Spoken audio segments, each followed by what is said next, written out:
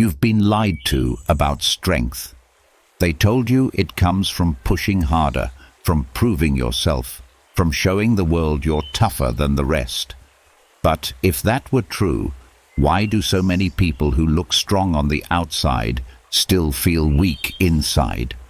Why do you still wake up tired, foggy, weighed down by thoughts that never seem to stop? The truth is, real strength doesn't come from forcing or pretending. It comes from clarity, from peace of mind, from building a foundation within that no storm can shake. And for centuries, the Stoics, Marcus Aurelius, Seneca, Epictetus, have held the keys. Not through chasing comfort, but through discipline. Not through noise, but through silence. The kind of wisdom that makes you calm when chaos rises, clear when life feels heavy, and powerful in ways that no one can take away.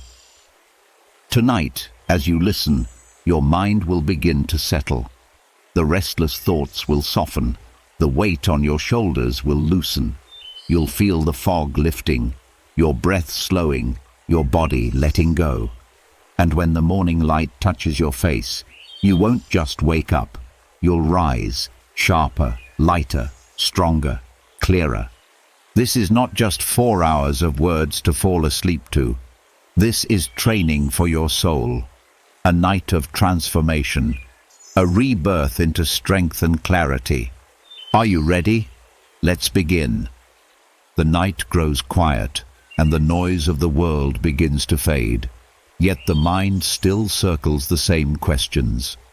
You know the feeling. A weight that doesn't leave even when the lights go out. Thoughts that follow you under the sheets. There is a reason why so many wake up tired even after hours of rest. The body sleeps, but the mind does not. Stoic practice offers a way through this, an ancient exercise that transforms rest into strength. It is not about escaping what you fear, but about facing it before it arrives, so that sleep itself becomes preparation for the dawn. Negative visualization may sound dark at first, but its roots are not despair. They are freedom. The Stoics taught that the worst suffering comes not from events themselves, but from surprise. Pain is sharper when it catches us unprepared. Loss is heavier when we thought it impossible. Failure feels crushing when we believed we were immune to it. To cut this chain, they rehearsed in their minds the very things most people avoid. They asked themselves, what if health fades? What if wealth disappears? What if tomorrow brings insult, rejection, or even death? Instead of being broken by the thought, they became stronger.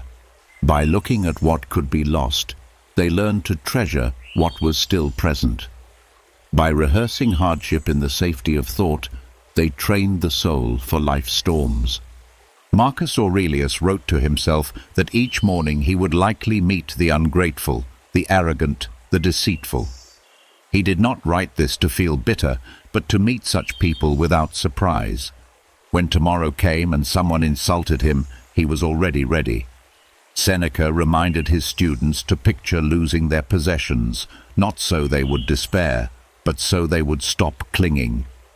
In doing so, every day they kept their wealth felt like a gift.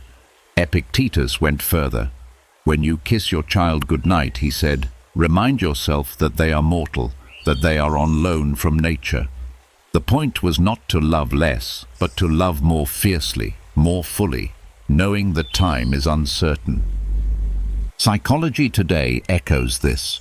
Research shows that people who mentally rehearse setbacks suffer less when those setbacks arrive.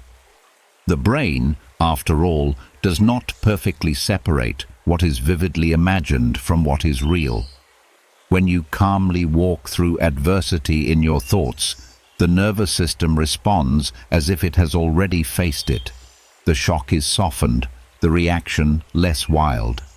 Athletes use this when they rehearse victory or failure before stepping onto the field.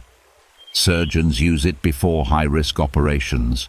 The Stoics used it for life itself. Before sleep, the practice becomes even more powerful. This is the moment when the subconscious is most impressionable, when the mind begins to process the day and prepare for tomorrow. If you feed it fantasies of endless comfort, reality will feel cruel. But if you guide it with calm reflection on loss and difficulty, then when dawn comes, you rise steady, not shaken. The practice is simple, yet its effects are profound. Begin by lying still. Let the day settle. Then gently bring to mind one challenge that could appear tomorrow. Not a vague dread, but something specific. Perhaps a colleague's criticism, a financial setback, or a moment of loneliness. Look at it without running. Ask yourself, what if this happens? What would it mean? Would it truly destroy me, or would I still breathe, still think, still act with dignity? The first few times, the heart may resist, but with repetition, the fear loses its claws. This is not dwelling. Dwelling is obsessive, anxious replay. Visualization is controlled, deliberate rehearsal. It is the difference between drowning in a wave and learning to surf it. You expose yourself just enough to adapt. The more you practice, the less the unknown terrifies you. You sleep more deeply because you are not clinging to a fragile dream of perfection. You rest knowing that even if tomorrow brings hardship, you have already walked through it. Another layer of the practice is gratitude. Seneca said that by contemplating loss, we learn to value what we still have. Think of the warmth of your bed, the presence of loved ones, the simple gift of breath. By picturing their absence, their presence feels brighter. Life becomes more vivid, not less, when you see its fragility. Many people pass through their days numb, blind to the gifts surrounding them. Negative visualization reawakens sight. It reminds you that nothing is owed, everything is borrowed, and that makes every moment precious.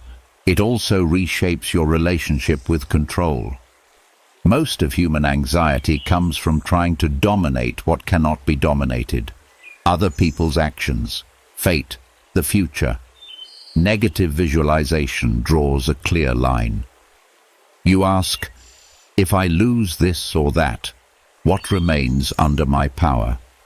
The Stoics remind us that our judgments, choices, and actions always remain ours. Fortune may take wealth, reputation, even life itself, but it cannot take your ability to respond with courage or kindness. By rehearsing loss, you discover what is truly yours. That discovery is liberating. There is another benefit: compassion. When you picture hardship before it comes, you recognize it in others more easily. You realize that everyone you meet is fragile, carrying their own fears of loss and failure. This softens the heart. You become less quick to judge, less harsh in your anger. Instead, you carry an inner patience, born from understanding that life tests us all. Negative visualization, far from making you cold, makes you humane. This practice also cuts down the endless craving for more. Much of life's suffering comes not from what happens, but from endless wanting. People chase more wealth, more praise, more comfort, believing happiness lies there. But when you picture losing what you already have, the chase slows. You realize the sweetness of what is present.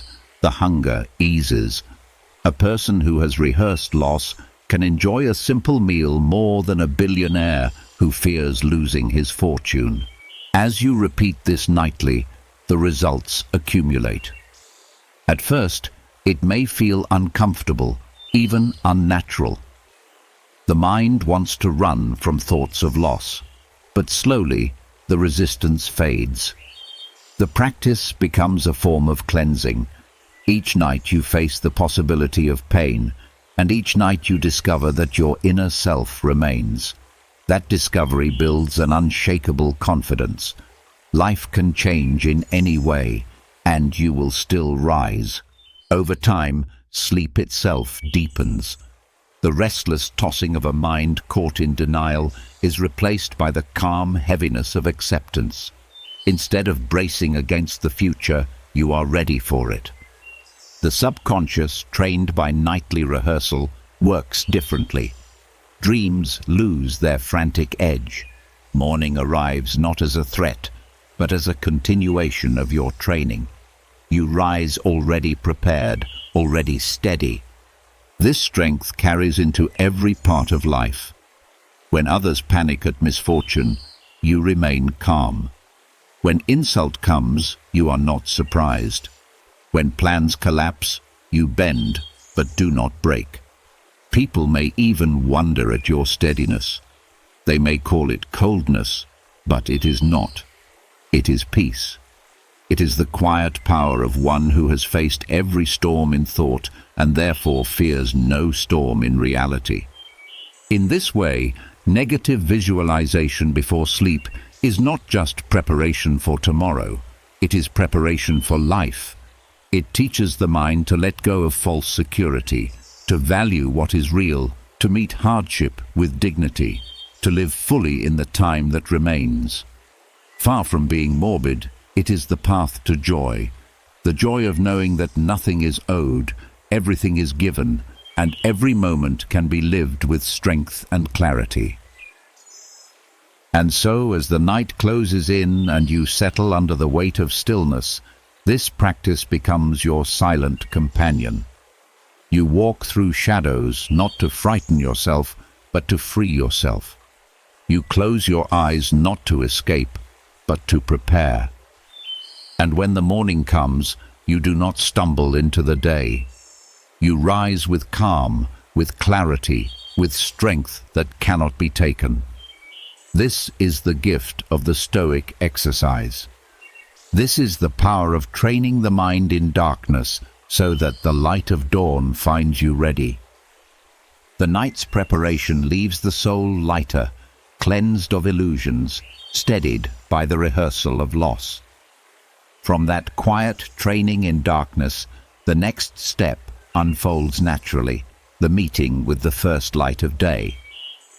It is here that the Stoics taught another lesson, one as humbling as it is empowering. The rising sun is not only a signal to rise from bed, it is a living reminder that nothing lasts, that every day offered to us is a gift returned by nature, never guaranteed. To treat sunrise as routine is to sleepwalk through existence. To meet it with awareness is to step into wisdom. The first rays carry a silent truth.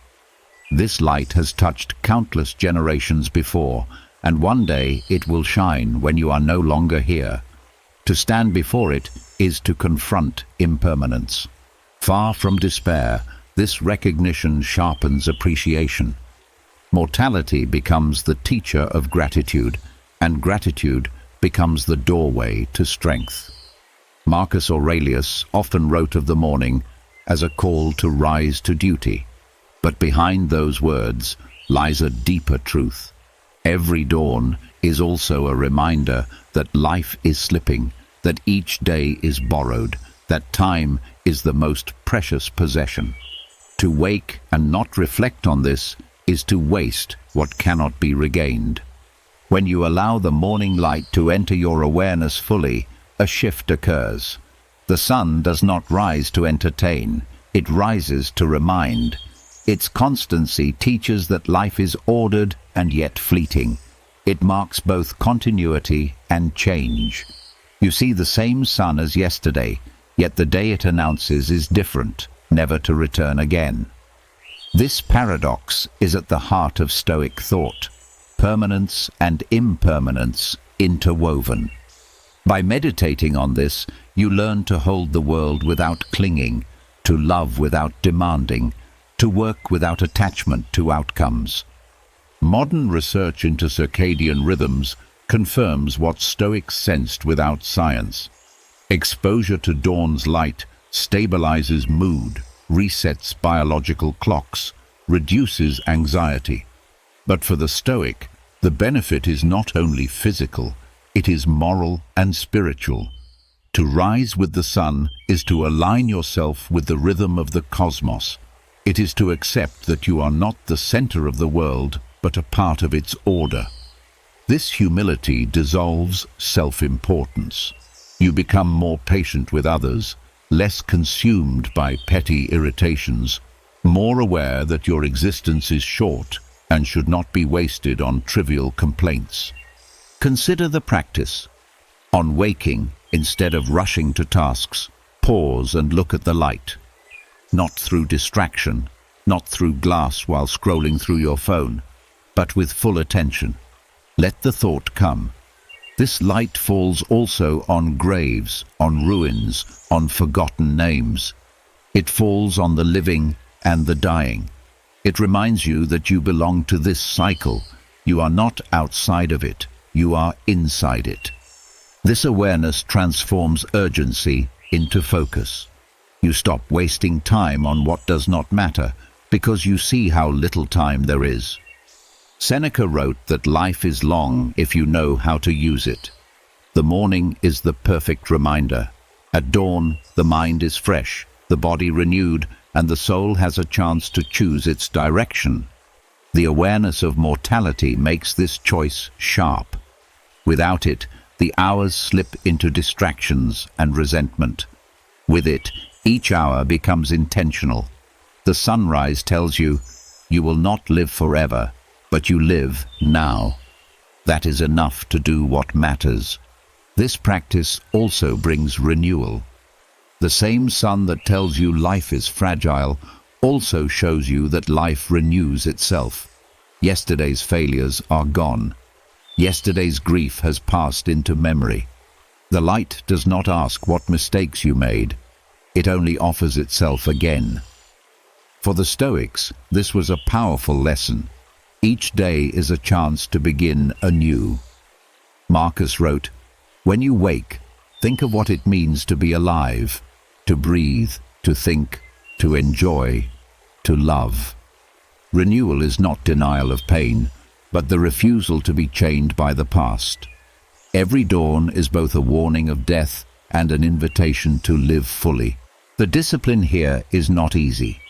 It is tempting to treat mornings as chores, to stumble half-conscious into the same habits. But training the mind to see dawn as a teacher requires presence. It requires the restraint to pause, the courage to face mortality, the humility to accept that you are not owed another sunrise. Over time, this transforms not only mornings, but the entire way you approach existence. You stop demanding certainty and start building resilience. You stop assuming time is endless and start treating every interaction, every duty as sacred. Even silence at dawn becomes a lesson. Before the city wakes, before voices and machines fill the air, there is stillness. To stand in that stillness while light breaks the horizon is to hear what words cannot teach. It is to feel directly the truth of impermanence and renewal without explanation. The Stoics called this alignment with nature. Modern people might call it mindfulness. Whatever the name, the effect is the same: clarity, strength, focus. From this reflection flows another truth. Relationships take on new meaning. When you know each sunrise could be the last for you or for someone you love, you speak with more kindness, you forgive faster, you waste less time on grudges. Mortality is no longer an abstraction, but a daily reality carried by the light. This does not make you heavy-hearted, but light-hearted in the deepest sense. You no longer postpone love, no longer postpone courage, because you know tomorrow may not be offered. The Stoics urged us to remember death, not to darken our lives, but to free us from fear. The morning light is the perfect companion for this remembrance. It says without words, "You are here now, but not forever." Do not sleepwalk through this gift. Use it, shape it, live it. And when the night returns, let it find you spent in worthy effort, not wasted in trivial pursuits. As days turn to years, this practice changes how you see aging itself. The sunrise you greet at 20 is the same as at 60, yet your time under it is shorter. Instead of despair, this can bring dignity. To age is to know the value of mornings more keenly, to feel urgency not as panic, but as clarity. The light teaches that the best use of time is not to hoard it, but to use it well. To wake strong is to rise with this understanding each day. Even practical choices shift under this awareness. Work becomes less about ambition and more about contribution. Conversations become less about winning and more about connecting. Time spent becomes measured not by productivity, but by integrity. The light reframes all. It does not care for your status, your possessions, your struggles. It shines impartially on kings and beggars alike. By meditating on this impartiality, you learn to live beyond comparison, to measure your life not by others, but by how well you live in alignment with reason and virtue. This is why the sunrise is not just a natural event, but a philosophical lesson. It embodies the cycle of death and renewal, of ending and beginning, of fragility and endurance. To train yourself to see this daily is to strengthen the mind against fear and to open the heart to gratitude. It is to wake not as a prisoner of habit, but as a student of life itself. And so the practice continues. You rise, you look at the light, and you let it remind you of truths too easily forgotten. You are mortal. Time is short. Each day is new. Nothing is owed. Everything is gift.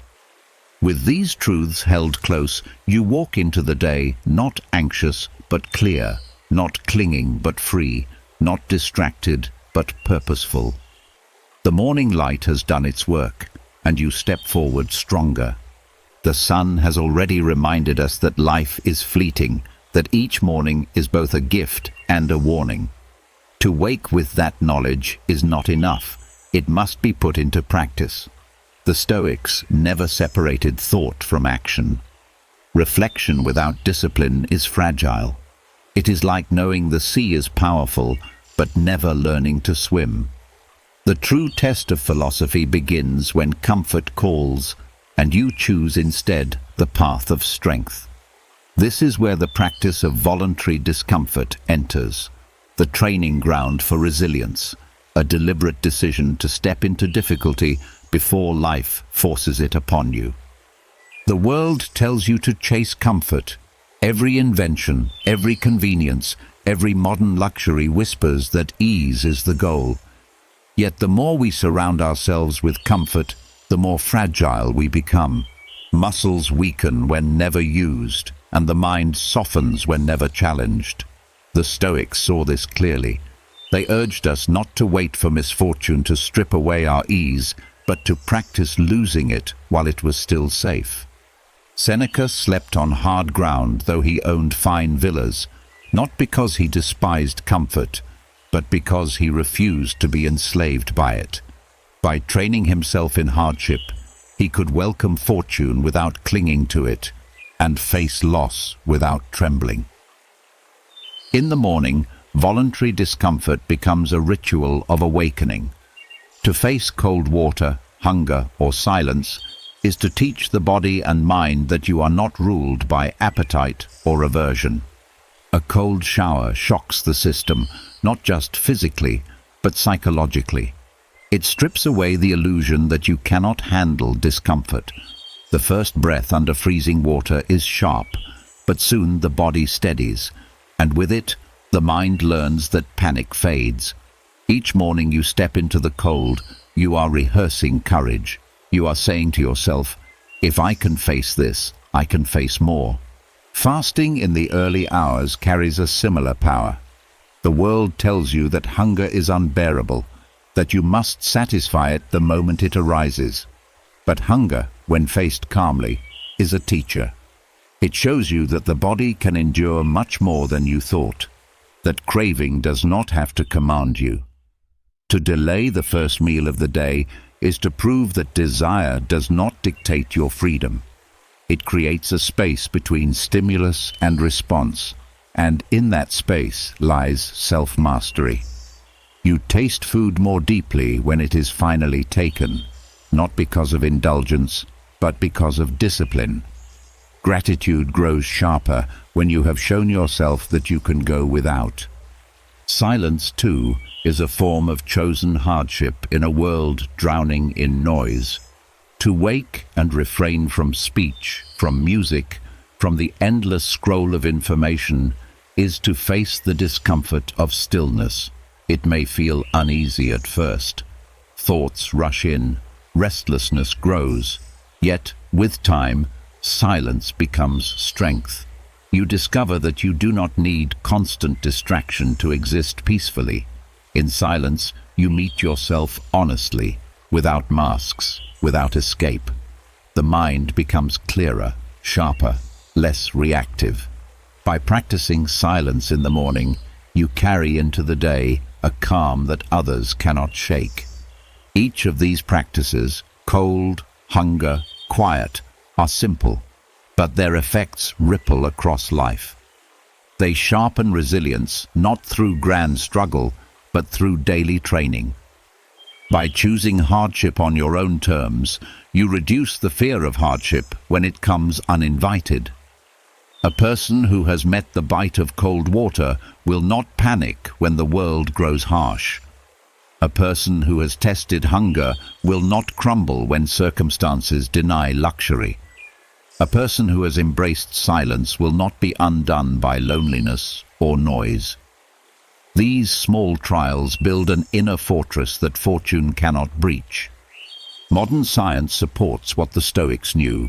Cold exposure stimulates circulation, strengthens the immune system, and increases mental alertness. Fasting improves metabolism, sharpens focus, and even extends cellular health. Silence lowers stress hormones, restores attention, and stabilizes emotions. Yet beyond biology, these practices strike at the core of the human condition. They remind you that comfort is temporary, that ease is not guaranteed, that resilience must be built deliberately. The practice also humbles the ego. Comfort breeds entitlement, discomfort breeds perspective. When you have chosen hunger, you understand those who face it without choice. When you have faced cold, you no longer see warmth as trivial. When you have embraced silence, you become more patient with the noise of others. Voluntary discomfort opens the heart to compassion while hardening the mind against weakness. There is also a spiritual depth in these practices. Cold water, hunger, silence, each strips away illusion. They remind you that life does not revolve around pleasure, but around virtue. Pleasure is fleeting. Virtue endures. To choose discomfort is to remind yourself daily that your purpose is not indulgence, but growth. It is to train the soul to be free, not chained to luxury or desire. Discomfort is not punishment, but preparation. Life will test you in ways you cannot predict. To practice discomfort each morning is to enter those tests already armed. It is to walk into the day with the confidence that you can withstand more than you thought. And in this confidence, a quiet peace emerges. You stop dreading hardship because you have already tasted it and survived. You stop fearing loss because you have practiced letting go. You stop craving constant ease because you have learned the sweetness of strength. This practice must be balanced with wisdom. The Stoics did not seek suffering for its own sake. They sought control over their relationship with it. Voluntary discomfort is not about self-destruction, but about self-mastery. The goal is not to live without comfort, but to live without dependence on it. Cold water teaches courage. Fasting teaches patience. Silence teaches clarity. Together, they form a discipline that makes life's unpredictability less terrifying. Over time, these rituals transform not just mornings, but character. You rise not as someone waiting for life to be easy, but as someone ready for life to be real. You do not beg the day for comfort. You meet it with strength. When misfortune arrives, you recognize its face because you have already trained with its shadow. This is the secret the Stoics left us. That strength is not given, it is built. And it is built not in rare moments of crisis, but in the quiet choices of each morning. To begin the day with chosen difficulty is to declare to yourself and to the world that you will not be ruled by fear or desire. It is to rise with dignity, not indulgence. It is to walk into the hours ahead already victorious, because you have defeated weakness at dawn. Each drop of cold water, each empty stomach, each moment of silence is a stone laid in the foundation of resilience. And with that foundation, nothing can shake you. When the sun rises again tomorrow, it will bring both beauty and uncertainty. You cannot control what the day will hold, but you can control how you meet it. And if you have trained in discomfort, if you have chosen hardship before it chooses you, then you will meet it steady, calm, unbroken. This is the way of the Stoic morning, the discipline that turns fragility into strength, that turns fleeting life into lasting courage. The discipline of voluntary discomfort hardens the spirit, yet strength without calm can easily turn into restlessness. The Stoics knew that resilience must be steady, not frantic. After cold water, after hunger, after silence, there must come a return to balance. It is here that breath enters the practice. Breathing is the one act that continues without our command, and yet the moment we bring attention to it, we discover a hidden key. Marcus Aurelius often reminded himself that the soul becomes dyed by the thoughts it holds, and what steadies thought more quickly than the rhythm of breath. The first breath at dawn carries more than air. It carries awareness. It tells you that you are alive, that another day has been given, that control begins not in the world, but within your own chest. To breathe without awareness is to miss the foundation of life. To breathe with attention is to take hold of the thread that ties body and mind together. The Stoics saw the breath as more than survival. It was the bridge between reason and nature, between the inner citadel of the self and the vast order of the cosmos. Controlled breathing anchors clarity. When the mind stirs with early worries, when the body feels heavy from sleep, focusing on the inhale and the exhale draws you back to presence. Each slow breath is a reminder that time unfolds in moments, not in floods. Anxiety thrives in the future, regret in the past. Breath anchors you in the present, where neither can harm you. This is not escape, it is mastery. The Stoic seeks not to be numb, but to be awake, to meet the day from a place of steadiness rather than reaction. There are many ways this ritual unfolds.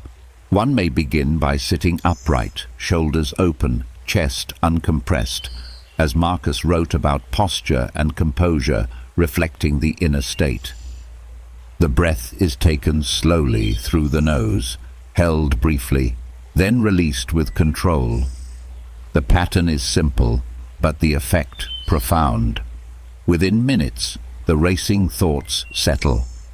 The heart follows the breath's rhythm. Self-command begins here, in the small act of directing what is always within reach. This practice also reveals the Stoic understanding of control. You cannot decide how the day will unfold, but you can decide how you breathe through it. You cannot dictate the actions of others, but you can regulate your own nervous system. Breath becomes a metaphor for the entire philosophy. Focus only on what is within your command. Let go of what is not. When anger rises, slow breathing reclaims composure. When fear tightens the chest, deliberate exhalation loosens its grip. When distraction scatters thought, rhythm restores order. Modern science validates what the ancients intuited.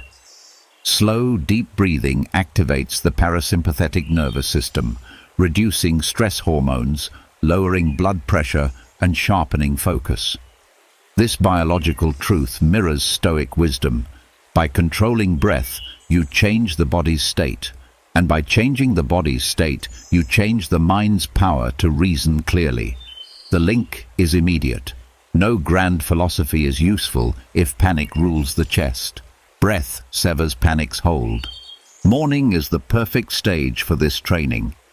At dawn, the mind is still tender, shaped by sleep, and how you guide it sets the tone for all that follows.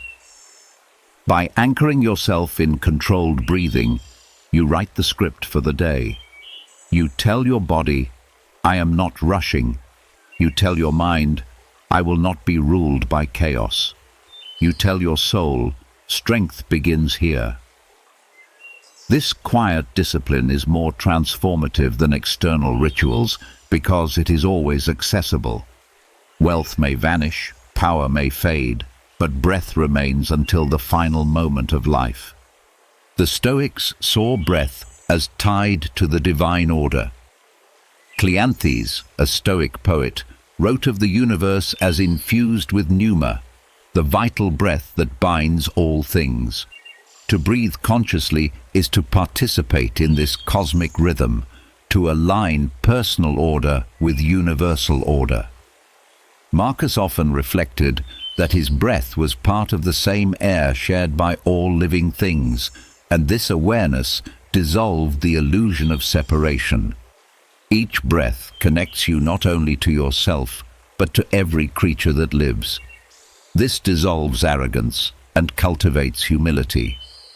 Another lesson hidden in breathing is mortality. Every inhale is borrowed, every exhale a reminder that one day will be the last. Far from making life bleak, this awareness sharpens presence. When you know each breath is not guaranteed, you waste fewer on anger, gossip, or despair. The practice of conscious breathing in the morning is therefore a meditation on both life and death. You are alive now, and that is enough. You will not always breathe, so treasure this moment. Breathing also builds discipline in attention. The mind, restless by nature, wanders into worries or distractions. Anchoring it to breath is training in focus. Each time attention drifts and is brought back, the muscle of awareness strengthens. Over days and months, this discipline spills into other tasks. Conversations deepen because you listen fully. Work sharpens because you give it undivided presence. Challenges shrink because you no longer scatter energy but center it. All from the simple act of breathing with intention. One may extend the practice by pairing breath with reflection. On the inhale, bring to mind courage. On the exhale, release fear. On the inhale, call to mind patience. On the exhale, let go of irritation. This layering of philosophy onto physiology embeds Stoic values into the nervous system itself. Virtue stops being abstract and becomes embodied. You do not only think courage, you breathe it. You do not only speak of patience, you exhale it into the world. Silence deepens the practice. To sit with breath in quiet moments before the day begins allows the subtle rhythms of the body to be heard.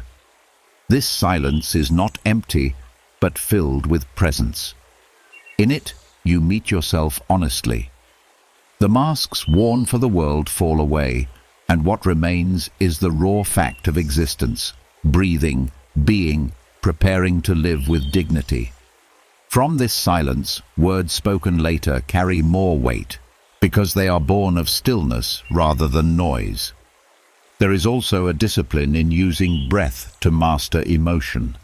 Anger, fear, envy, all rise in the body before they rise in thought. The chest tightens, the breath shortens. If you catch the breath, you catch the emotion. You slow the breath, the storm calms. This is not suppression, it is transformation. You do not deny the feeling, but guide it. The Stoics valued apatheia, freedom from destructive passions. Controlled breathing is a direct path to it. Breathing rituals also teach consistency. Unlike grand achievements, they demand no stage, no recognition. They require only persistence. To breathe each morning with attention builds the same muscle as facing adversity with courage or handling loss with grace. The repetition ingrains discipline. It is the hidden training behind visible strength. Those who neglect it may seek power elsewhere, but those who master it carry an invisible armor that shows in every action. At the deepest level, breathing with awareness teaches surrender. The inhale is not created by you, but given. The exhale is not owned, but released. To recognize this is to loosen the illusion of total control.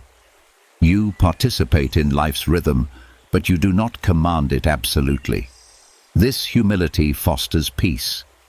You stop grasping so desperately for what is beyond you, because each breath reminds you of both your power and your limits. The practice is simple. Rise. Sit or stand with composure. Draw air slowly. Feel it fill the body. Hold it gently. Let it leave with ease.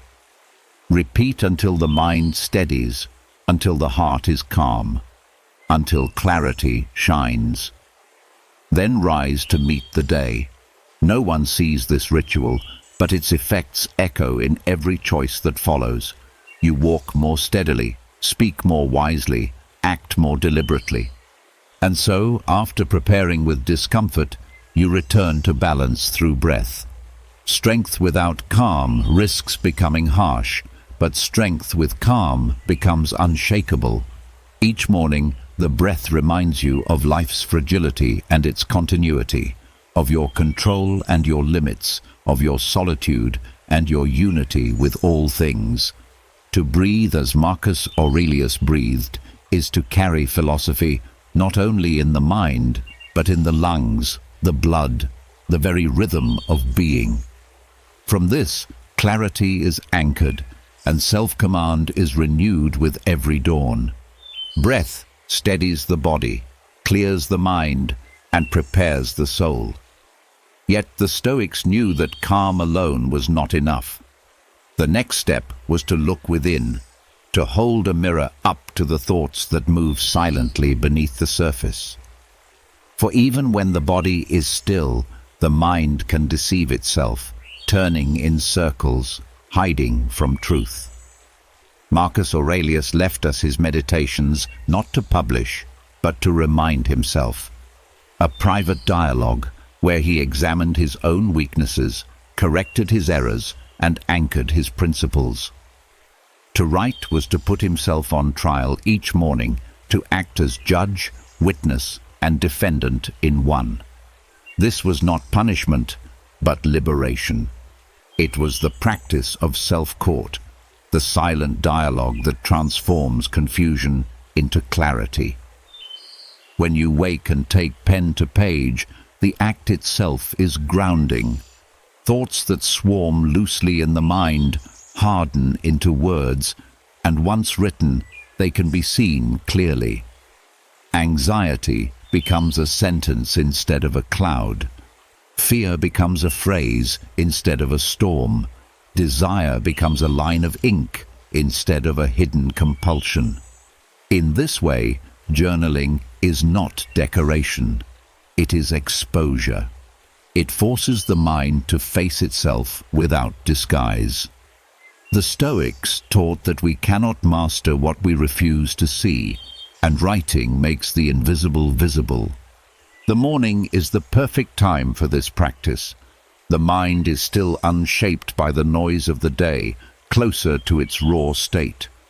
To write, then, is to confront yourself before you begin confronting others.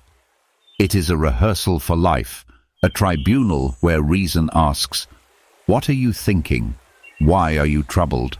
What principle will guide you today?" These questions, written and answered honestly, do not allow the self to drift. They hold it accountable. Marcus Aurelius often reminded himself of the flaws he would meet in others, not because he despised people, but because he knew his own irritation would rise. By writing it down, he prepared his mind to meet them without anger. Seneca advised writing each evening, reviewing what had been done well and what had failed, so that progress could be measured. Both approaches reflect the same truth. The unexamined life is weak. Journaling is examination made tangible. It is the daily trial where you learn to live with integrity. The value lies in honesty. To write for others is performance. To write for yourself is confession. When you put down words only you will read, masks fall away. You admit pettiness, jealousy, fear. You also admit courage, kindness, growth. In this honesty, you find balance. You do not exaggerate your strength nor magnify your weakness. You learn to see yourself as you are. This is not self-criticism, but self-knowledge, and from knowledge comes power. The Stoics compared philosophy to medicine. If life is the illness, reason is the cure. Journaling is diagnosis. Without diagnosis, medicine fails. To wake and write is to check the pulse of the mind, to measure its health. You notice recurring thoughts, repeated mistakes, the patterns that otherwise remain hidden. With time, you recognize triggers before they control you. The page becomes both record and teacher. There is also discipline in the act itself. To sit each morning and write demands consistency. It is a ritual that trains attention, patience, and humility. The hand moves, the thoughts unfold, and slowly the practice becomes as natural as breath. Skipping it leaves the mind unanchored, prone to drift with external pressures. Keeping it builds a foundation. Over weeks and months, the accumulation of entries becomes evidence of progress. You see where you once struggled and how you have grown. The record of your own mind becomes proof that change is possible. Writing also clarifies values. When you put into words what matters most, you strip away the clutter. You stop chasing shadows because the page confronts you with truth. If you write that virtue is your aim, then selfish actions are harder to excuse. If you write that courage is needed, then cowardice is easier to spot. The page holds you accountable, quietly but firmly. It becomes the court where you stand trial, not for punishment, but for alignment. Another lesson hidden in journaling is detachment.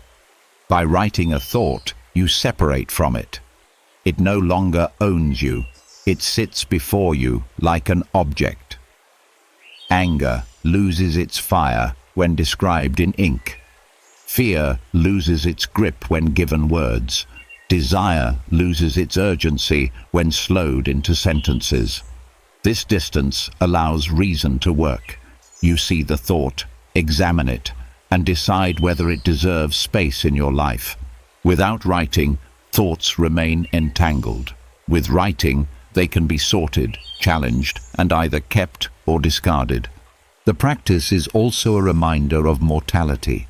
Every entry is a mark in time, a record of a day that will never return.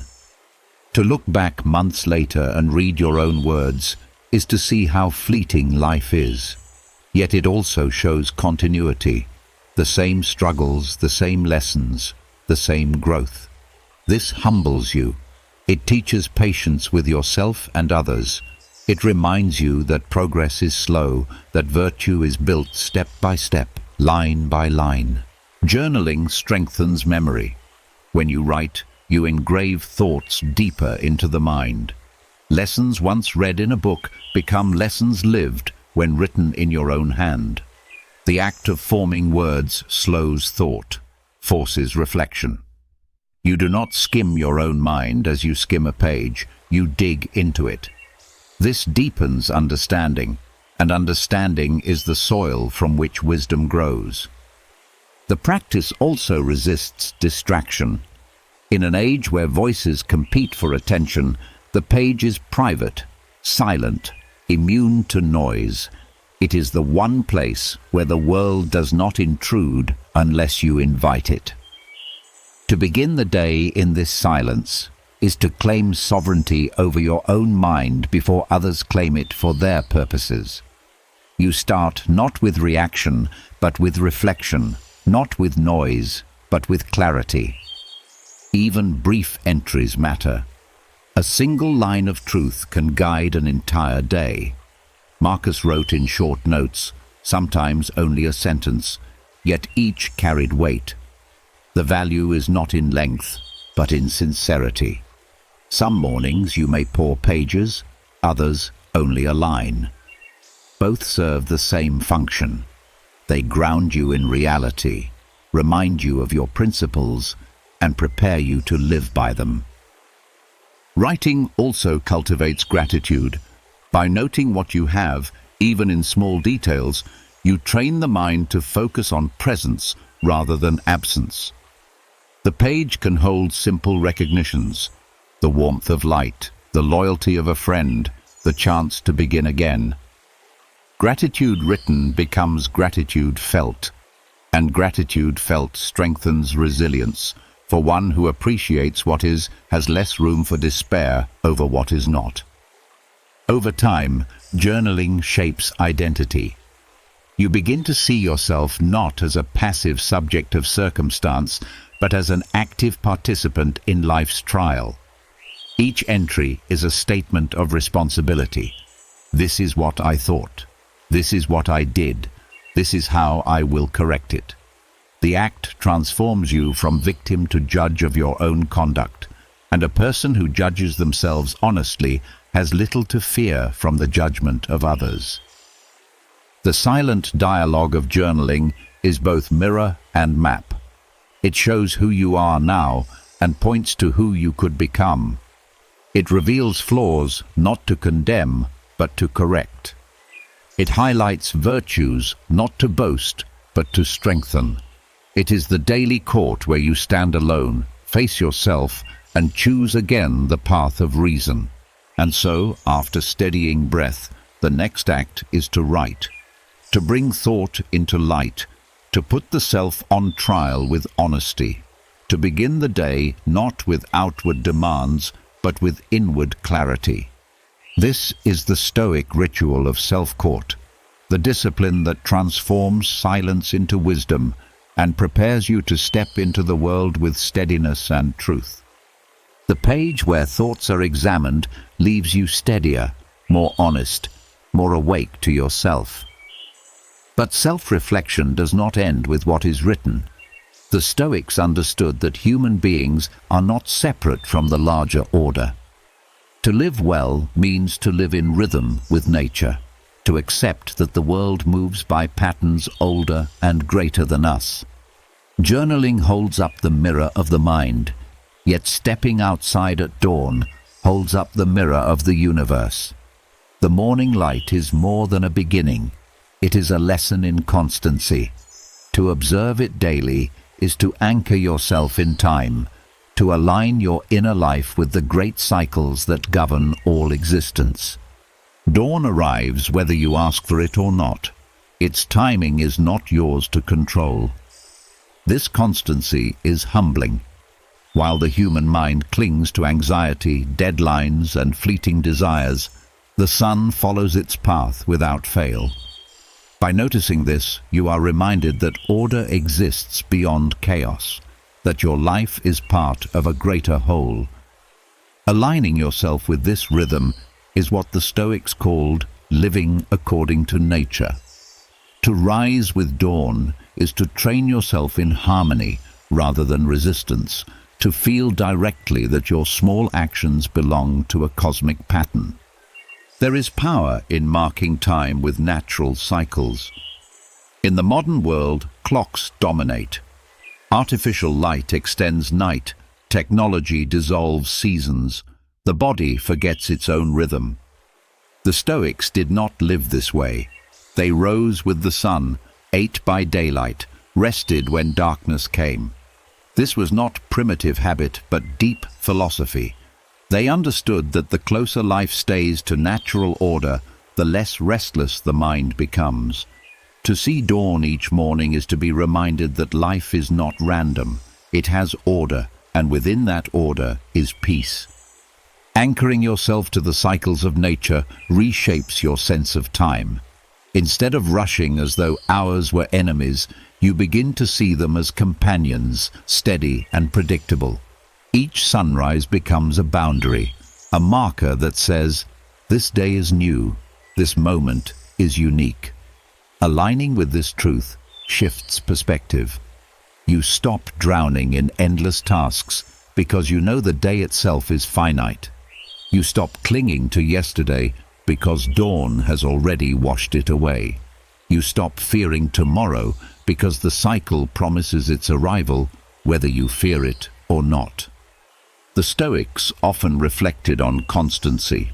Marcus Aurelius wrote that the universe is change, yet its order remains. To anchor yourself in dawn is to feel this paradox directly. Each sunrise is both repetition and renewal. It has happened countless times before, yet it is never the same twice. This duality teaches balance.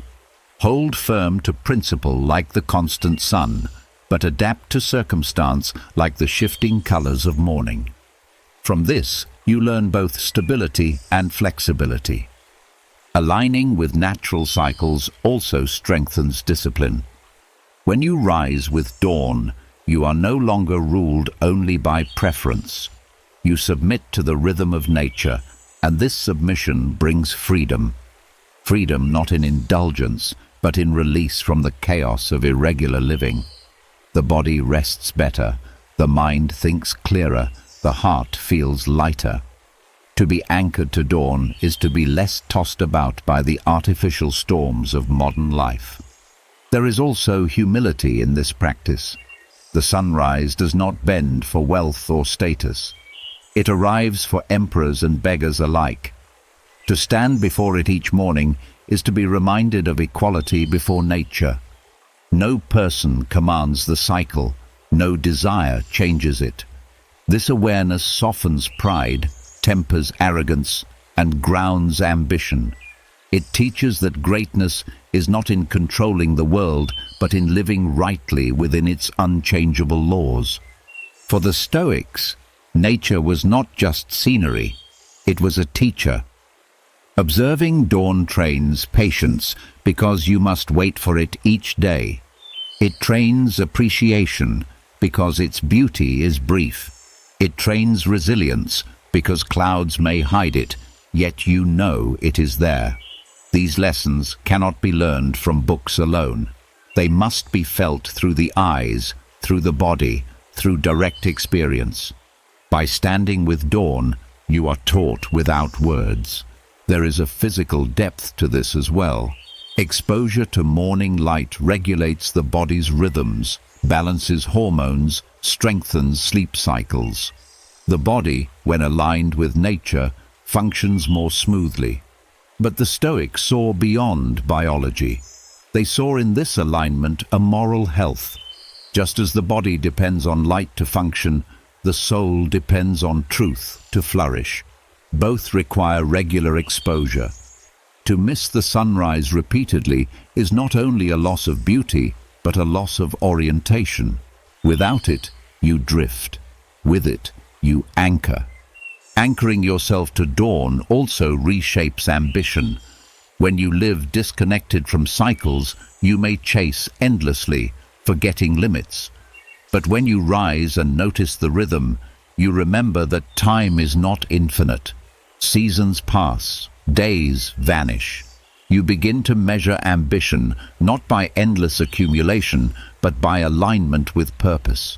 You seek not to outpace nature, but to harmonize with it. This shift brings contentment because your striving no longer fights reality, but works within it. Another truth revealed by dawn is impermanence. The first light fades quickly.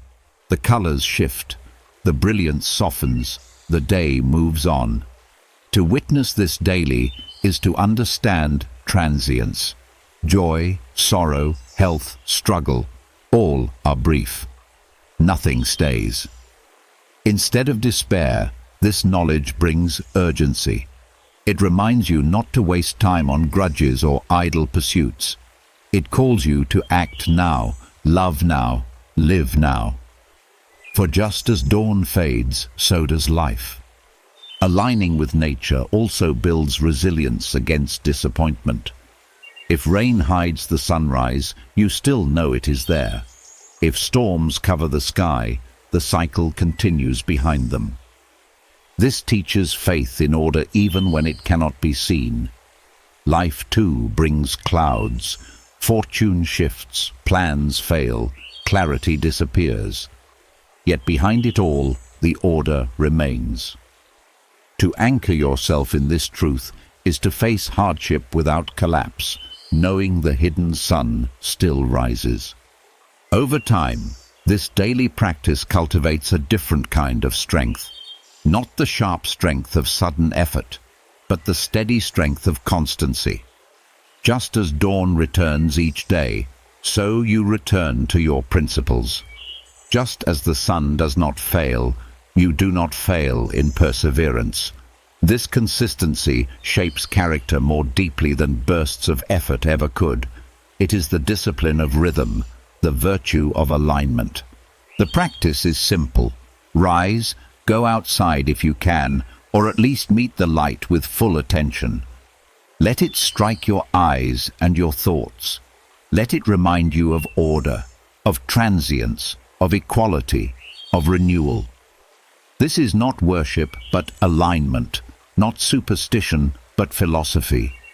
You are not bowing to the sun, but learning from it, the way the Stoics urged learning from all of nature. Through this, mornings transform. They are no longer routines to stumble through, but sacred lessons repeated daily. The sunrise becomes your clock, your teacher, your reminder of mortality and of strength. Each day the cycle humbles you, steadies you, and calls you to live with reason and virtue in harmony with the world that sustains you. Thus, after the silent court of journaling, you step into the wider court of nature. Your words on the page are tested against the laws of the cosmos. You align not only with your own truth, but with the eternal rhythm that guides all. And in that alignment, you find clarity, peace, and the strength to live each day as part of a greater order. The rhythm of nature steadies the heart, but the truth is that the very first moments after waking often decide the shape of the entire day. Dawn may rise faithfully, yet the mind in those fragile first minutes can slip either into clarity or into confusion. The Stoics understood this state as a doorway. It is not yet fully wakefulness, not quite dream, but a liminal passage where thought is malleable and the soul can be guided. To waste it is to hand the day over to chance. To use it with care is to anchor strength before the flood of tasks and distractions. The first 5 minutes hold more power than most recognize. The body is vulnerable, the mind open, the heart impressionable. What you allow into this space plants seeds that grow throughout the hours ahead. If you rush to noise, chaos follows. If you rest in deliberate presence, clarity grows. The Stoics taught that the soul becomes dyed with the colors of its thoughts. The first minutes of wakefulness are the brushstrokes that set the tone for all that follows. Micro-meditations are brief but potent practices that fit into this delicate window. They are not long rituals, not demanding hours of silence, but focused exercises that sharpen presence. The value lies in their brevity and intensity. They train the mind to meet the day awake, not half asleep. Marcus Aurelius began his mornings by reminding himself of his duty, of the nature of the world, of the inevitability of hardship. He did not wait until midday to set his principles. He spoke to his own soul immediately, before distraction could take hold. One method is simple awareness of breath. Not long sessions, only a few cycles of deliberate inhalation and release. The mind, still unsteady from sleep, finds grounding in rhythm. Each breath says, "I am alive. I have been given another chance. I will not waste it." The brevity is what makes it effective. In less than a minute, scattered thought is pulled into order and clarity begins to bloom. Another practice is the recollection of purpose. Upon waking, you can ask, "What is today for?" The question is not about schedules or tasks, but about principle. Is this a day for courage, for patience, for justice? Naming the value brings direction. Without it, hours drift into reaction.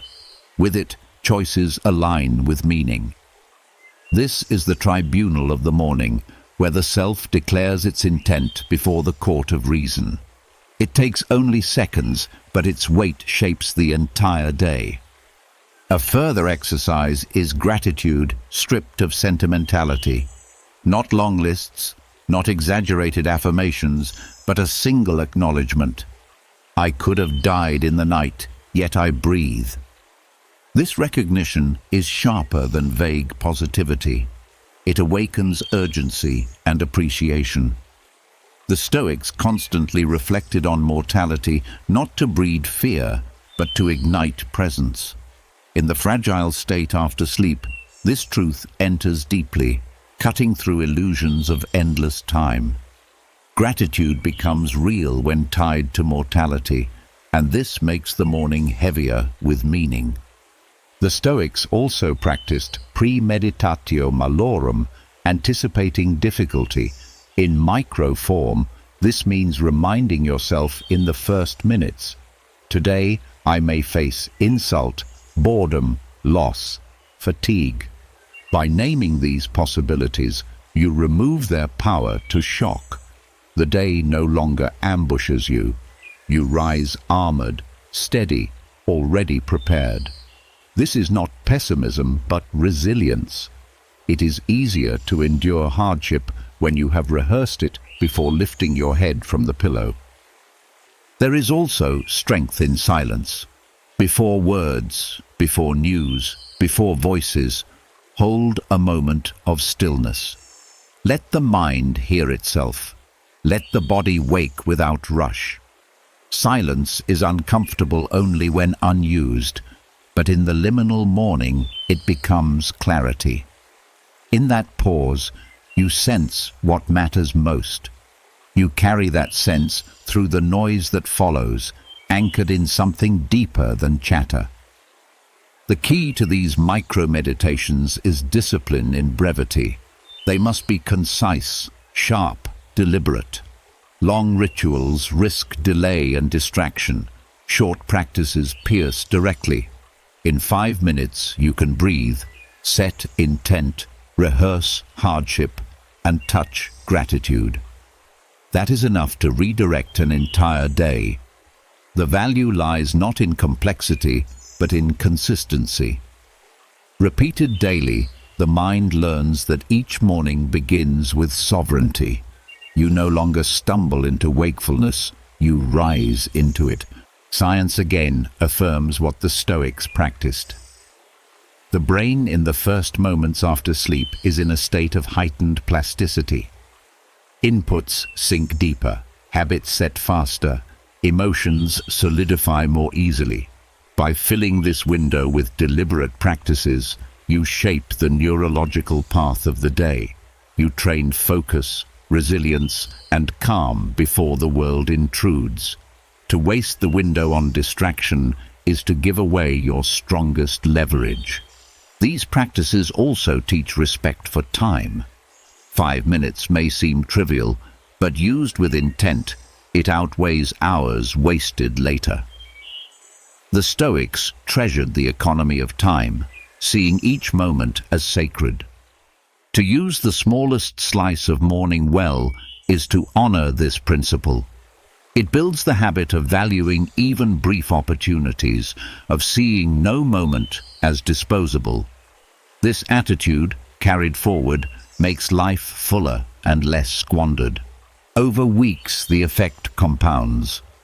Micro-meditations train the mind not only in the morning, but in every transition. Waiting in line, pausing between tasks, sitting in silence before speaking, all become opportunities for the same discipline. The morning practice expands into daily life. You begin to see that clarity is not found only in grand retreats, but in small, steady acts of attention. What begins in the first 5 minutes spreads into character. You grow less reactive, more intentional. You meet insult with steadiness because you rehearsed it at dawn. You appreciate small joys because you began the day with gratitude. You endure discomfort with calm because you anchored yourself in breath. The foundation of the day shapes the building of the life. This is why the Stoics gave such weight to beginnings. They knew that to master the morning is to master much of the day. Micro-meditations do not consume time, they reclaim it. They reclaim the self from drifting into habit, from surrendering to distraction, from being ruled by appetite. They set the course of the soul when it is most malleable, steering it toward reason and virtue. And so, after aligning yourself with the rhythm of dawn, you enter the fragile threshold of wakefulness, not carelessly, but deliberately. You treat the first minutes as sacred ground, planting seeds of breath, purpose, gratitude, and resilience. From these seeds grows clarity that carries you through the hours ahead. The sun may rise for all, but the one who masters the first moments rises differently, steady, aware, and free. The first minutes after waking give you clarity, but clarity without preparation can still falter when life strikes hard. The Stoics knew that awareness must be armed, that the mind needs not only calm, but armor. This is where the practice of premeditatio malorum takes its place. The meditation on what could go wrong, not to invite misfortune, but to strip it of its power. To begin the day with this discipline is to step into the hours ahead already rehearsed, already braced, already stronger than circumstance. Most people resist this exercise. They fear that dwelling on loss will bring it closer, that to think of difficulty is to poison the morning. But the Stoics saw the opposite. They knew that misfortune comes whether invited or not, and it is far more crushing when it arrives unexpected. By picturing what could go wrong, you soften the shock before it strikes. You enter the day not with blind hope, but with calm readiness. Marcus Aurelius wrote that each day he would meet arrogance, deception, betrayal, weariness, and insult. He did not write this to despair, but to remind himself that such things are natural. When they came, he could not claim surprise. Seneca urged his students to walk mentally through poverty, exile, illness, and death, so that when fortune withdrew its gifts, the soul would stand unbroken. Epictetus pressed the point further. When you kiss your child, remember they may not be here tomorrow, so that your love is deeper and your grief, when it comes, less wild. This practice strengthens composure because it shifts perspective. When you think only of comfort, the smallest inconvenience feels like disaster. But when you have rehearsed genuine hardship in the morning, spilled coffee, traffic, or sharp words cannot undo you. They are no longer catastrophes, only minor tests. By preparing for greater trials, you make lesser ones light. The method is direct. On rising, after grounding yourself in breath or gratitude, turn your thoughts to the day ahead. Name the obstacles you might face.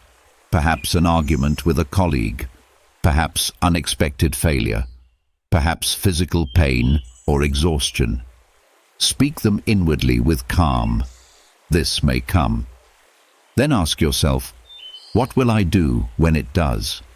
How can I meet it with patience, with courage, with temperance, with justice? In answering, you give yourself a script. When the trial appears, you follow the script instead of panicking. This does not make you cold. On the contrary, it makes you more alive. By contemplating loss, you love more fiercely. By anticipating insult, you hold your temper more easily. By rehearsing pain, you treat health as a treasure. The practice enriches joy because it reminds you that joy is fragile. It strengthens love because it reminds you that love is temporary. It deepens gratitude because it reminds you that nothing is owed. Modern psychology speaks of stress inoculation, the deliberate rehearsal of challenge in safe conditions so the mind adapts. Soldiers, athletes, and surgeons train with simulation for the same reason. The Stoics discovered this centuries earlier. To rehearse hardship in the mind is to inoculate the soul against shock. The body may still feel pain, the heart may still feel grief, but the mind is not destroyed. It bends, but it does not break. The practice also exposes illusions.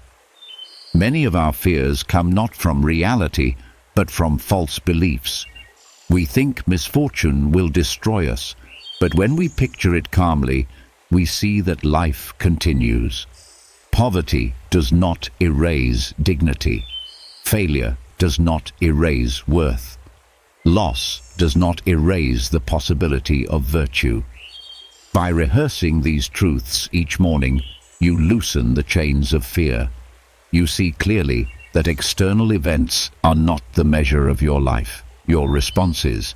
This discipline also protects against arrogance.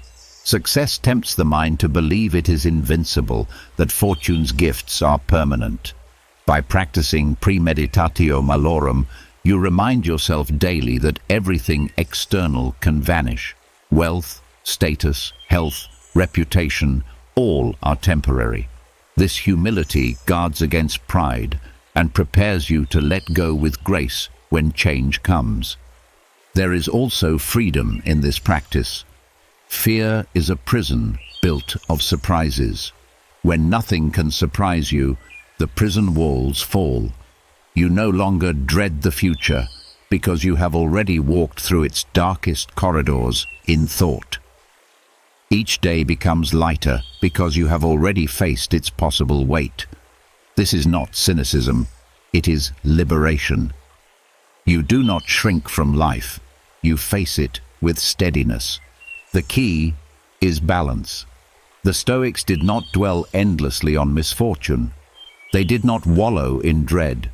They practiced briefly, deliberately, and then released the thought. The purpose was not to suffer twice, but to suffer less when suffering arrives. The mind rehearses, accepts, and then returns to presence. This balance prevents the practice from becoming anxiety. It transforms fear into preparedness. Premeditation of adversity also reshapes relationships. When you remember in the morning that those you love are mortal, you treat them more tenderly during the day. When you recall that friends may betray, You no longer place fragile trust in their perfection, but patient acceptance of their humanity. When you accept that insults may come, you meet them with less anger, knowing they were expected. Thus, your dealings with others grow calmer, more compassionate, less reactive. Over time, the practice becomes habit. The mind, trained daily, stops being shocked by change. Fortune swings lose their terror. You carry composure not because the world is gentle, but because you are trained. When hardship comes, you say to yourself, "This is what I expected, and I will endure." When joy comes, you say, "This is not owed, and I will cherish it while it lasts." In both, you remain balanced. This balance is the heart of Stoic strength. To be unshaken by loss and uncorrupted by gain is true freedom. Premeditatio malorum builds this freedom, not in grand gestures, but in quiet moments at dawn. A few minutes of rehearsal each morning protects against hours of turmoil later.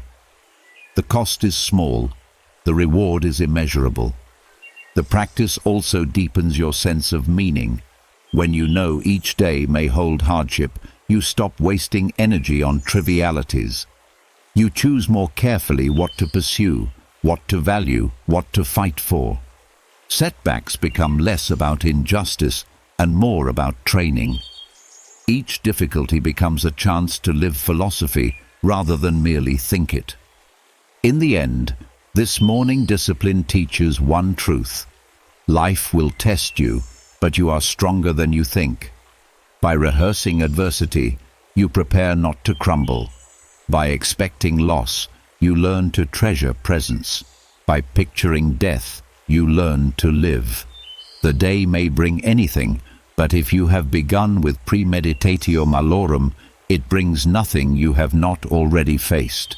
And in that knowledge lies composure, the calm strength of one who cannot be surprised. When the mind has already walked through possible hardships before the day begins, a strange kind of steadiness emerges. But even with this strength, life continues to test not only through great struggles, but also through the endless stream of small annoyances that chip away at peace. The Stoics saw clearly that people are undone less by catastrophe and more by distraction, gossip, irritation, and petty concerns.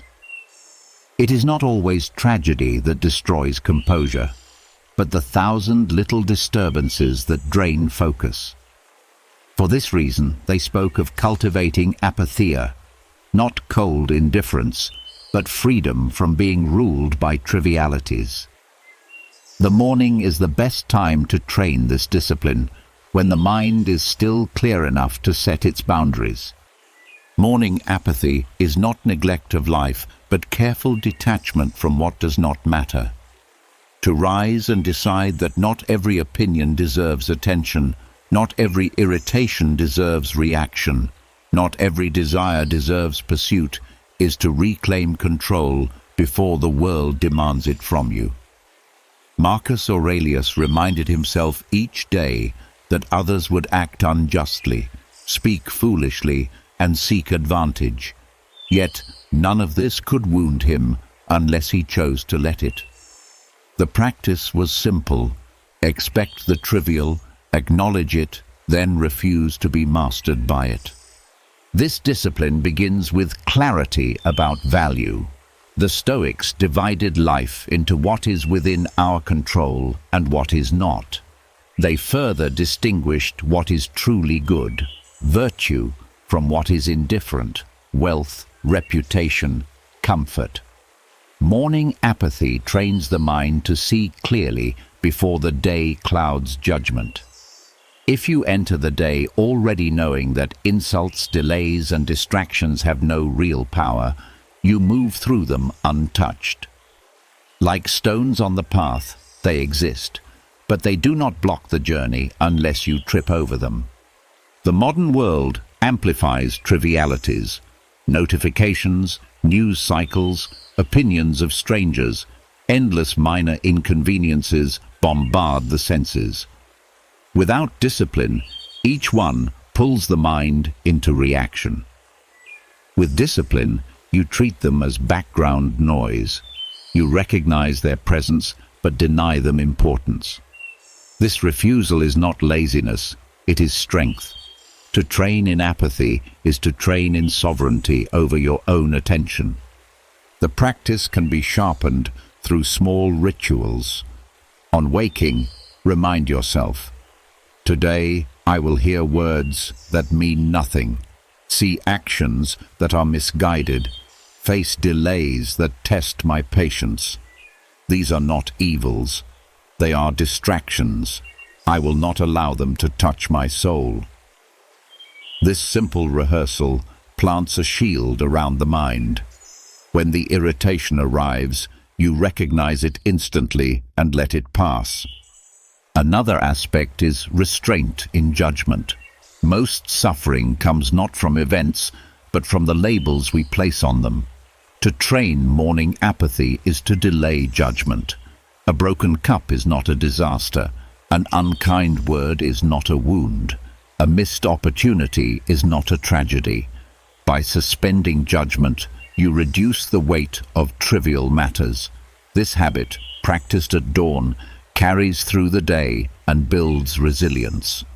Apathy toward trivialities also strengthens compassion. When you no longer burn with reaction to every annoyance, you see others more clearly. Their faults no longer provoke hatred because you recognize them as human weaknesses shared by all. You meet their noise with quiet, their arrogance with calm. This does not mean you accept injustice, but you stop wasting energy on pettiness. You save your strength for what truly matters, living with courage, wisdom, justice, and temperance. There is humility in this practice as well. Much of what we call important is revealed by time to be insignificant. The quarrels of yesterday fade, the opinions of others vanish, the possessions we craved lose their shine. Morning apathy trains you to see this truth in advance, to release attachment before disappointment forces it. In this way, you free yourself from cycles of agitation that consume so many lives. Science supports the benefit. Studies on attention show that constant reaction to small distractions depletes willpower and increases stress. Those who conserve focus by ignoring trivial inputs preserve energy for meaningful decisions. The Stoics anticipated this centuries earlier. Apathy toward the trivial is not indifference to life, but efficiency in living. It directs limited attention toward what matters most. The practice also strengthens freedom. A person enslaved by every minor discomfort, every careless word, every fleeting desire is not free. True freedom is the ability to remain unmoved by what is unworthy of movement. Morning apathy is training for this freedom. By starting the day with detachment, you set the tone. Your mind is not open ground for every intrusion, but a citadel defended by reason. This discipline is sharpened by reflection. In the morning, ask yourself, what events today are likely to try to steal my peace? Write them, name them, expose them. Then decide in advance. They are nothing. They are not within my control. They do not touch my virtue. Therefore they are indifferent. This resolution, once made, reduces the sting when they occur. You are no longer surprised. You are prepared. Over time, morning apathy builds a calm strength that others notice. Where most are quick to outrage, you remain steady. Where most are consumed by trivial drama, you stay clear. Some may call it detachment, others may call it coldness, but in truth, it is freedom. It is not a withdrawal from life, but a deeper engagement with what matters. By refusing to be ruled by the unimportant, you give yourself fully to the essential. This practice also protects against regret. Much of life's sorrow comes from wasted energy on things that never mattered. To train daily in apathy toward trivialities is to avoid this waste. You reach the evening lighter, less burdened, because you did not allow the day to be filled with meaningless battles. Instead, your energy went to actions worthy of memory. Morning apathy requires repetition. The mind resists, the ego insists on reacting, the world provokes endlessly. But each day of training strengthens the habit. Slowly, the distance between irritation and reaction grows. You feel the impulse, then you release it. You notice the distraction, then you dismiss it. This is not suppression, but mastery. The quiet control of one who knows their soul is not for sale.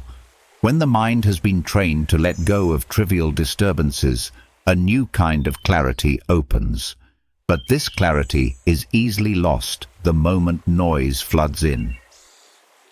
The world begins speaking before you even have time to stand. Messages, headlines, conversations, obligations. The Stoics understood that strength is not only in facing hardship or detaching from distractions, but also in cultivating silence. To begin the morning in quiet is not avoidance, it is sharpening. Silence is not emptiness, it is the field where perception grows strong. Deliberate silence at dawn gives the mind space to settle into its natural rhythm before the chaos of voices and demands. It is in this stillness that you can hear your own reasoning clearly. Marcus Aurelius often reminded himself to withdraw inward, to retreat into the inner citadel where no noise could corrupt judgment. Morning silence is this retreat in practice. By withholding words, by refusing immediate noise, you preserve the raw power of awareness. You give yourself the chance to enter the day as master of thought, rather than servant of chatter. This silence is not passive. It is chosen, active, and full of meaning. To resist the pull of immediate conversation, of devices, of outward stimulation is a discipline. It requires strength because silence often feels uncomfortable. The modern world has conditioned the mind to fill every gap with sound or distraction. But to sit quietly, even for a few minutes, is to train endurance. It is to build the capacity to be with yourself without escape. This capacity becomes the root of wisdom. In silence, perception sharpens. You notice small details often missed: the rhythm of breath, the tension in the body, the quality of light, the subtle emotions rising within. These are guides. They show you what needs attention, what needs release, what needs gratitude. Without silence, these signals are drowned. With silence, they are clear. A Stoic seeks to live with reason in harmony with nature, and perception is the gateway. Silence makes perception possible. Morning quiet also shapes restraint. Words spoken impulsively often cause regret. By practicing silence at the start, you build patience with speech. You learn that not every thought requires expression. Not every urge must be voiced. This self-control carries into the day. Conversations become more deliberate, responses more thoughtful, interactions less reactive. A person trained in silence is less likely to be ruled by impulse and more likely to act with wisdom. The Stoics saw silence as alignment with nature's rhythm. At dawn, the world itself is quieter before markets open, before people fill the streets. To match this quiet is to live in harmony with the order already present. It is to recognize that noise is not the default, but an intrusion. By choosing silence, you return to the natural state, the state where reason can breathe. There is also a moral weight in morning silence. It teaches humility. To refrain from speaking is to admit that you do not yet know, that your judgments are still forming. It prevents arrogance from leaping forward. By beginning the day in quiet reflection, you acknowledge that wisdom requires listening more than speaking. You listen to your body, your mind, and even to the silence itself, which has lessons beyond words. Modern studies affirm that silence reduces stress, lowers cortisol, and increases focus. Yet the Stoics did not need research to see its value. They observed that those who rush into speech often betray themselves, while those who hold silence command respect. Morning quiet is not only for health, but for character. It creates a foundation of dignity that carries into every encounter. This practice does not mean withdrawing from life. Silence at dawn is preparation for engagement. It clears the mind so that when speech is needed, it is wise. It sharpens perception so that when choices arise, they are made with clarity. It strengthens patience so that when provoked, you do not fall.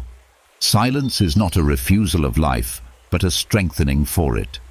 The discipline requires consistency. To sit quietly each morning may feel pointless at first. Restlessness will urge you to fill the gap. But persistence transforms discomfort into peace. Over time, silence becomes something you crave, a refuge where you find yourself before facing the world. And with that craving comes stability, because you no longer depend on noise for identity. You learn that your worth does not come from constant expression, but from inner steadiness. In silence, you also meet mortality. The absence of sound makes you aware of the fragility of existence. You feel the brevity of life more keenly when you stop drowning it in noise. This awareness is not morbid, it is clarifying. It reminds you to speak only what matters, to act only with purpose, to treat time as precious. Through deliberate quiet, you carry into the day a sharper perception, a calmer presence, and a more disciplined mind. You no longer stumble into conversations unprepared or fill space with meaningless noise. You act with intention because you have practiced stillness. This is the Stoic use of silence, not withdrawal, not emptiness, but strength. To start the day this way is to claim mastery over yourself before the world claims you. It is to step into life with clarity sharpened and virtue intact. Silence at the start of the day clears the mind, but clarity alone is not enough if the body remains chained to comfort. The Stoics warned against surrendering to softness because ease has a way of weakening the will. They believed that the true test of strength is not found in words or in thought alone, but in the choices made when comfort whispers. The morning is the battlefield where this test is most visible. The pull of a warm bed, the temptation of indulgent food, the desire for immediate ease, these are the first enemies to confront. To resist them is to build fortitude. To give in repeatedly is to erode it. Mourning indifference to comfort is not cruelty toward oneself. It is discipline, a refusal to let pleasure dictate action. Marcus Aurelius wrote to himself that he must rise from bed as a soldier rises to duty, not as a slave clings to sleep. Seneca reminded his students that to be ruled by luxury is to be ruled by chains. Strength lies in choosing action when the body craves indulgence, in meeting the call of reason instead of the call of comfort. The bed is the first test. Remaining longer than needed may seem harmless, yet it trains the mind in delay and surrender. To rise promptly, even when drowsiness lingers, is to affirm sovereignty over the body. This act, repeated daily, hardens resolve. You begin the day with victory over weakness. The softness of sheets becomes a reminder that comfort can enslave, and leaving them becomes a declaration of freedom. Food is the second trial. The morning appetite often demands more than the body truly requires. To resist indulgence in heavy meals or unnecessary treats is not deprivation, but strength.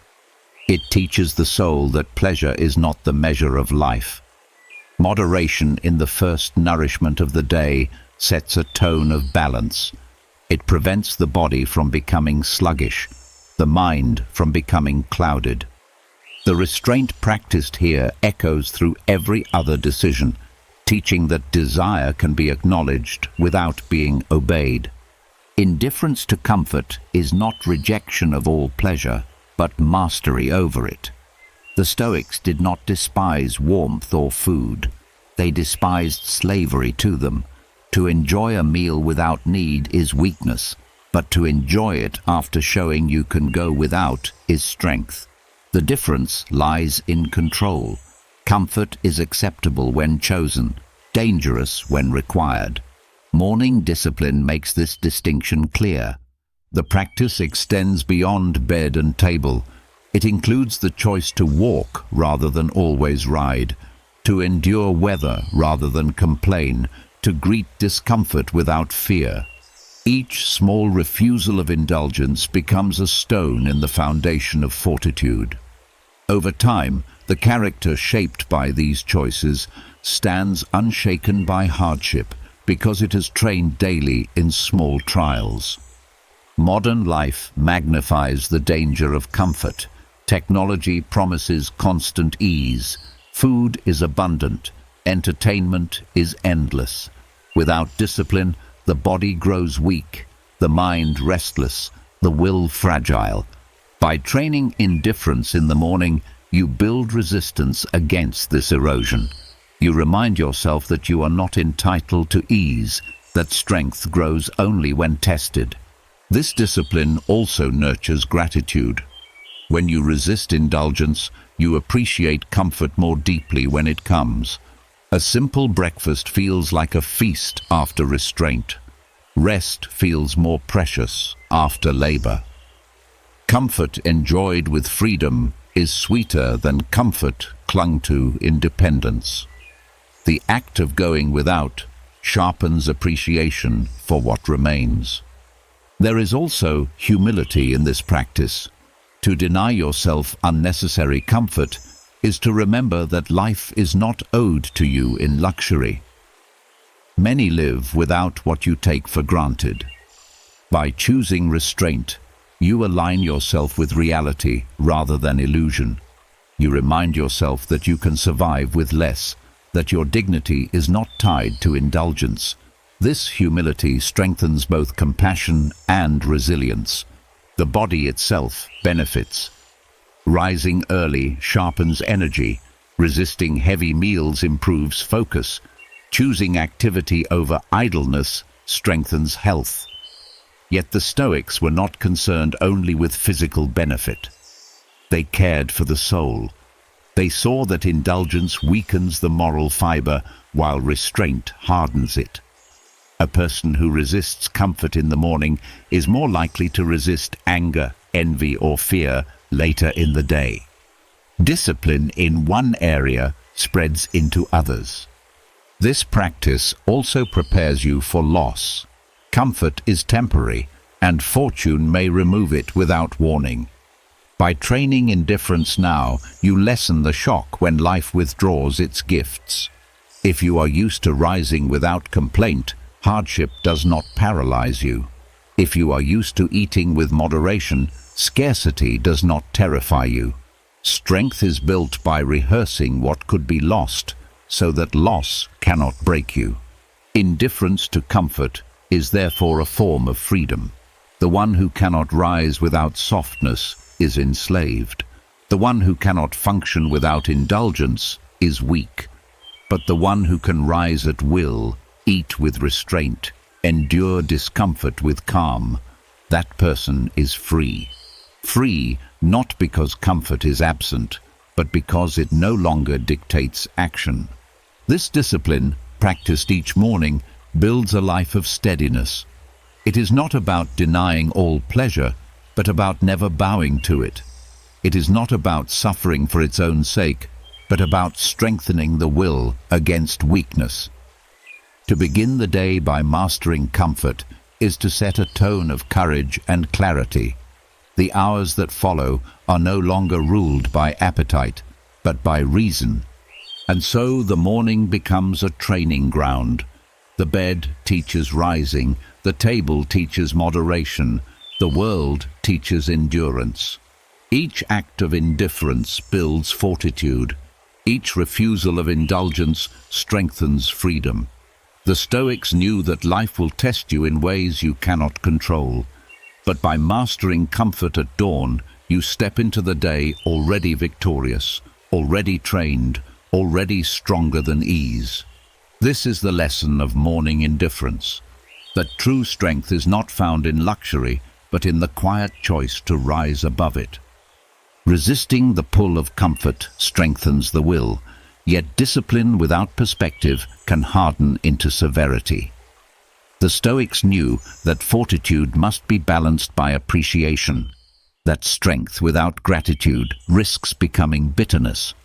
But their gratitude was not the shallow kind sold in slogans or repeated as empty affirmations. It was deeper, more demanding, and more freeing. They spoke of giving thanks, not because life always provided ease, but because every moment, whether painful or pleasant, was a gift from nature itself. This gratitude carried no expectation, no bargaining, no demand for return. It was the acceptance of life as it is, without insisting that it conform to desire. Modern culture often distorts gratitude into a tool for self-improvement. Write a list, repeat phrases, think positively, and you will feel happier. The Stoics rejected such manipulation. For them, gratitude was not about producing a mood, but about seeing truth. Life owes nothing. The universe does not bend itself to your comfort. To receive even a single breath is fortune. To wake, to see, to think, to love. All of this could have been denied, and yet it is here. Gratitude arises naturally when this reality is recognized. It is not a hack, but a worldview. Marcus Aurelius often reminded himself to thank the gods for what he had, rather than complain about what he lacked. Seneca taught that the wise person takes joy not in abundance, but in sufficiency. Epictetus urged his students to see every event, even hardship, as part of a larger order, to be accepted with gratitude for the chance it gave to practice virtue. None of them promised that gratitude would erase pain. They promised instead that gratitude would anchor the soul so that pain could not corrupt it. The heart of Stoic gratitude lies in its lack of expectation. Modern positivity often carries hidden demands. I am grateful today so that tomorrow will reward me with more. The Stoics stripped this away. They warned against thanking life as if it were a merchant keeping accounts. True gratitude is unconditional. It gives thanks for what is, not for what it might produce. This detachment transforms gratitude from a tool of craving into a practice of freedom. To practice gratitude without expectation in the morning is to stand before the day with open hands. You do not demand that it provide only joy or success. You accept that it may bring hardship and still give thanks for the chance to meet it. This posture protects against disappointment. If you thank only when life is pleasant, gratitude collapses in adversity. If you thank without condition, gratitude survives everything. This discipline also deepens resilience. When hardship comes, most people respond with resentment. They feel cheated, as though life has failed them. But if you have trained in gratitude without expectation, you see hardship differently. You thank life for the chance to practice courage, to strengthen patience, to prove virtue. The event is no longer an insult, but an opportunity. This shift dissolves bitterness and transforms suffering into growth. Morning is the most powerful time for this practice. The first thoughts after waking often shape the lens through which the day is seen. To begin with, unconditional thanks is to frame the hours ahead as gifts rather than burdens. This does not mean ignoring pain. It means recognizing that even pain is part of the larger order and therefore worthy of acceptance.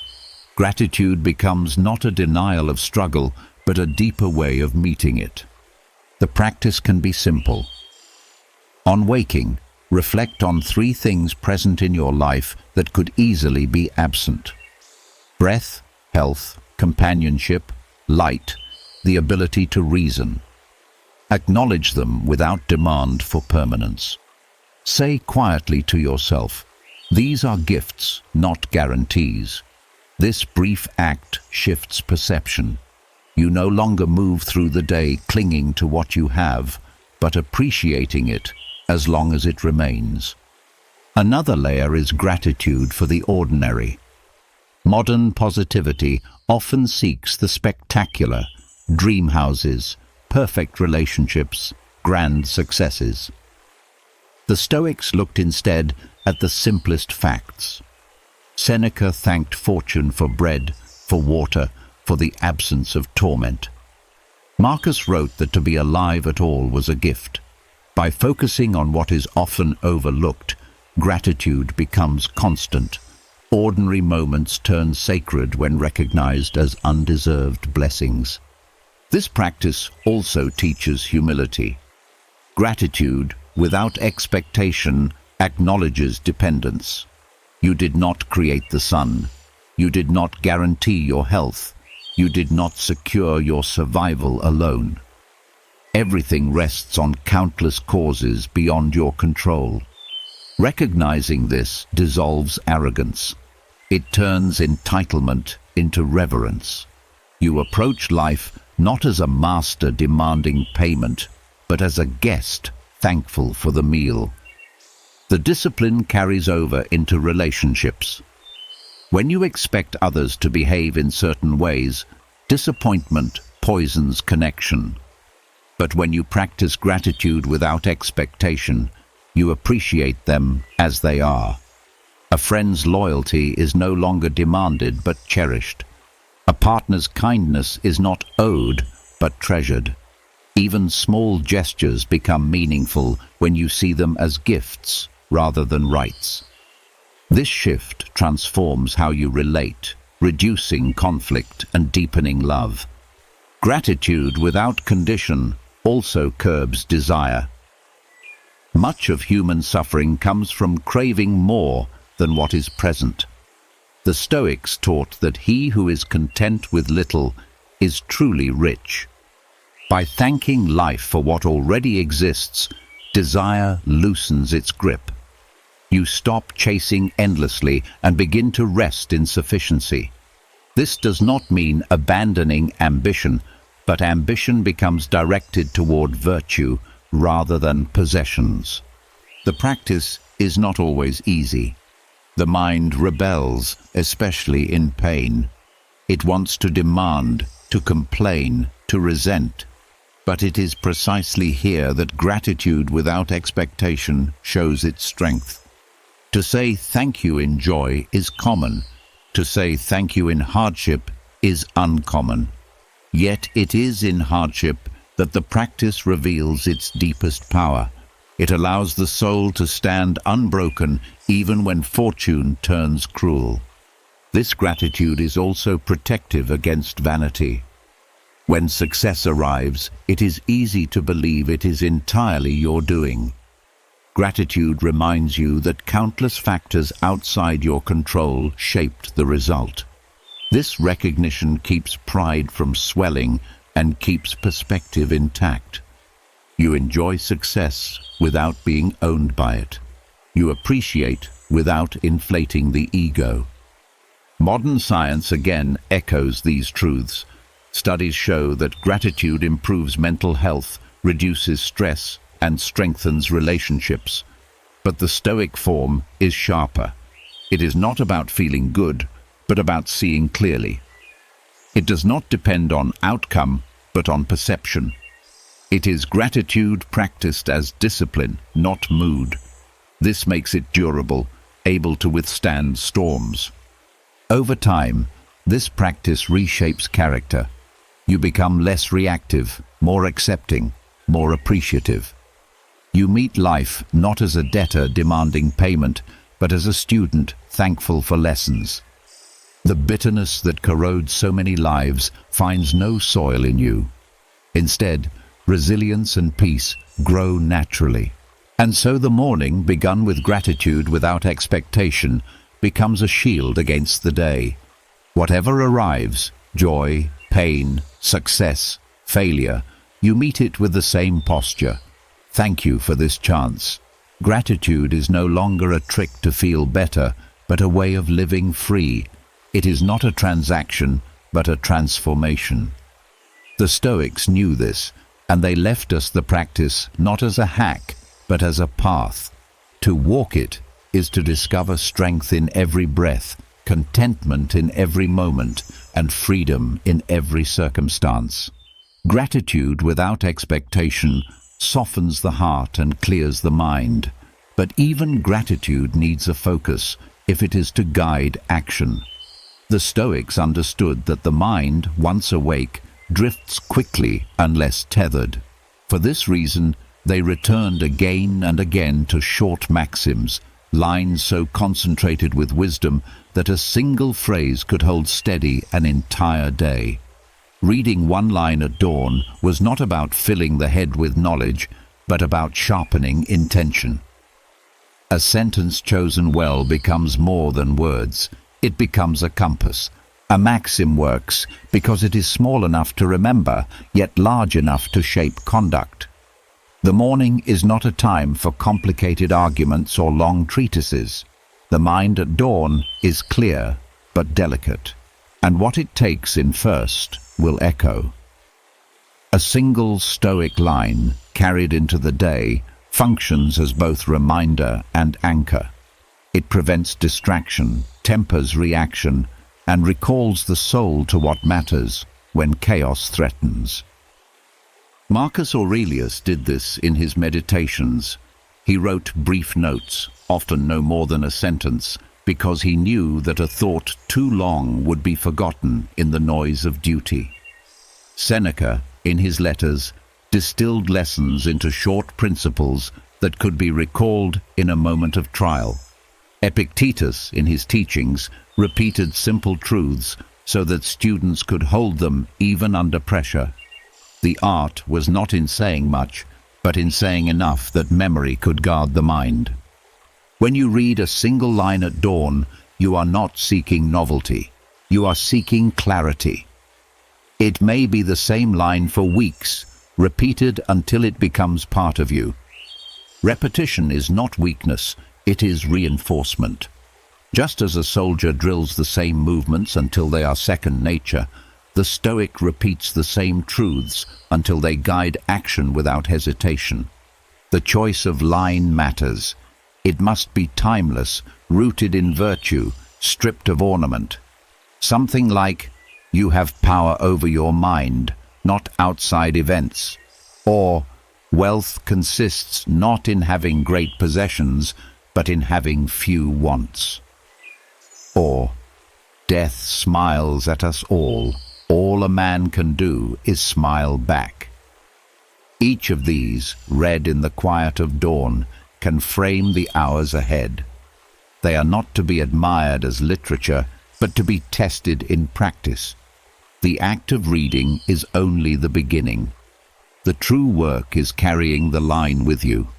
To read and forget is wasted.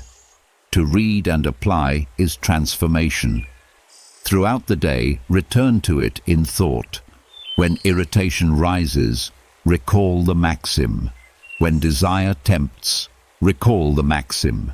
When hardship strikes, recall the maxim.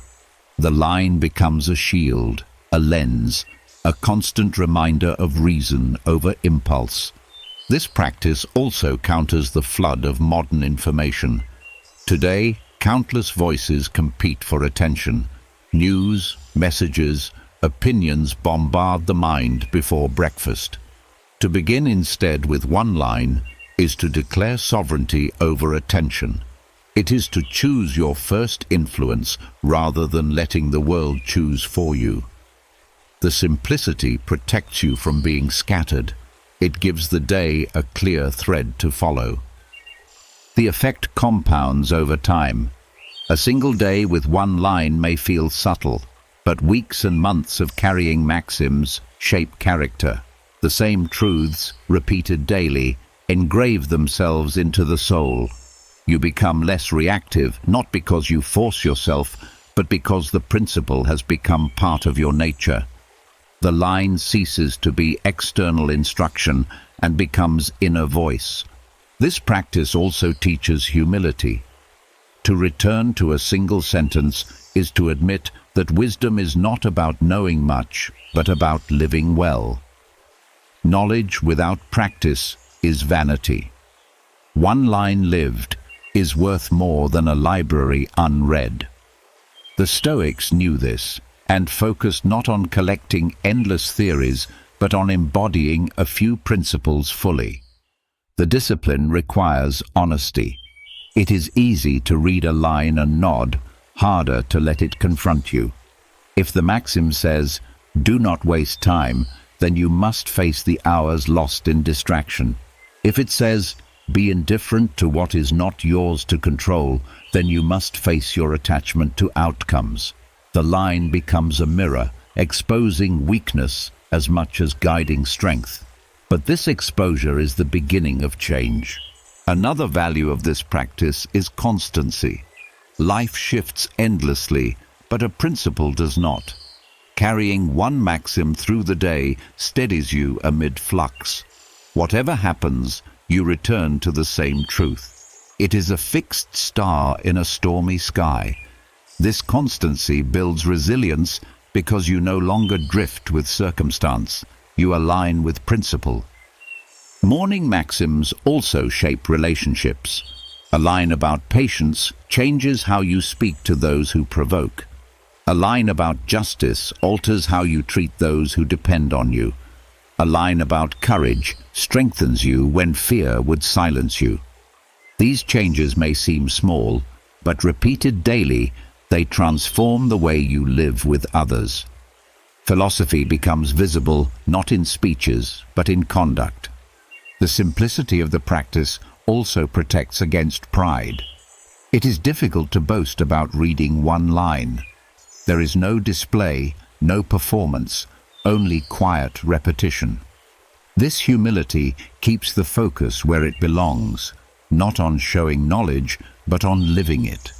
It reminds you daily that wisdom is not entertainment, but discipline. Modern psychology echoes the power of such focus. Cognitive research shows that carrying a single phrase or intention directs attention, reduces stress, and increases follow-through. The brain thrives on clarity, not clutter. A maxim functions as a filter, helping you ignore distractions and return to what matters. The Stoics intuited this long before science confirmed it. Over years, the practice deepens. Some lines will accompany you for life, becoming part of identity. Others will serve for a season, guiding you through specific struggles. The key is not variety, but sincerity. Whatever the line, it must be lived.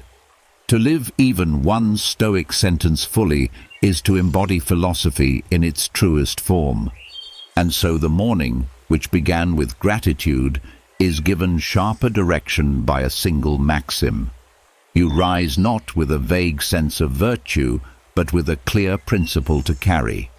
This line is your anchor, your reminder, your teacher. Throughout the day, it returns you to clarity. At night, it asks whether you lived by it. In this way, one sentence becomes the thread that ties reflection to action, silence to speech, thought to life. It is a small practice, yet within it lies the art of shaping a soul that is steady, strong, and free. Carrying a single line through the day sharpens intention, yet even a maxim can remain abstract if the senses are left untrained. The Stoics taught that wisdom is not only in thought, but in perception itself. How you see the world determines how you respond to it. The first glance of the morning, often wasted in distraction or habit, can become a powerful exercise in stillness. This is the discipline of the Stoic gaze, using your first sight of the day not as passive reception, but as deliberate training for the mind. The eyes are restless. They dart, they scan, they seek stimulation. Left untrained, they carry the mind into scattered attention. But when directed with discipline, the gaze becomes an anchor. The Stoics knew that by focusing attention on a single object, the soul learns restraint. The object itself is less important than the act of holding the gaze. It may be a candle flame, a simple stone, a tree outside the window, even the shape of your own hand. The training lies in stillness, in resisting the urge to wander. This exercise teaches that control begins at the smallest level. If you cannot hold your eyes steady, how will you hold your judgment steady? If you cannot focus on one thing, how will you resist the flood of distractions waiting to seize you? The Stoic gaze builds the muscle of attention. It trains you to look deliberately rather than consume passively. This act, small in appearance, carries great weight in practice. The morning is the ideal time. At dawn, the mind is fresh, the world quieter, the senses more open. To direct your gaze, then, is to shape the quality of perception for the hours ahead. The first sight you choose is not random, but intentional. It declares, "I will not stumble into the day pulled by chance. I will see with purpose." This framing influences every subsequent act of perception. There is also humility in the practice. To focus on one simple object is to accept that wisdom begins in the ordinary. The world does not need to be spectacular to be meaningful. A single leaf, a beam of light, the texture of wood, all can teach stillness if observed with full presence. The Stoics valued simplicity, and this gaze is a reminder that virtue is trained not in extraordinary events, but in daily discipline. The practice strengthens patience. The restless mind resists stillness, urging the eyes to move, the thoughts to wander. Holding focus builds endurance. You learn that restlessness passes if you do not obey it. This patience, once trained, extends into other areas. You become more patient in conversation, more deliberate in decision, more resistant to impulse. What begins with the eyes becomes a virtue of the whole character. There is also a moral dimension. To train the gaze is to train respect. When you learn to hold sight on one object without rushing, you learn to see people more deeply as well. You no longer reduce them to impressions or stereotypes. You attend to them with care. In this way, a morning exercise extends into compassion, teaching you to look at others not superficially, but with presence. Modern science again echoes the Stoics. Research on mindfulness shows that focused attention stabilizes mood, reduces anxiety, and strengthens cognitive control. Eye training, in particular, calms the nervous system and lowers reactivity. The Stoics practiced this without laboratories, guided by observation and reason. They saw that clarity begins not in abstract thought, but in the senses, and by disciplining perception, they disciplined the mind. The Stoic gaze also teaches detachment. When you focus on one object, you learn to see without immediately labeling. The mind wants to judge. This is beautiful, this is ugly, this is valuable. This is useless. By suspending judgment and simply holding the gaze, you train yourself to observe without attachment. This detachment carries into daily life. You become less swayed by appearances, less quick to form biased conclusions. You see things as they are, not as your impulses declare them to be. Another lesson lies in transience. Hold your gaze on light, and you see it shift. Hold it on a flame, and you see it flicker. Hold it on a leaf, and you see it tremble. Even in stillness, change is constant. The gaze trains you to accept impermanence, not as threat, but as truth. When later in the day life shifts unexpectedly, you recall the lesson. Nothing stays fixed, yet focus can remain steady. The discipline also shapes gratitude. When you give full attention to a single object, you notice details normally ignored. The veins of a leaf, the grain of wood, the softness of light. These details reveal the richness of what seemed ordinary. Gratitude grows not by collecting more, but by seeing more deeply. The Stoic gaze teaches that the world is abundant when observed with care. This practice resists the modern flood of visual noise. Today, the eyes are bombarded from the moment of waking. Screens, messages, advertisements. The gaze exercise interrupts this flood. It says, "Before I give my eyes to the world, I will claim them for myself." This act reclaims sovereignty. It protects the mind from being shaped immediately by others and instead grounds it in chosen perception. Over time, the training alters identity. You become someone who sees deliberately, who notices rather than skims, who observes before reacting. This character shift reduces error and increases wisdom. Decisions become clearer because perception is not clouded. Relationships improve because attention is genuine. Life becomes richer because detail is honored. The Stoic gaze is deceptively simple.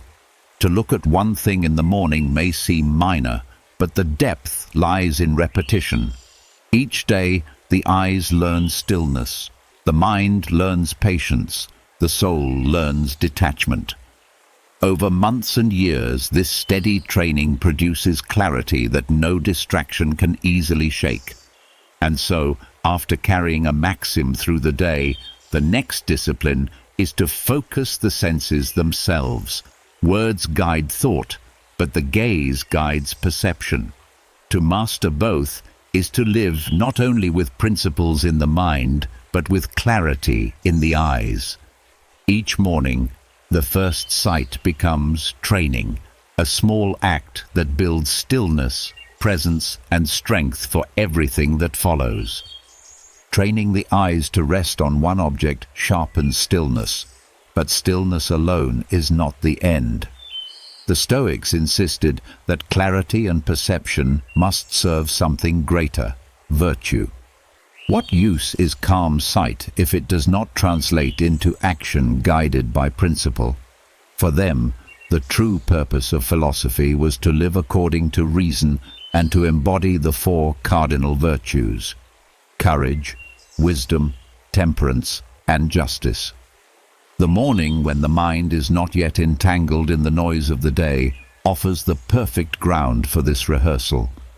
Before stepping into the world, the Stoic prepares the soul as a musician tunes an instrument, ensuring that every note of conduct will resonate with harmony. Rehearsal of virtue is not abstract theorizing. It is deliberate visualization of how these principles will be tested in the hours ahead. You know the day will not pass without challenge. Fear will rise, demanding courage. Ignorance will appear, demanding wisdom. Desire will tempt, demanding temperance. Injustice will show itself, demanding justice. By rehearsing these encounters before they come, you shape your responses in advance. The mind becomes armed, not with rigid scripts, but with readiness. Courage is the first to rehearse. The morning is the time to recall that fear will appear in large or small forms. It may be the fear of conflict, the fear of failure, the fear of rejection. Left unexamined, fear distorts judgment. But by rehearsing courage, you remind yourself that fear is not master. You visualize yourself speaking when silence would be cowardice, persisting when retreat would be easier, facing discomfort rather than hiding. This rehearsal does not eliminate fear, but shrinks its power, making room for action guided by principle rather than panic. Wisdom follows. The day will confront you with choices, some trivial, some weighty. Without preparation, the mind rushes, reacts, and errs. By rehearsing wisdom, you recall the importance of perspective. You remind yourself to pause before judgment, to look for causes beneath appearances, to weigh consequences not by desire, but by truth. In this rehearsal, you see yourself asking, what is within my control and what is not? What is truly good and what is indifferent? By doing so, you strengthen the habit of clarity, preparing to act not on impulse but on reason. Temperance must also be practiced. The day will tempt with excess, too much food, too much comfort, too much indulgence in words or actions. Without preparation, appetite leads easily to waste. By rehearsing temperance, you set intention to choose balance. You visualize yourself taking what is enough, refusing what is unnecessary, holding back when excess would harm. This does not mean denying all pleasure, but using it wisely, never becoming its slave. The morning rehearsal of temperance prepares you to carry moderation as armor into a world that constantly invites excess. Justice, the highest virtue, completes the rehearsal. The day will test your fairness, your treatment of others, your willingness to give what is due. Injustice is everywhere, arrogance, selfishness, neglect, and it tempts you to respond in kind. But by rehearsing justice, you remind yourself that every human shares the same nature, that no one exists outside the common bond of reason. You visualize yourself acting with fairness even when others do not, showing kindness where anger would be easier, speaking truth where silence would be safer. Justice rehearsed in the morning becomes justice lived when the test arrives. The power of this rehearsal lies in foresight. Just as an athlete visualizes the race before running, or a soldier visualizes the battle before fighting, the Stoic visualizes moral trials before facing them. This reduces surprise, sharpens composure, and strengthens resolve. The mind, already trained, meets the event with familiarity. What others see as sudden, you see as expected. You are less shaken because you rehearsed. The rehearsal also deepens identity. Each morning you remind yourself not only of what you will face, but of who you are committed to being. You are not merely someone seeking comfort or survival. You are a practitioner of courage, wisdom, temperance, and justice. These virtues become not distant ideals, but living roles you step into daily. Over time, they define your character, until rehearsal and reality merge. This discipline also prevents hypocrisy. Many admire virtue in theory, yet fail in practice because they never prepare for its cost. Courage is praised until fear arrives. Temperance is praised until desire burns. Justice is praised until advantage tempts. Wisdom is praised until impulse rules. The morning rehearsal strips away this illusion. It forces you to see that virtue requires readiness, that without daily preparation, good intentions collapse. There is humility in this act. To rehearse virtue each morning is to admit weakness, to recognize that you are not yet the perfect sage. You know you will falter without preparation, so you prepare. This humility is strength, because it protects you from arrogance and keeps you on the path of growth. Each day becomes training, each morning a renewal of commitment. Science again supports the Stoic method.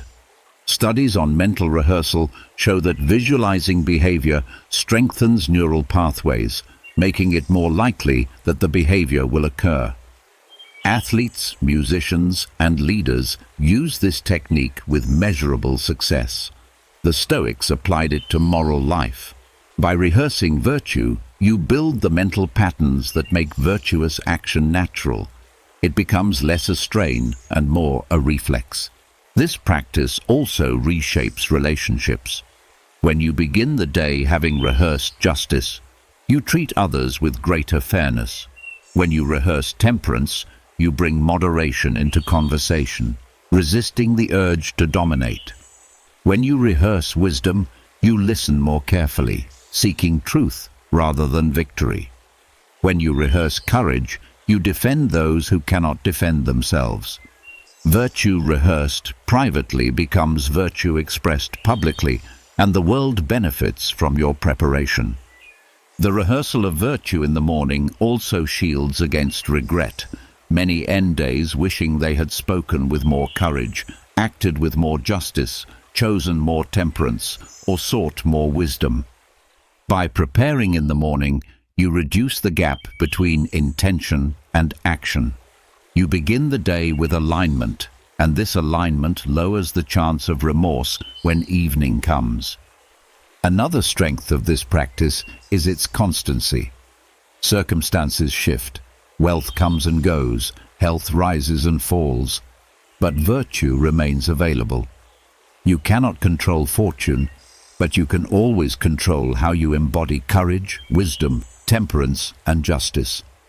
The rehearsal each morning reminds you of this unchanging truth. It frees you from dependence on luck and anchors you in character. The practice does not require long hours. A few minutes of deliberate thought is enough. The key is sincerity. You must truly picture yourself facing difficulty and choosing the path of virtue. Without sincerity, the exercise becomes empty. With sincerity, it becomes transformative. Over years, this daily rehearsal shapes a life. You no longer wake unprepared, tossed by events. You wake trained, already grounded in the highest principles. The virtues become your armor, your compass, your identity. You move through the world not as a passive participant, but as an active practitioner of philosophy. And so, after training perception through the morning gaze, you train conduct through the rehearsal of virtue.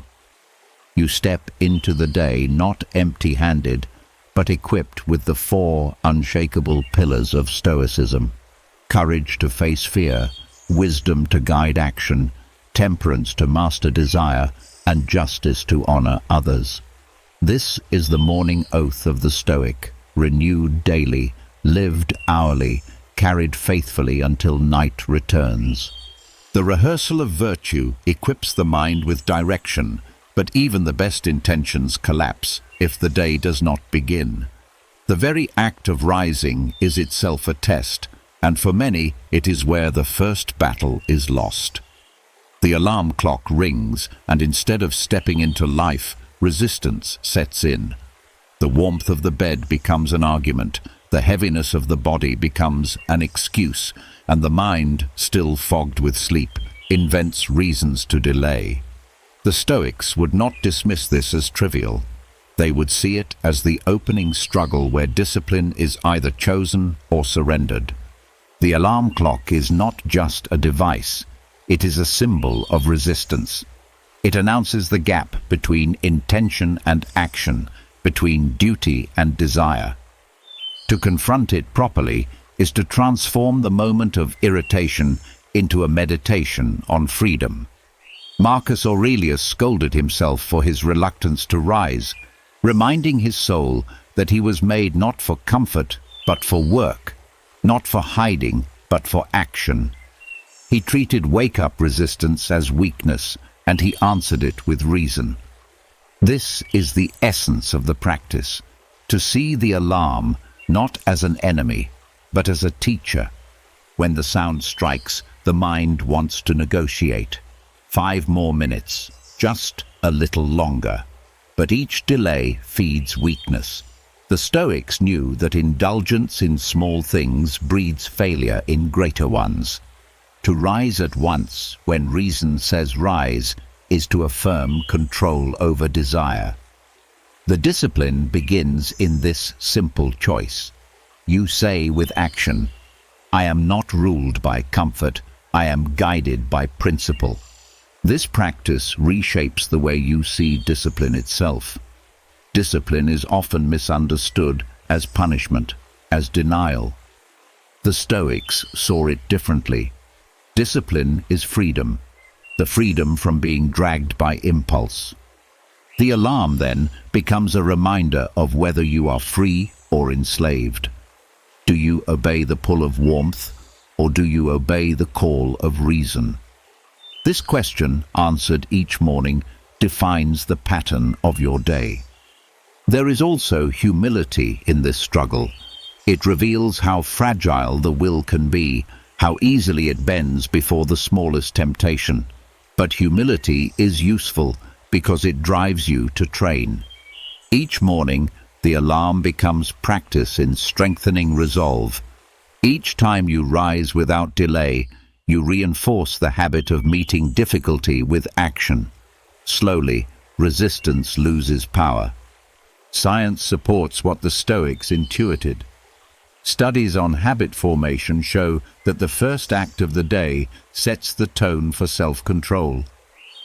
Delaying wake-up strengthens procrastination. Rising promptly strengthens follow-through.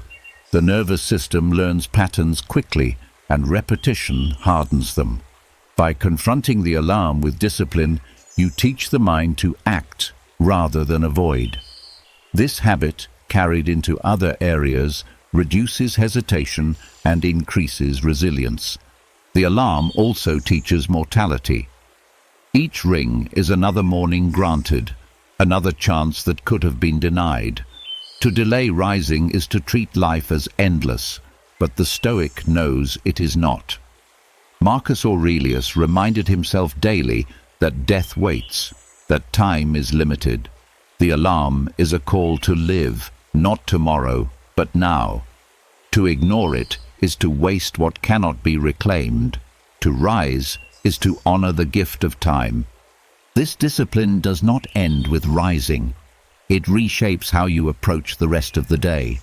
When you begin with victory over resistance, you carry momentum. The will is sharpened, the mind steadied, the soul strengthened. Tasks later in the day seem lighter because you already conquered the hardest opponent, your own reluctance. This victory cannot be bought by ease. It must be earned in the silence of morning. To transform the alarm into meditation, approach it deliberately. Do not treat the sound as annoyance, but as reminder. When it rings, pause for a breath. Remind yourself, I was not made for lying still, but for fulfilling my role. I rise because life calls, and life will not call forever. This thought, brief but powerful, converts irritation into clarity. You rise not begrudgingly, but purposefully. The practice also shapes gratitude. To wake at all is fortune. Many did not open their eyes this morning. The alarm, harsh as it sounds, is a declaration that you are still here. To resist it is to resent life itself. To embrace it is to thank life for another chance to practice virtue. This perspective turns duty into privilege. Rising becomes less about obligation and more about honoring the fact that you can. Over time, this morning confrontation builds fortitude. You no longer see yourself as a passive being dragged by desires, but as an active agent directing them. You no longer fear hardship because you face it daily in the simplest form, rising when you do not wish to. You no longer waste time because you know that delay in the morning breeds regret at night. And so the tyranny of the alarm is broken not by silencing it, but by transforming it. What feels like a burden becomes training. What feels like irritation becomes instruction. Each ring is a call to discipline, a reminder of mortality, a summons to gratitude, a test of freedom. By meeting it with readiness, you begin the day as a Stoic should, awake not only in body but in soul, prepared to live with strength from the very first moment. Rising at the call of the alarm is a victory, but the battle is not finished simply by leaving the bed.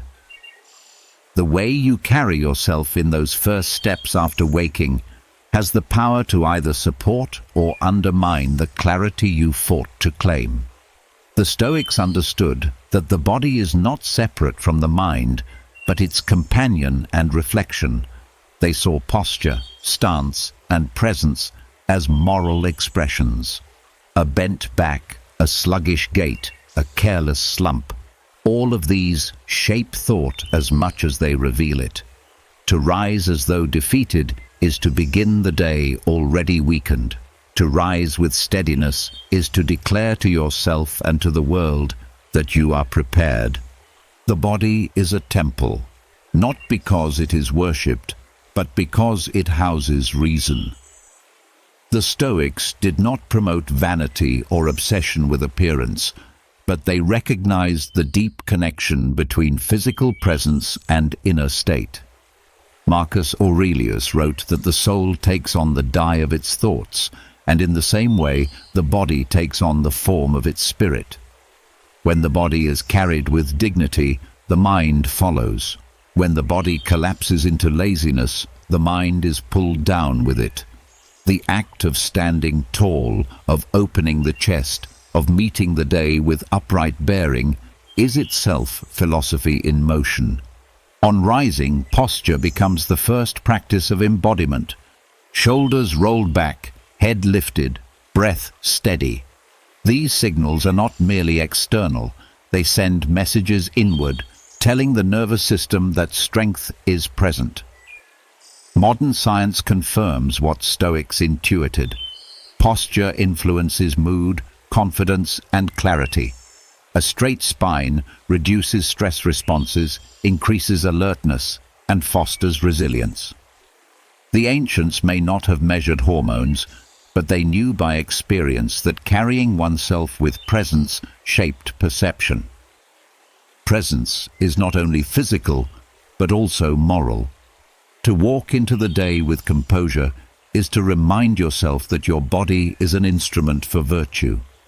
It is the vessel through which courage speaks, through which justice acts, through which temperance restrains, through which wisdom engages. To treat the body carelessly is to dull the instrument. To carry it deliberately is to honor its role. This discipline extends beyond posture alone. Presence includes how you breathe, how you step, how you hold stillness. When the breath is shallow, the mind scatters. When steps drag, the will weakens. When stillness is restless, composure falters. But when breath is deep, steps firm, and stillness calm, the entire being is aligned. The Stoics understood this alignment as living in accord with nature, because the body, like the mind, functions best when balanced. Morning is the foundation. If you rise sluggish, it sets a pattern of sluggishness. If you rise with dignity, that dignity flows into action. The first moments of presence define the day's posture, both physical and mental. You do not need grand rituals. Simply standing fully, acknowledging your strength, and refusing collapse is enough to train resilience. The lesson is that clarity is not only in thought, but also in stance. There is humility in this awareness. To treat the body as temple is to care for it not with indulgence but with respect. It is not decoration, but duty. The Stoics warned against both neglect and excess. Overindulgence weakens, but disregard dishonors. The middle path is to recognize the body as partner to reason, to maintain it with moderation, and to use it in service of virtue. Rising with presence each morning is the daily affirmation of this partnership. This practice also influences how others perceive you. The Stoics were not concerned with reputation for its own sake, but they knew that presence communicates character. When you stand tall, speak clearly, and move deliberately, you project steadiness that benefits those around you. Your composure calms, your steadiness reassures, your dignity invites respect. Presence, then, is not selfish. It contributes to the order of community. Over time, training posture and presence shapes identity. You become someone who meets the world not hunched in avoidance, but open in engagement. You face hardship not by shrinking, but by standing firm. This habit builds confidence not from arrogance, but from consistency. You trust yourself because you have trained both mind and body to reflect discipline. This discipline also prepares you for mortality. The way you rise each morning becomes the way you face the final rising. To stand with dignity at dawn is to rehearse standing with dignity at the end. The Stoics reminded themselves often that death could come at any moment. To meet it with presence requires practice, and every morning provides that chance. The body, trained daily, learns to mirror the courage the soul seeks. Presence is also a form of gratitude. To carry the body with strength is to honor the fact that it still serves you. Not everyone wakes with the ability to stand tall, to walk steadily, to breathe deeply. To waste these gifts through carelessness is to dishonor them. By rising with deliberate posture, you acknowledge the fortune of being alive, of having a body capable of action. This gratitude deepens discipline, turning what seems small into sacred. And so, the morning, which began with resistance to the alarm, continues with the discipline of presence. The body becomes the first arena of practice. Each stance, each breath, each step is training. By treating the body as temple, you ensure that the soul it houses has a worthy dwelling.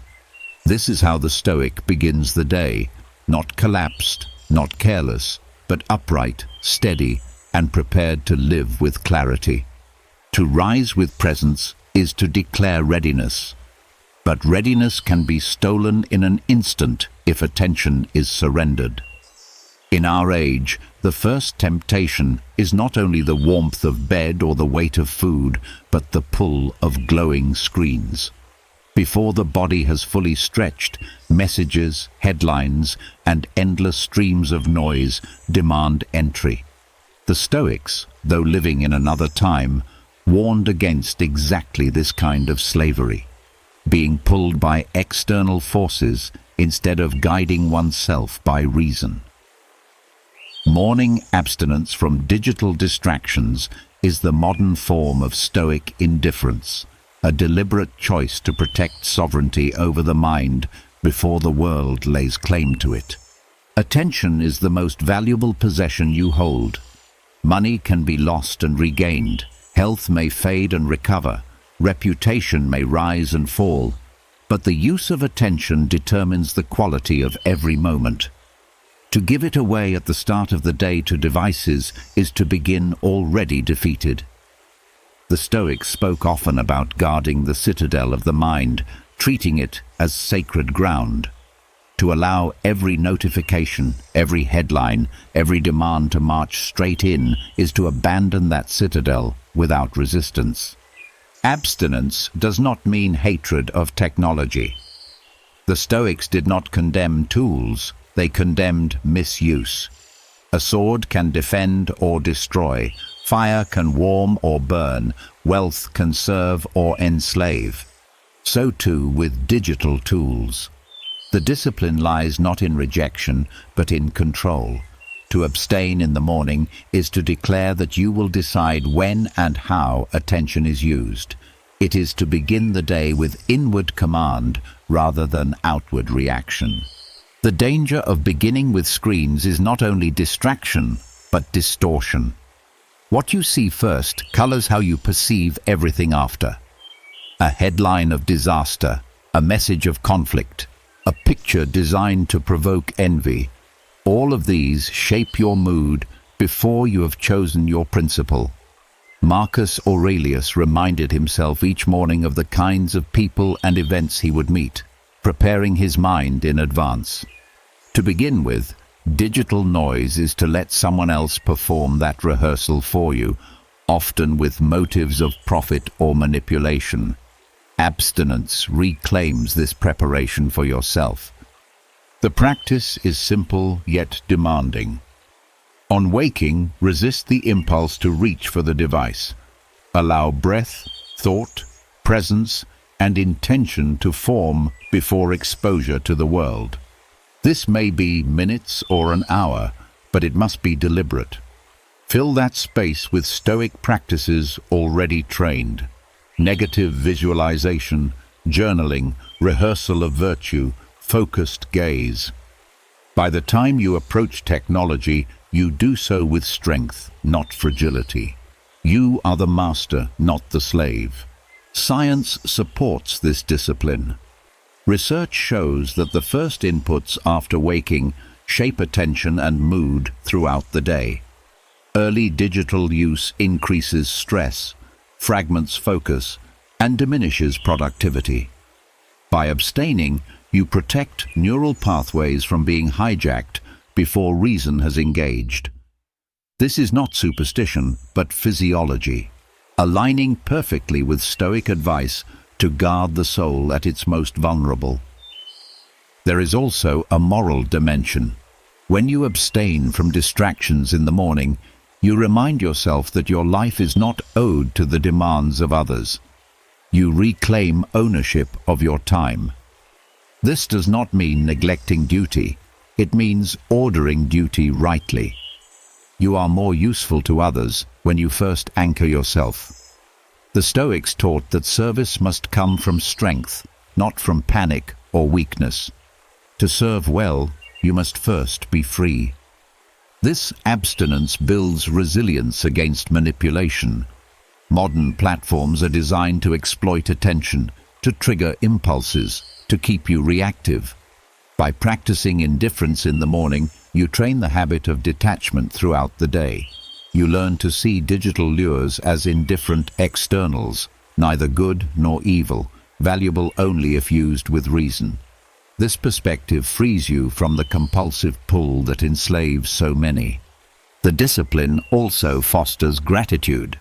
Without the flood of digital input, you notice the world as it is, the light of dawn, the silence of morning, the simple act of breath. These are easily overlooked when the mind is immediately filled with artificial urgency. Abstinence restores sight to what is present, reminding you that reality itself is richer than any screen. Gratitude deepens when attention is undivided. Another strength of this practice is clarity in decision. If the first act of the day is reaction to external noise, your choices will be scattered.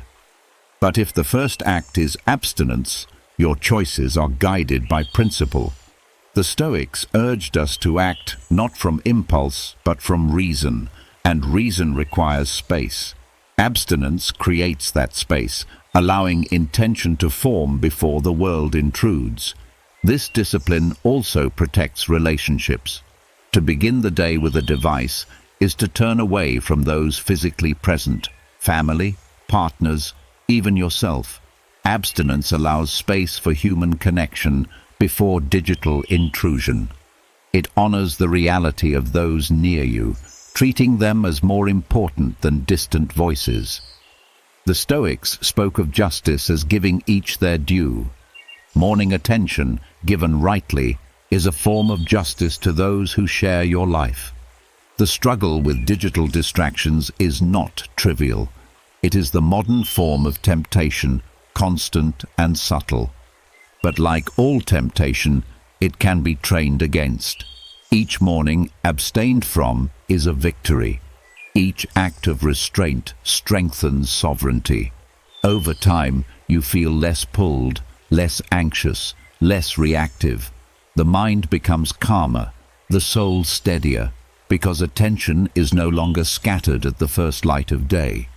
Abstinence in the morning is not about denial, but about freedom. It is the refusal to surrender the most sacred resource, attention, before reason has chosen its path. The Stoics would see it as a modern application of their ancient principle, to be indifferent to what does not depend on us, and to focus only on what belongs to us. Attention belongs to you. Reclaim it each morning, and you begin the day as a Stoic, sovereign, steady, and unshaken by the noise of the world. Abstaining from digital noise restores sovereignty, but the mind requires more than freedom from distraction. It needs a compass pointing to what truly matters. The Stoics believed that nothing sharpens perspective more powerfully than the remembrance of death. To meet the sunrise and recall that one day you will not see it again is not morbid, it is clarifying. This ritual, known as memento mori, transforms dawn into both a warning and a gift. It strips away illusion, cuts through trivial concerns, and directs attention to virtue and meaning. When the first light touches the horizon, it carries a message. Time is passing, and your share of it is finite. Each sunrise is both renewal and countdown. The Stoics urged daily reflection on mortality, not to paralyze, but to energize. Seneca wrote that life is long if you know how to use it, yet most squander it in distraction. Marcus Aurelius reminded himself that he could leave life at any moment, and therefore each action must be worthy of his last. Epictetus taught that to remember death is to live with freedom, because fear of loss no longer enslaves you. The ritual of remembering death at sunrise is powerful because it pairs contrast, the birth of a day with the certainty of your own end. This duality awakens urgency. You cannot watch the sun climb and tell yourself there will always be more time. You know, with each rising, that one day it will rise without you. Instead of despair, this recognition produces intensity. You speak more honestly, you act with more care, you love more fiercely because delay is no longer acceptable. This discipline is not about dramatizing death, but about stripping life of illusion. Most live as if time is endless, as if tomorrow is promised. The result is postponement, goals delayed, words unsaid, virtues neglected. Memento mori ends postponement. It says, today is certain, tomorrow is not. Use what you have, live as though this day must carry the weight of your whole character. This shift changes not only large decisions, but the smallest choices. How you speak to a stranger, how you eat a meal, how you carry yourself in silence. The morning is the most fitting time for this reflection. At dawn, the mind is fresh, uncluttered, and the symbolism is unmistakable. Night has passed, you have awakened, but you may not awaken again tomorrow. This moment is a rehearsal of life itself, darkness yielding to light, silence yielding to breath. To remember mortality here is to see the fragility of existence clearly. It transforms gratitude from sentiment into urgency. This practice also strengthens courage. Fear of death lies behind many other fears: fear of failure, fear of rejection, fear of change. When you confront mortality directly, lesser fears lose their hold. What is failure compared to death? What is embarrassment compared to the brevity of life. By rehearsing death each morning, you immunize yourself against hesitation. You act not recklessly, but bravely, because you know delay is the real danger. There is also a moral dimension. Remembering death calls you to live with justice. If today were your last, would you choose cruelty, dishonesty, or neglect? Would you waste hours in anger or envy? The thought of death cleanses priorities. It reminds you that what endures is not wealth or reputation, but the integrity of actions. Each sunrise becomes an oath. If this is my final day, let it be marked by virtue. Modern psychology confirms the effect. Studies on mortality awareness show that when people are reminded of death, they shift focus from trivial pursuits to meaningful goals. They strengthen relationships, act more authentically, and live with greater purpose. The Stoics knew this without research. They practiced daily mortality meditation precisely because it sharpened the will to live fully. The ritual can be simple. Step outside at sunrise or stand before the light. Acknowledge silently, "One day I will not see this." Then ask, "What will I do today so that when my time comes, I am not ashamed?" This brief act reframes the hours ahead. Complaints shrink, gratitude grows, virtue rises to the surface. The day is no longer ordinary, it is sacred, because it may be the last. There is humility in this practice. To remember death is to remember that you are not the center of the universe. Generations have risen and fallen before you, and countless will after. The sun has risen for billions of years and will continue when you are gone. This dissolves arrogance.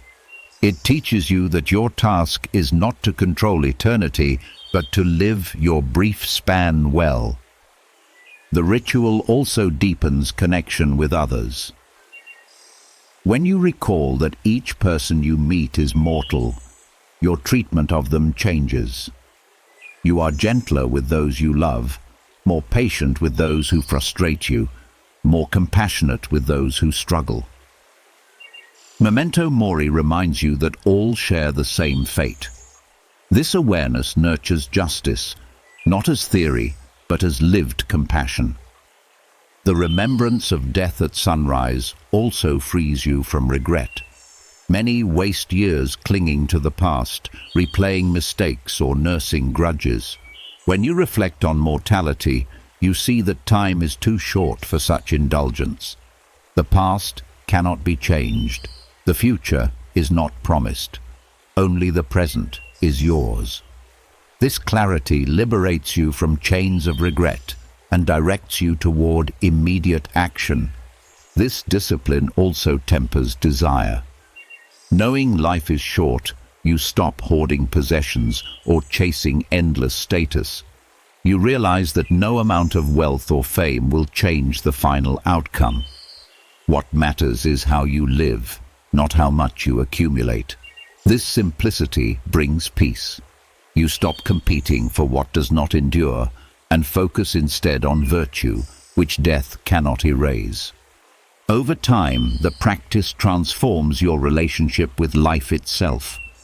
You no longer fear death as enemy, but accept it as boundary. You no longer waste mornings in delay, but treat each as a final rehearsal. You no longer drift aimlessly, but walk deliberately, knowing that each step could be the last. The ritual of remembering death at sunrise gives weight to life without crushing it, urgency without panic, depth without despair. And so, after guarding attention from distraction, the next act of the morning is to face the ultimate truth. The sun rises. One day you will not.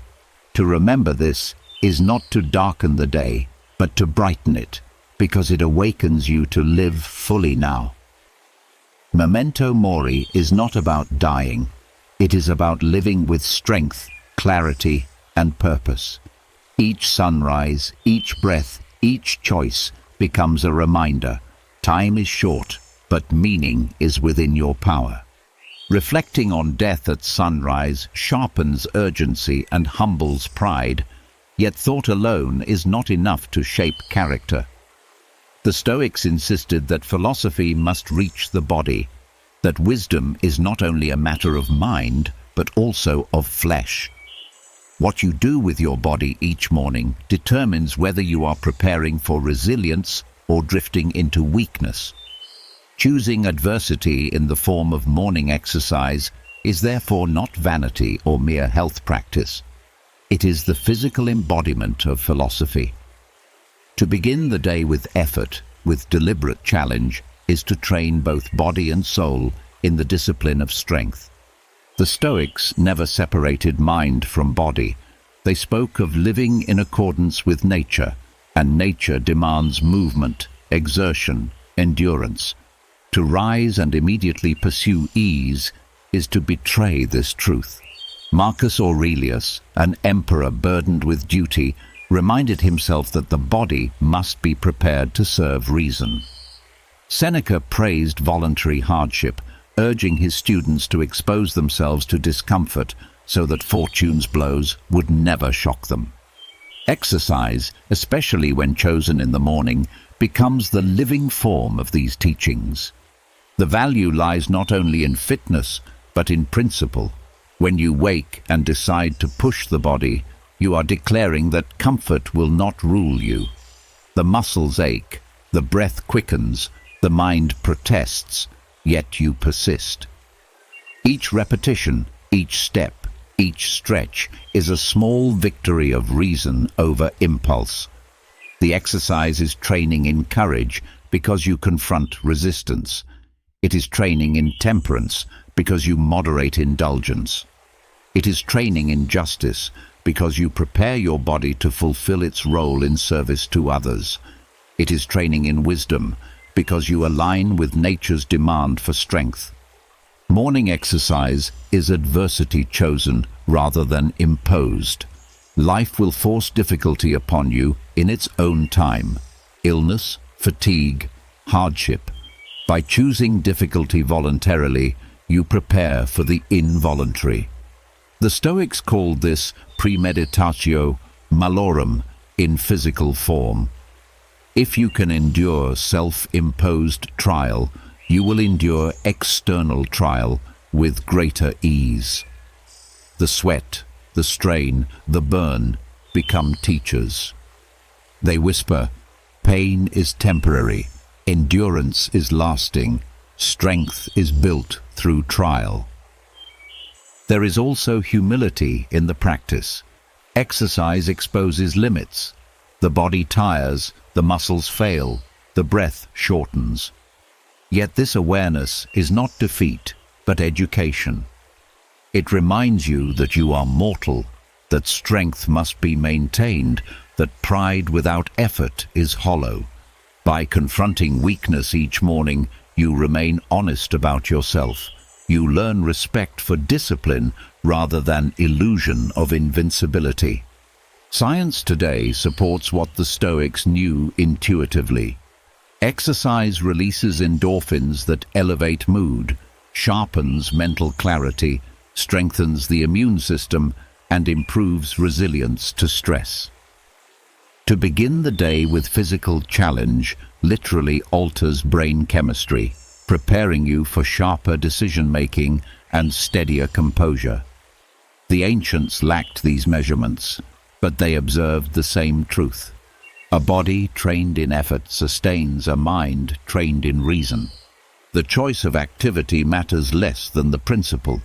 It may be running in the cold, lifting weights, practicing martial arts, or simply calisthenics on the floor. What matters is not luxury equipment or perfect conditions, but deliberate challenge. The Stoics warned against dependency on external luxury. The training must come from will, not from circumstance. To do what is difficult when ease is available is the essence of voluntary hardship. Morning is the perfect time for this adversity. At dawn, resistance is strongest. The body wants to linger in rest. The mind seeks delay. To overcome this inertia immediately is to set a tone of victory. You carry the momentum of discipline into every other task. Having defeated laziness at sunrise, you find it easier to defeat anger, temptation, and distraction later. The body becomes proof of your resolve, the sweat evidence of your freedom from indulgence. This practice also deepens gratitude.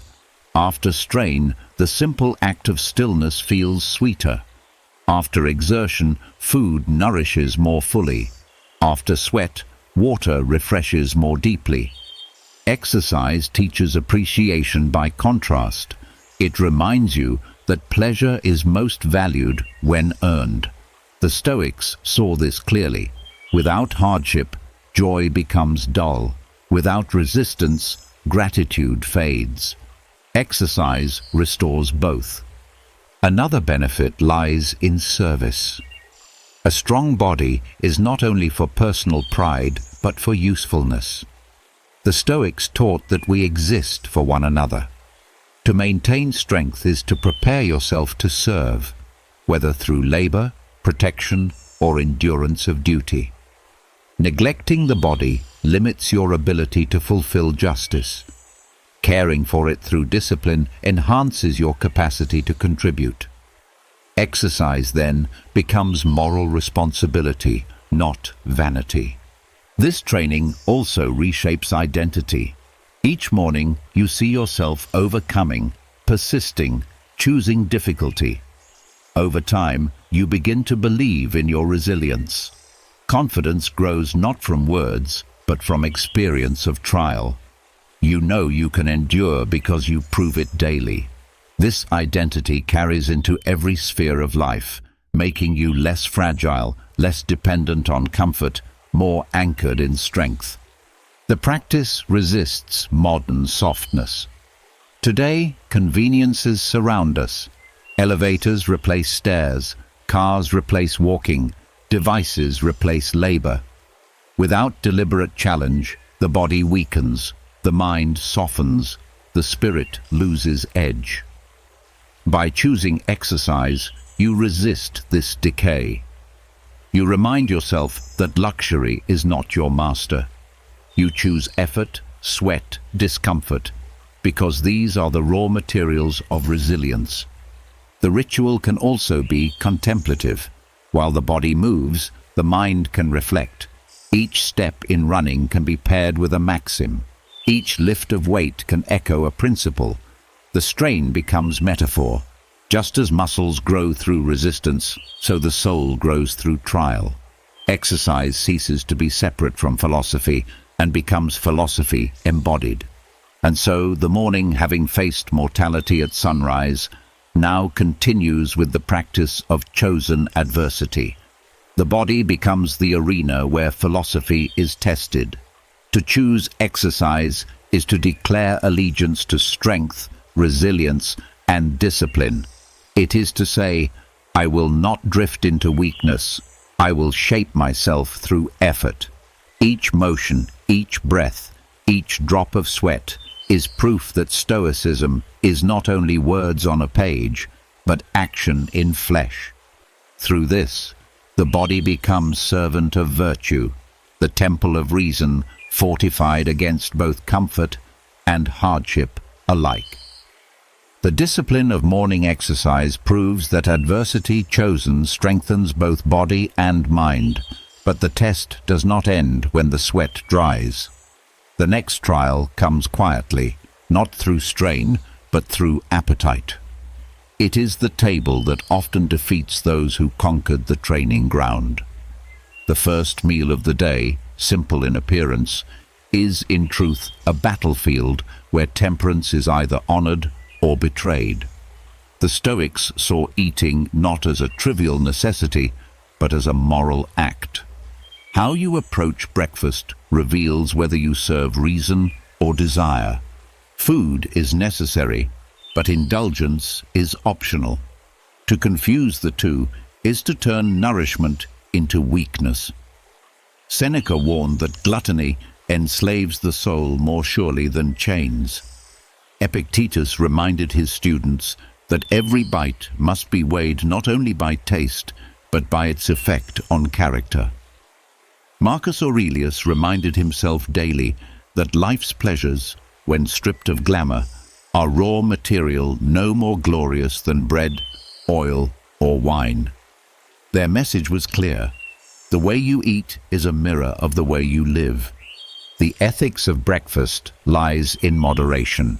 The morning appetite is strong because the body has fasted through the night.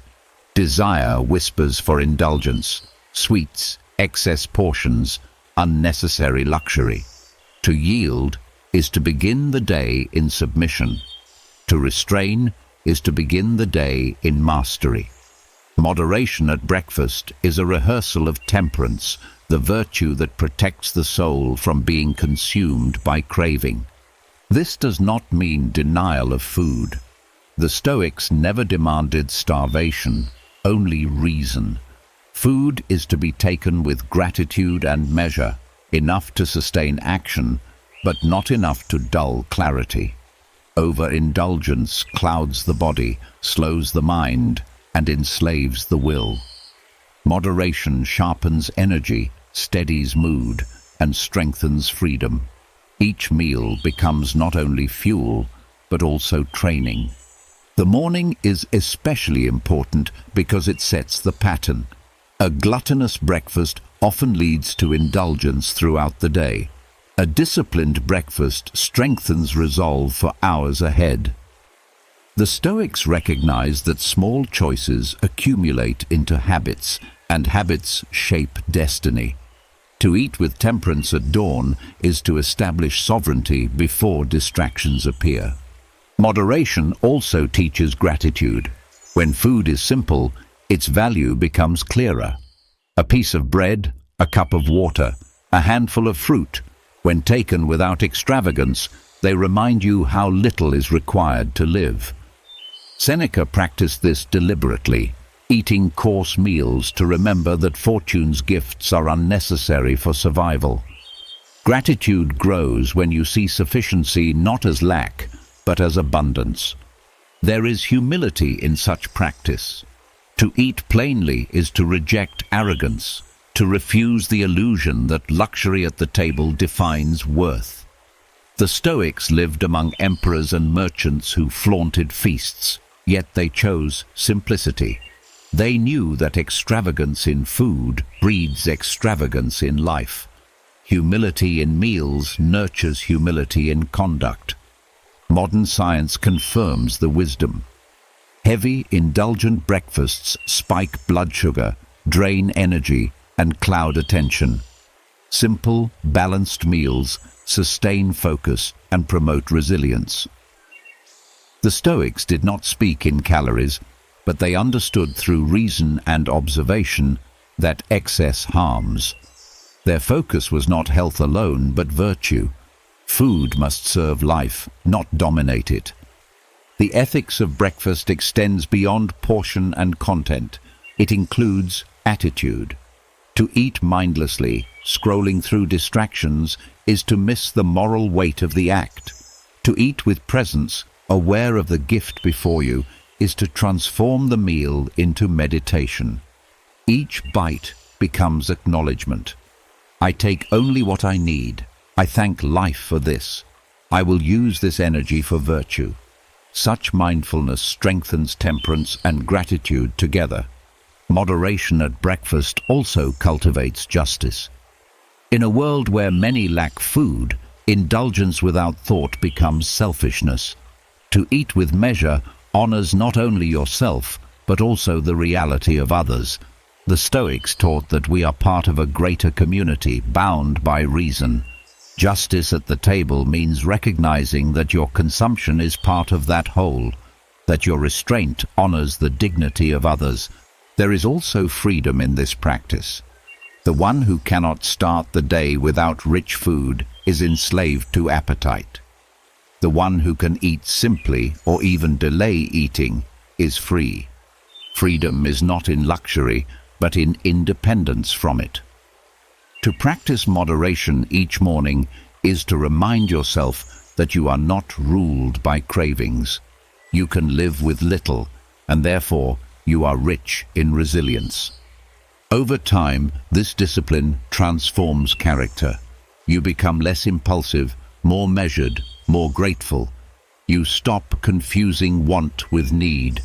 You carry moderation beyond the table into speech, work, and desire.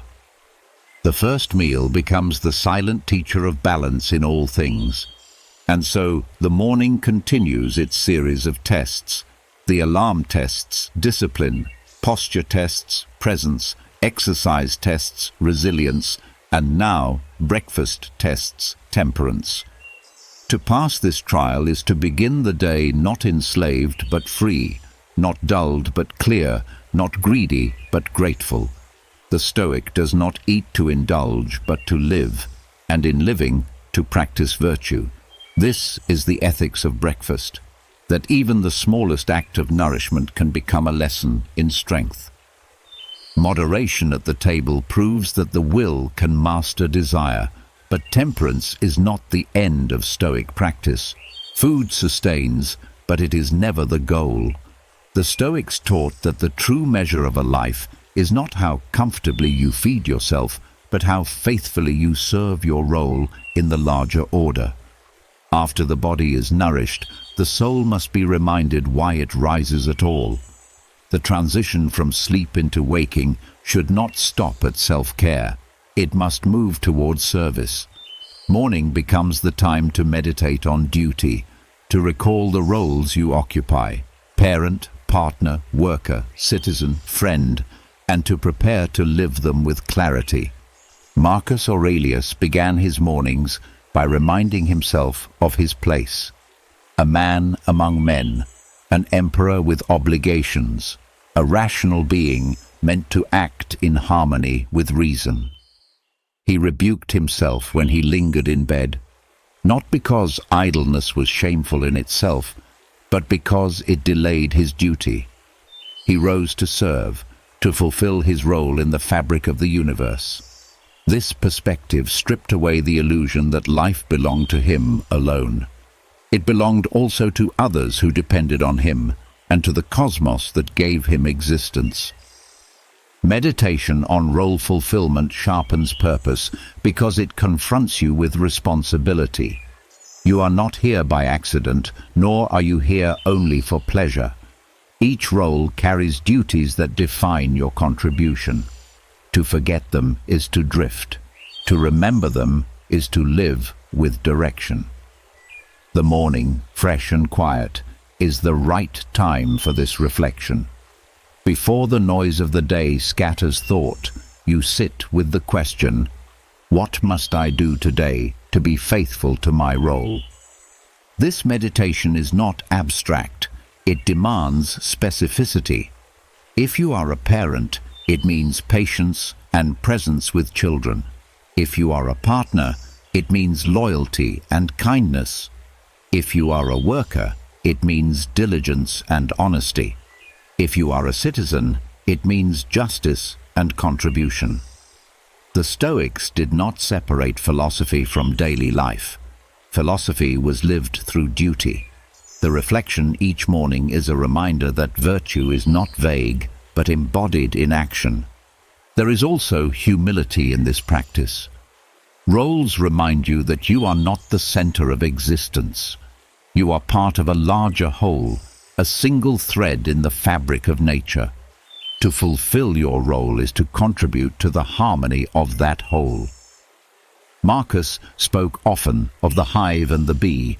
What is bad for the hive cannot be good for the bee. Service to others is service to yourself, because you are not separate. This perspective dissolves arrogance and builds compassion. Meditating on duty also strengthens resilience. When hardship comes, remembering your role gives you reason to endure. A soldier persists because he remembers his duty to comrades. A parent endures because they remember their duty to children. A leader bears weight because they remember their duty to those they guide. Forget duty and suffering becomes unbearable. Remember it, and suffering becomes meaningful. The morning reflection arms you with this strength before trials arrive. This discipline also clarifies decisions. Much of life's confusion arises from conflicting impulses. Desire pulls one way, fear another, pride another still. But when you measure choices against your role, clarity emerges.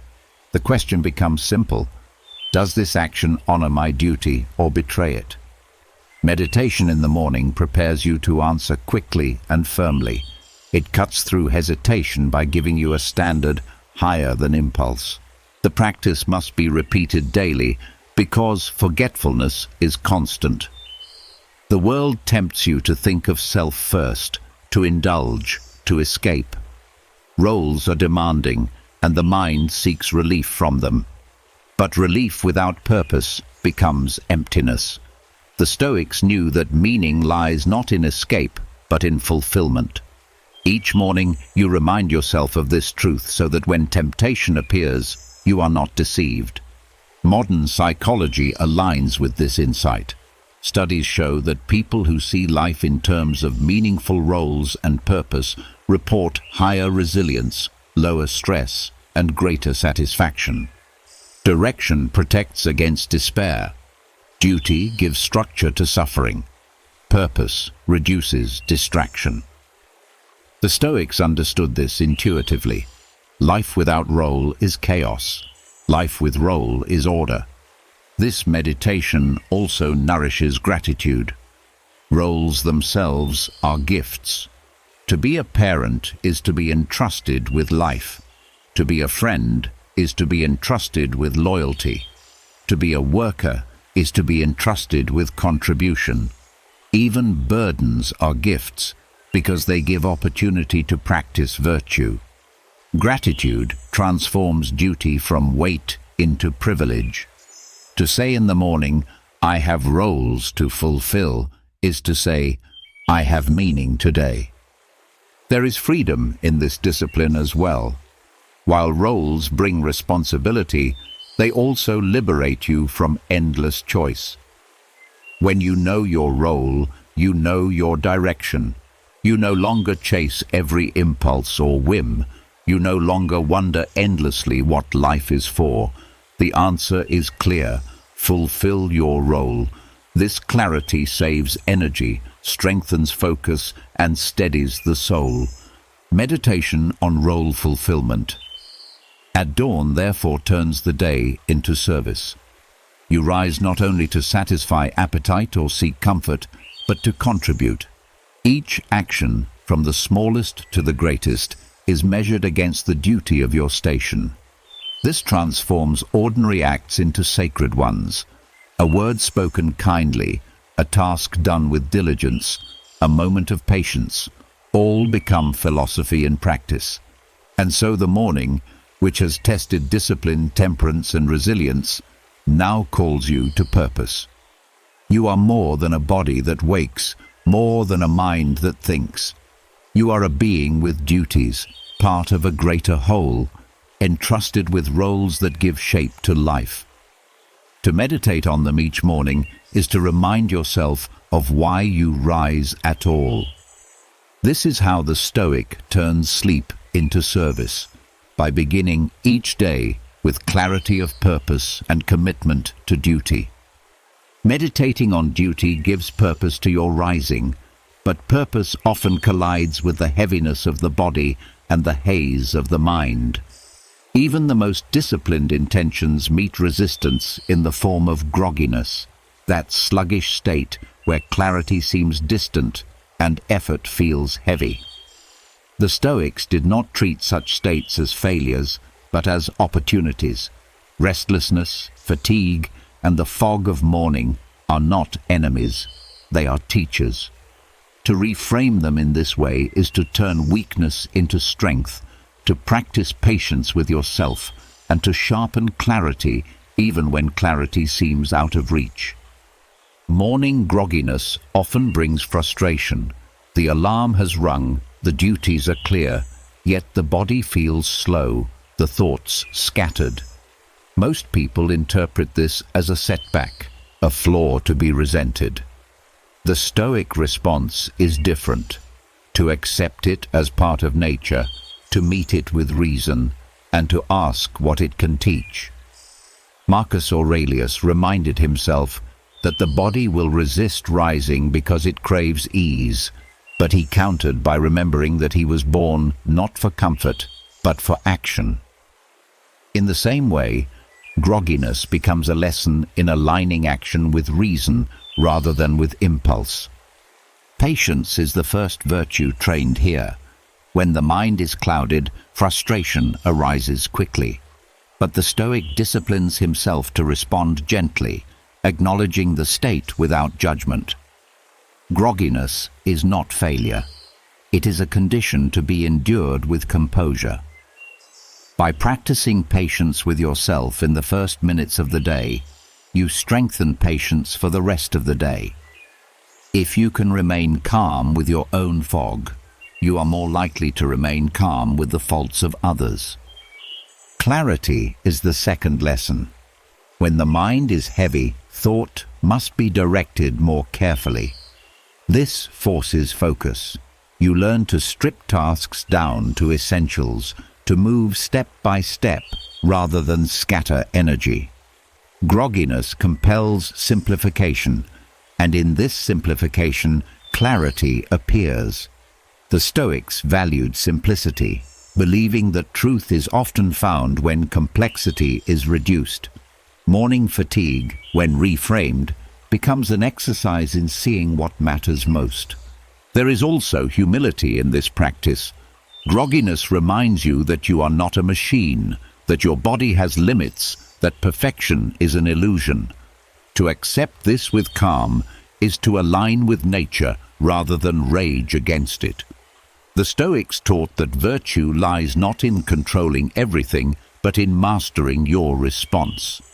To meet morning weakness without complaint is itself a form of mastery. Restlessness can also train endurance. To move forward when energy is low builds resilience. Anyone can act with strength when fully awake and eager. It is more powerful to act with steadiness when weary. Each small action taken through fog strengthens willpower. The body may feel slow, but the soul proves it is not dependent on sensation. This endurance becomes armor for greater trials, reminding you that you can act well even when conditions are not ideal. Modern science supports this lesson. The brain's transition from sleep to wakefulness involves chemical shifts that take time to stabilize.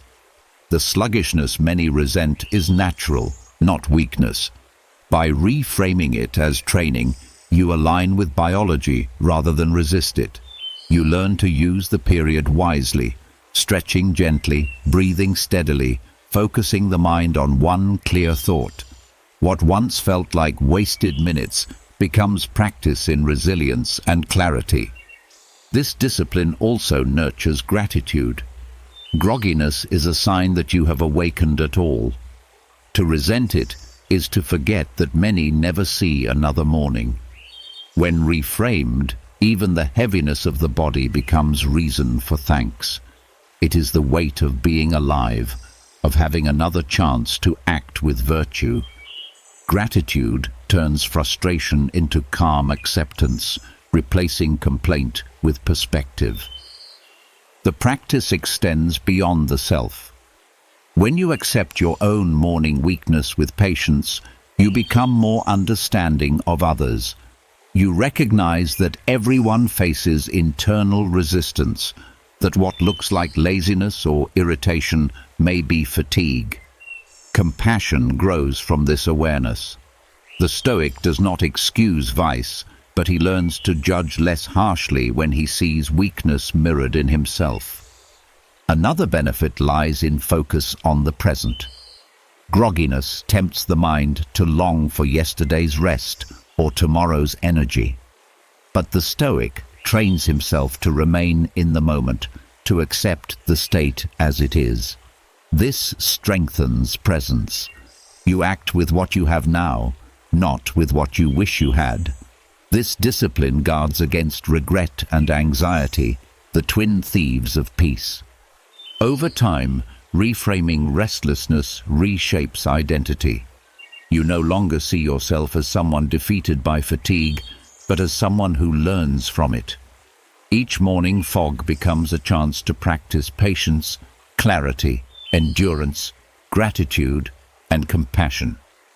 You grow less reactive, more resilient, and more steady. The very condition that once provoked complaint becomes a daily teacher of virtue. And so the morning, which began with duty, continues with the lesson of grogginess. You rise not resentful but receptive, seeing weakness as training. Each heavy step becomes practice, each clouded thought a chance for patience, each moment of fog a reminder of humility. Restlessness ceases to be an obstacle, it becomes part of the path. In this way, even the struggle of waking becomes philosophy in action, shaping a soul that learns from everything, even from the haze of dawn. Reframing morning restlessness as a teacher builds patience and steadiness. But the next lesson does not come from effort at all. It comes from absence. Once the haze lifts, once the body begins to move, there remains a deeper source of strength waiting to be noticed: the silence of dawn. The Stoics valued words, but they valued silence even more, for in silence the mind hears what noise always drowns out. At daybreak, before the voices of others, before demands of duty, before the world fills itself with chatter, there is a space where wisdom can be received. To treat this silence as an oracle is to listen not for sound, but for clarity, not for noise, but for truth. The stillness of early morning has a weight of its own. It is not emptiness, but presence, a reminder that the world continues without your interference. The Stoics taught that aligning with nature means paying attention to its rhythm, and silence is part of that rhythm. The dawn does not shout. It arrives quietly, steadily, without fanfare. In that quiet, there is a model for the soul: to act with consistency, to carry strength without display, to allow meaning to arise without forcing it. Silence at dawn also teaches humility. When noise is absent, you confront yourself. There are no voices to distract, no entertainment to numb, no obligations yet demanding excuse. In the quiet, you see clearly the state of your own mind. Restlessness, anxiety, gratitude, clarity, all reveal themselves honestly. This confrontation is uncomfortable for many, which is why they rush to fill the silence. But the Stoic embraces it, using the quiet as a mirror. The oracle speaks not in words, but in the truths revealed when nothing covers them. Listening to silence builds discernment. In a noisy world, every voice claims urgency. But dawn's quiet shows that wisdom often comes without noise. The Stoics observed that nature teaches without speeches. The cycle of seasons, the rising of the sun, the stillness of morning, all communicate order and constancy without sound. By training yourself to hear meaning in silence, you learn to value substance over volume, truth over noise. There is also discipline in holding stillness. The impulse is to act, to speak, to fill the gap. But restraint is itself a form of strength. To sit with silence without reaching for distraction is to exercise mastery over the restless mind. It is training in temperance at the level of attention.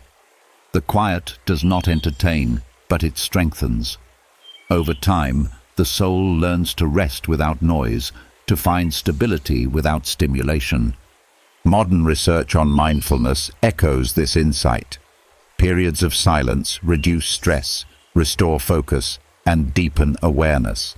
But the Stoics went further. They saw silence not just as therapy, but as philosophy. It is not only a way to calm the mind, but a way to receive wisdom from nature itself. The quiet of dawn becomes a teacher, reminding you that reality is ordered, that life continues, that truth does not need noise to exist. The practice can be simple. Rise, and instead of speaking or reaching for sound, sit in the silence. Notice the absence of voices. Notice the space between thoughts. Let the quiet settle without demand. In that space, reflect on virtue, on mortality, on gratitude, or on nothing at all. The point is not to manufacture meaning, but to allow it to appear. The oracle of silence speaks only when not drowned by chatter. Silence also deepens presence. In quiet, the senses sharpen. You notice light changing, breath steadying, the faint stirrings of life around you. These details, often lost in noise, reveal the richness of the world. Gratitude grows naturally when you see more clearly. You no longer rush past small wonders. You learn to rest in them. This is wisdom born not from words, but from attention. Another lesson lies in restraint of speech. By practicing silence in the morning, you train yourself to value words more carefully throughout the day. You realize that most talk is unnecessary, that much of what is said could have been left unsaid. The Stoics urged economy of speech, not out of austerity, but because careless words often harm. Silence trains the tongue to wait until reason commands. This discipline also prepares you for hardship. Noise is often a way to escape discomfort. But life will bring moments where escape is impossible. To endure silence without fear is to strengthen the capacity to endure solitude, uncertainty, and even grief. In stillness, you learn that the absence of distraction is not destruction, but opportunity. The Stoic sees hardship as training. Silence is hardship in subtle form. Over time, this practice transforms how you interpret the world. You no longer assume that the loudest voice carries truth. You no longer confuse stimulation with meaning. You learn to listen beneath noise, to wait for clarity to reveal itself. The oracle of dawn's silence becomes a daily teacher. Wisdom often arrives quietly, and strength often grows in stillness. And so the morning continues its lessons. Restlessness teaches patience, but silence teaches perception. In the absence of noise, the soul hears what it often forgets, that life is fragile, that order exists, that virtue is possible. By treating dawn's silence as an oracle, you begin the day not merely awake, but attuned, not merely alive, but listening. This listening becomes the foundation for all that follows, sharpening clarity, deepening gratitude, and anchoring strength in the quiet truths that noise can never provide. Hearing wisdom in the silence of dawn steadies the mind, but stillness must give way to action. The world waits with its demands, its noise, and its endless claims on your time. If you step into it unprepared, you will find yourself living by the agenda of others before you have lived a single moment by your own. The Stoics taught that sovereignty begins with mastery over yourself. To own your desires, to claim your attention, to direct your will, this is the first act of freedom each morning. Without self-ownership, every external voice becomes a master, and you become a servant to impulses, to distractions, to expectations. The morning encounter with self-ownership is the moment where you declare, "My time belongs first to reason, not to demand." Marcus Aurelius reminded himself daily that his soul was his own, even as an emperor surrounded by obligations. Epictetus, once a slave, taught that no one can own your will unless you hand it over. Seneca warned that people are frugal with money, but reckless with their time. Spending it freely on others without realizing it is the most precious possession. These lessons converge on the same truth. The morning is the decisive hour where sovereignty must be claimed or lost. Self-ownership begins with attention. The mind is vulnerable when it first wakes, open to impressions.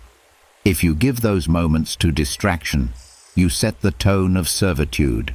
If you give them to yourself, through reflection, intention, and discipline, you establish control.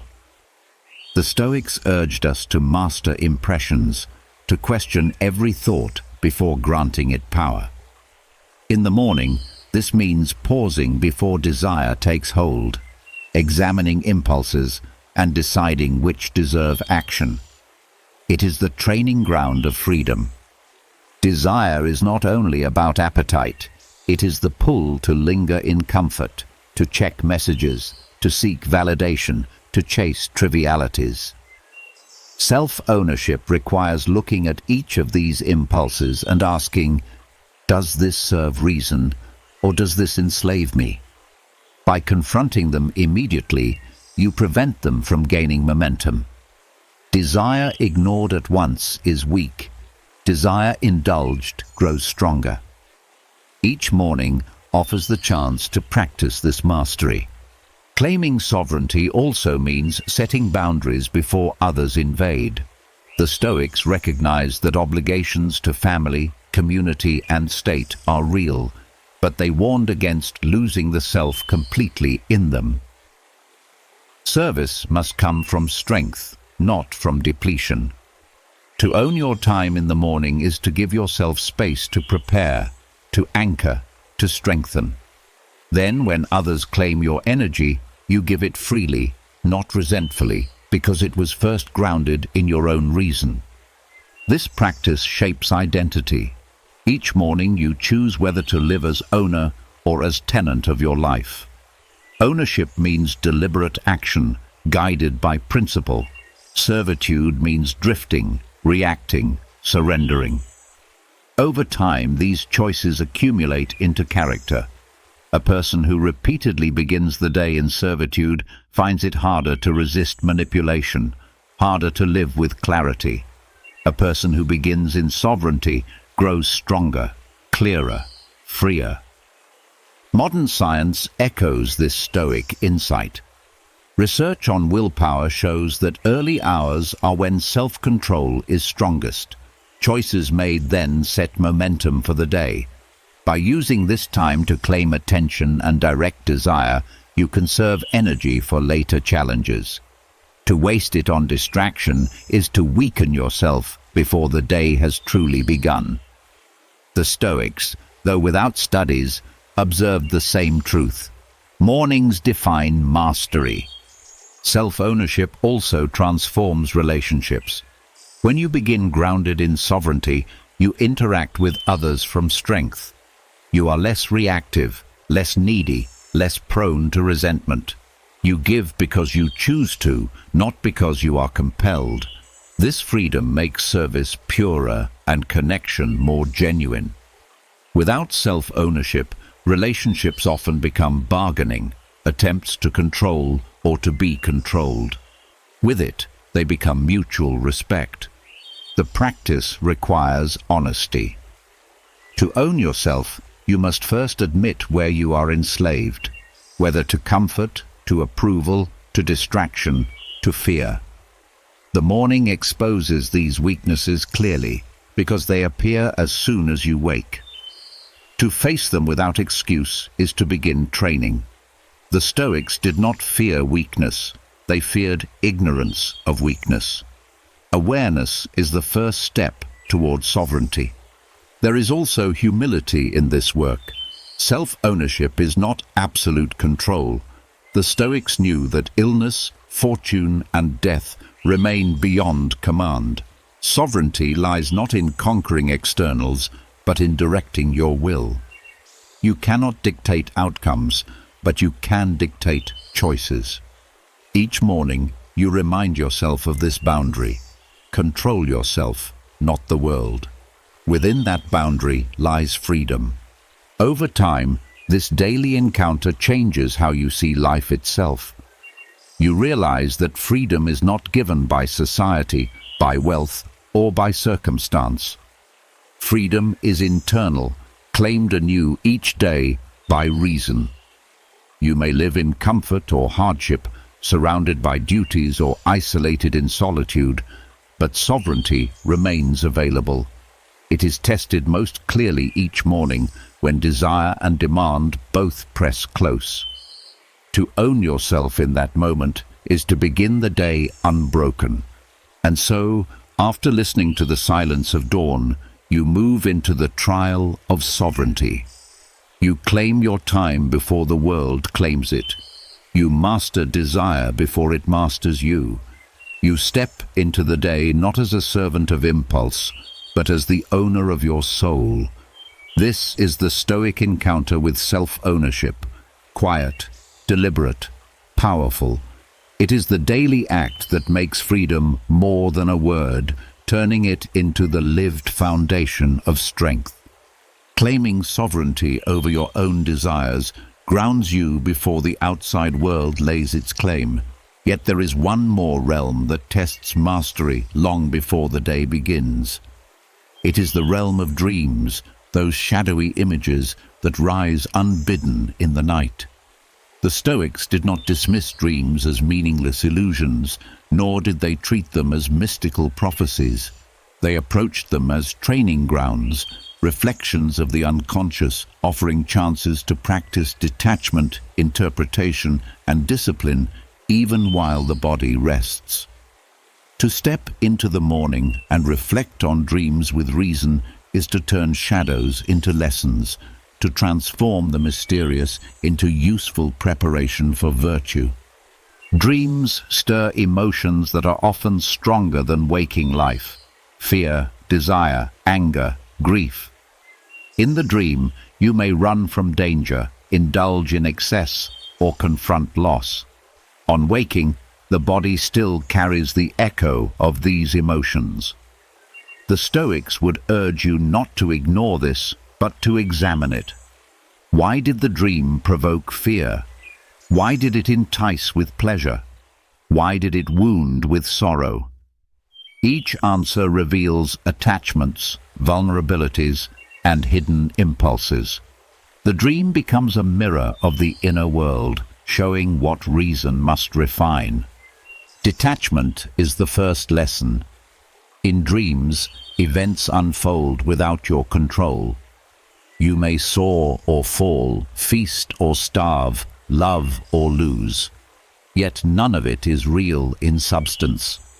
On waking, you see that these vivid experiences were shadows.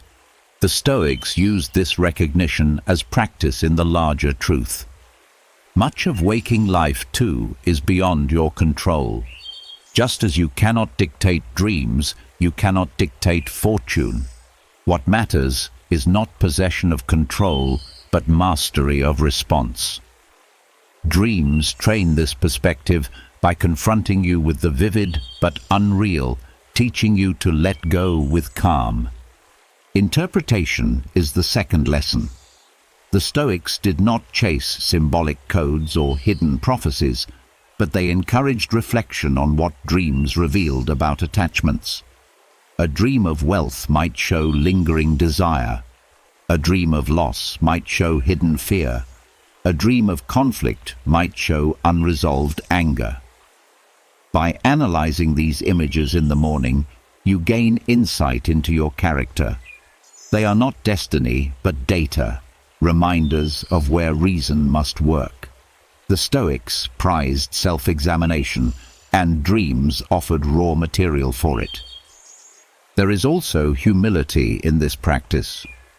Dreams remind you that you are not fully sovereign, that the unconscious continues its work beyond your will.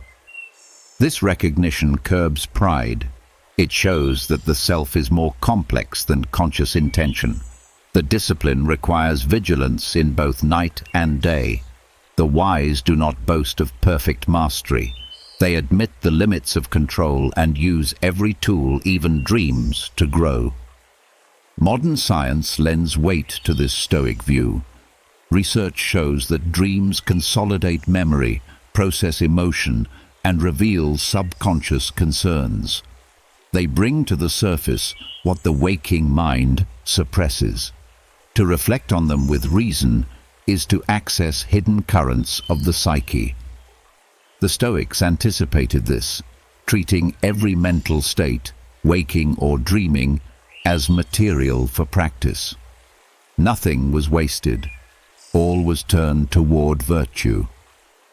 The discipline of morning reflection on dreams also builds resilience. Nightmares, though disturbing, become opportunities. Instead of fearing them, you treat them as rehearsals. A dream of loss teaches you to confront mortality. A dream of failure teaches you to endure disappointment. A dream of fear teaches you to practice courage. On waking, you remind yourself, if I can endure the shadow, I can endure the substance. Night's illusions become training for day's realities. This practice deepens detachment from pleasure as well. Dreams often indulge desire without consequence, but on waking, you see their emptiness. Pleasure pursued in fantasy leaves no nourishment. The lesson is clear. Indulgence in waking life, too, often proves hollow. Dreams expose this truth dramatically. To reflect on them is to remember that desire is never satisfied by excess, but only by mastery. There is also gratitude in this reflection. Dreams remind you of the fragility of consciousness.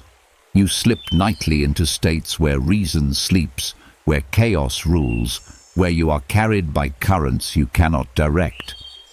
To awaken and return to reason is fortune. Each morning, when you recall dreams, you recognize the gift of clarity anew. Gratitude for consciousness strengthens discipline to use it well.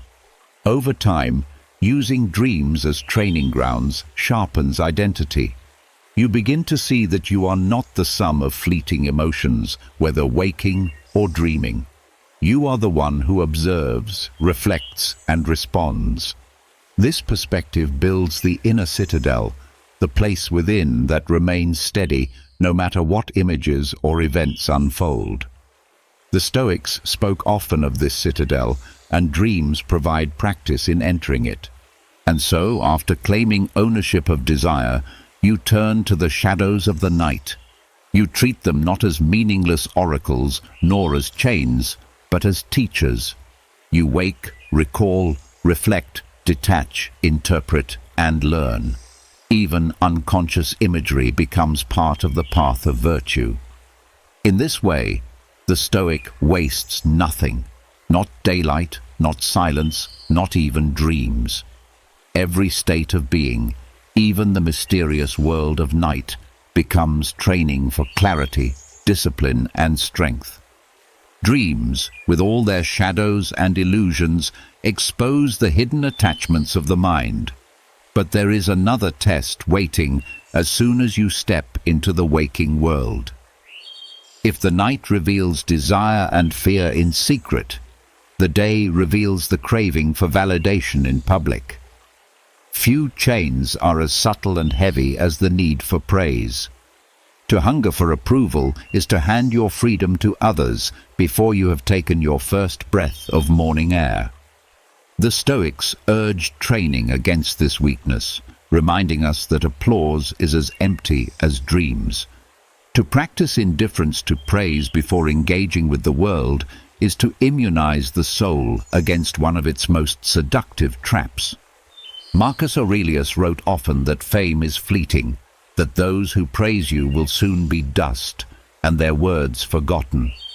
Seneca warned that seeking approval is slavery, because it places your peace in the hands of others.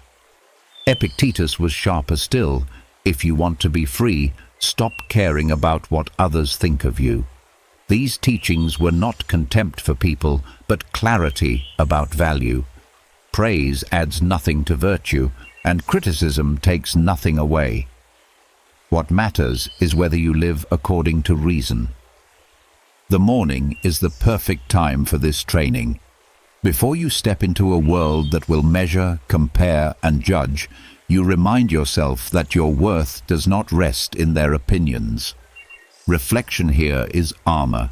You recall that applause can flatter but cannot make you good. You recall that insult can sting but cannot make you bad. Both are external, indifferent, powerless over the inner citadel unless you open its gates. To practice indifference does not mean to despise praise or to seek obscurity. It means to receive both approval and disapproval with equal calm. If someone praises your honesty, you may accept it as recognition, but you do not depend on it. If someone criticizes unfairly, you hear it, but you do not collapse under it.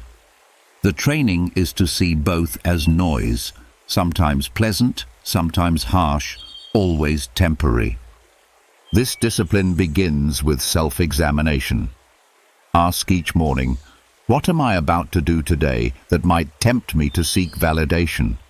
Will I speak for truth or for applause?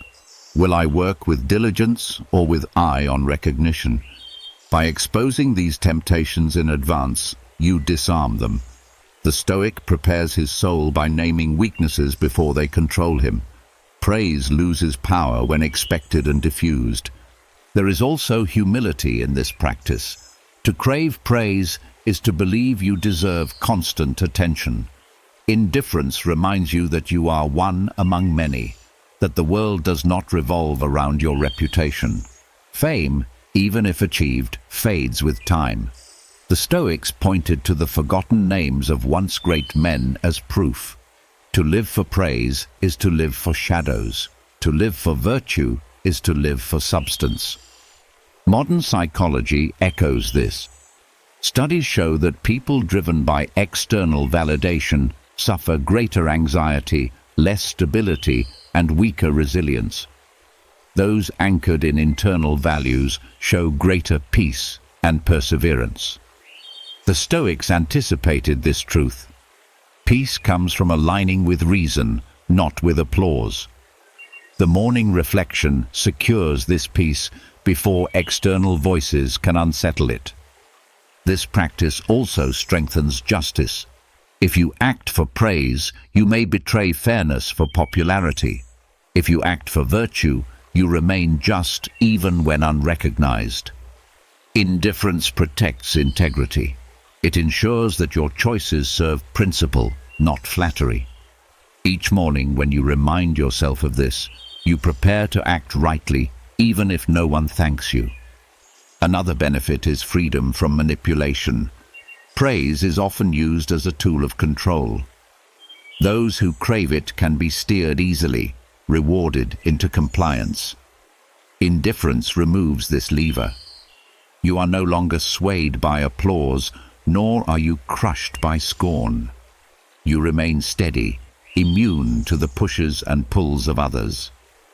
This immunity is freedom, and it begins with daily reflection. The practice does not demand perfection. Temptation to enjoy approval will always remain. But the goal is not to feel nothing. It is to remain unruled. To smile at kind words is natural, but to depend on them is weakness. To hear criticism is natural, but to collapse under it is slavery. The Stoic holds balance. Praise and blame pass by like weather, noticed, acknowledged, but never governing the soul. Over time, this training reshapes identity. You begin to act not for recognition, but for alignment with principle. Your satisfaction comes from living justly, wisely, courageously, temperately, not from applause. This shift builds unshakable confidence because it rests on what cannot be taken away. Others may withdraw praise, but they cannot touch virtue. And so, after learning from the shadows of dreams, The morning reflection moves outward to confront one of life's most persistent illusions, the value of praise. To rehearse indifference at dawn is to step into the day armored against vanity, immune to manipulation and anchored in reason. Praise will come and go, but your sovereignty will remain. This is the strength the Stoics sought, freedom from the need for approval, freedom to live by virtue alone. Indifference to praise shields the soul from the chains of vanity, but the morning still requires more than defense. Freedom from validation is only the clearing of ground. What follows is the building of direction. The Stoics knew that without a guiding principle, the mind drifts into impulses, tossed by moods, circumstances, and desires. A compass is required, something fixed, rational, and deliberate. The morning statement of intent is this compass. It is not a long speech, not a vow for eternity, but a simple declaration. Today, I will live by reason, not by passion. This orientation, set at dawn, becomes the quiet force that redirects every impulse toward virtue. The mind, left unanchored, is quick to scatter. A flash of anger can reroute your choices. A moment of fear can paralyze duty. A surge of desire can tempt you into waste. Reason, when consciously affirmed, functions as the compass needle, steady amid fluctuation.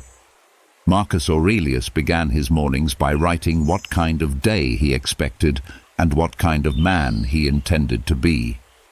This was not indulgence in writing, but alignment.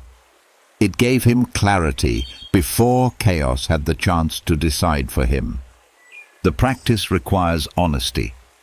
When you state your intent, you admit that impulses will come. You do not pretend to be beyond weakness. You prepare for it.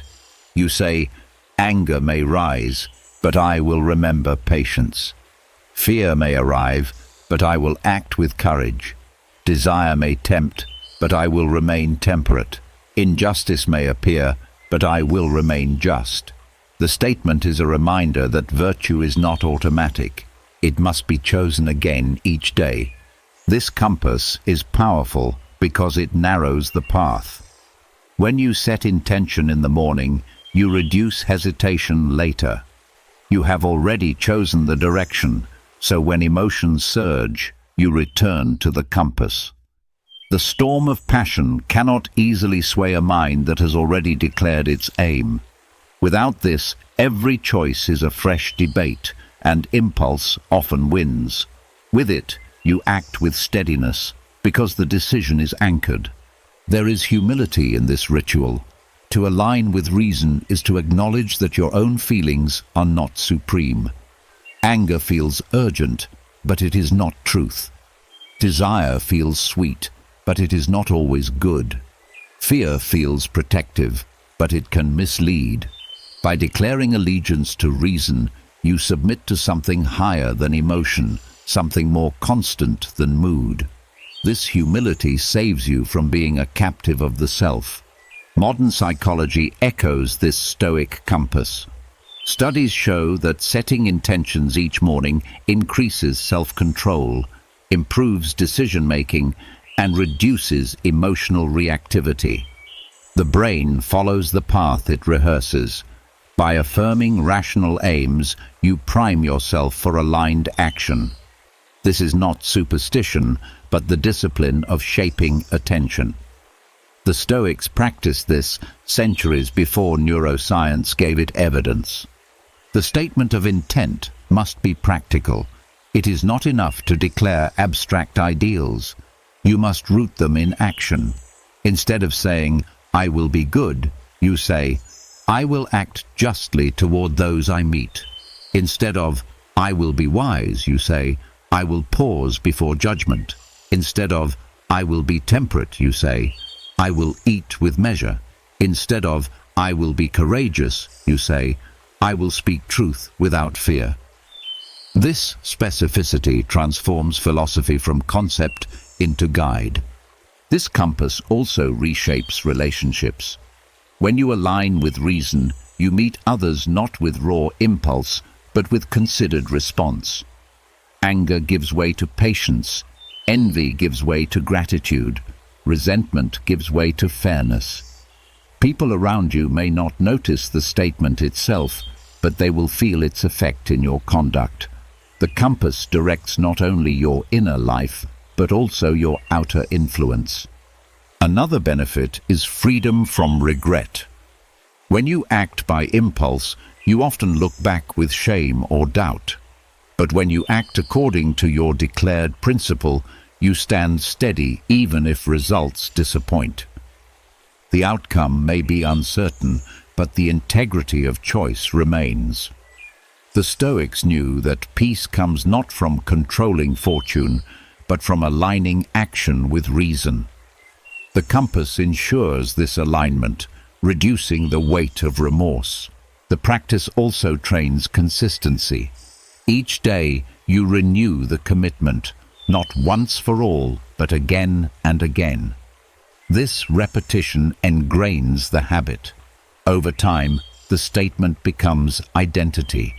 You no longer remind yourself reluctantly, but affirm naturally, I live by reason. This constancy is strength, because it no longer depends on effort alone, but on ingrained character. There is also resilience in this discipline. Life will always deliver the unexpected. No amount of planning prevents surprise, but a compass does not predict the terrain. It only ensures direction. When storms come, you may stumble, but you do not lose the path. When fortune shifts, you may suffer, but you do not collapse. Reason holds steady even when the world does not. The morning alignment prepares you for this steadiness. Over years, the effect compounds. A single day of alignment may feel small, but many days accumulate into a life shaped by reason. Impulses lose their tyranny, habits of virtue strengthen, peace deepens. What began as a simple statement becomes a way of being. The Stoic compass transforms fleeting mornings into lasting character. And so, after learning to dismiss the weight of praise, you now turn toward the positive act of direction. Each dawn becomes an opportunity to declare who you will be, not in theory, but in action. The statement of intent is your compass, guiding you through storms, temptations, and distractions. With it, you step into the day, not drifting, but directed, not reactive, but deliberate, not ruled by impulse, but aligned with reason. This is the art of beginning with clarity, the practice of carrying philosophy into every breath of the day. Declaring a compass of reason at dawn steadies direction, but even the clearest intent must pass through the weight of the body. The mind may be aligned, yet fatigue still presses heavily. The Stoics did not view weakness as an excuse. They saw it as training. Weariness, whether physical or mental, is not merely an obstacle, but a stage where fortitude is forged. To transform fatigue into strength is to take what feels like limitation and turn it into discipline. Morning tiredness, the sluggish pull of the body, becomes an early battlefield where resilience is sharpened and inner strength is tested before the day even begins. Fatigue is often seen as purely negative. It slows the body, clouds the mind, and tempts surrender. But the Stoic view turns this on its head.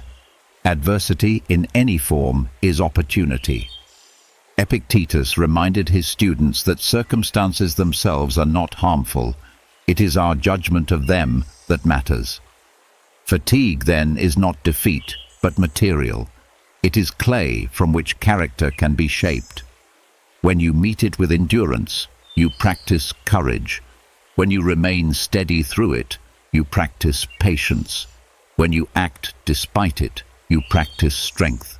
Morning fatigue reveals the tension between desire and duty. Desire whispers to return to bed, to delay, to avoid. Duty calls to rise, to engage, to serve. In this tension, freedom is won or lost. Marcus Aurelius rebuked himself for craving more sleep, reminding himself that he was made not for lying warm under blankets, but for fulfilling his role as a rational being. Each moment of fatigue becomes a chance to echo that reminder. Comfort is not the measure of life. Purpose is. The transformation of fatigue into fortitude begins with perception. Instead of labeling tiredness as enemy, you reinterpret it as teacher. This subtle shift changes your posture toward it. Fatigue becomes resistance training for the soul. Just as the body grows strong against weight, the spirit grows strong against weakness. Without resistance, no growth occurs. With resistance, strength is born. The practice requires patience. Fatigue cannot always be dismissed instantly. Some mornings are heavy, some steps are slow. The Stoic does not rage against this, but endures calmly. Endurance itself is the exercise. Seneca wrote that fortune tests the soul not to destroy, but to prove. Fatigue is one such test. Each moment endured without complaint adds weight to your resilience. There is humility in facing fatigue. It reminds you that you are not invincible, not inexhaustible. Pride falters when the body demands rest, but humility, properly received, is strength. It teaches you to respect limits while refusing to be mastered by them. Fatigue shows you both your fragility and your capacity to overcome. This balance, awareness of weakness and determination to persist, builds true fortitude. Modern science supports this Stoic wisdom. Research shows that mental resilience grows when people reframe stressors as challenges rather than threats. Fatigue, when seen as training, activates this growth. The brain learns endurance, the nervous system adapts, and willpower strengthens. What feels like depletion becomes conditioning. The ancients, without data, observed the same truth. Repeated endurance builds unshakable strength. The practice also develops gratitude. Fatigue signals that you have lived, worked, and exerted. It is evidence of effort, not of failure. To feel tired is to know you are alive and active. Gratitude shifts the tone from resentment to appreciation. You stop asking, "Why am I weak?" and begin saying, "I have the chance to grow stronger." Gratitude turns complaint into calm acceptance, and acceptance opens the door to fortitude. This transformation extends beyond the morning.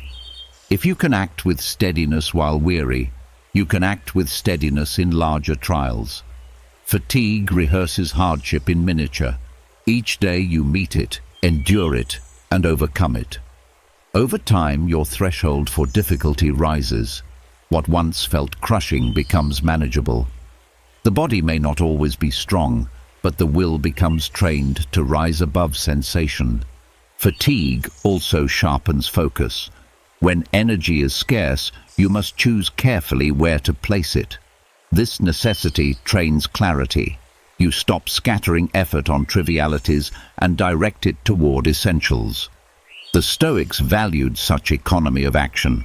Fatigue becomes the teacher of focus, stripping away waste and reminding you to spend strength only on what matters. There is also justice in this practice. By enduring fatigue without surrender, you remain reliable to others. Duties are not abandoned because you are tired. Promises are not broken because you crave rest. Justice requires constancy, and constancy is tested most when the body resists.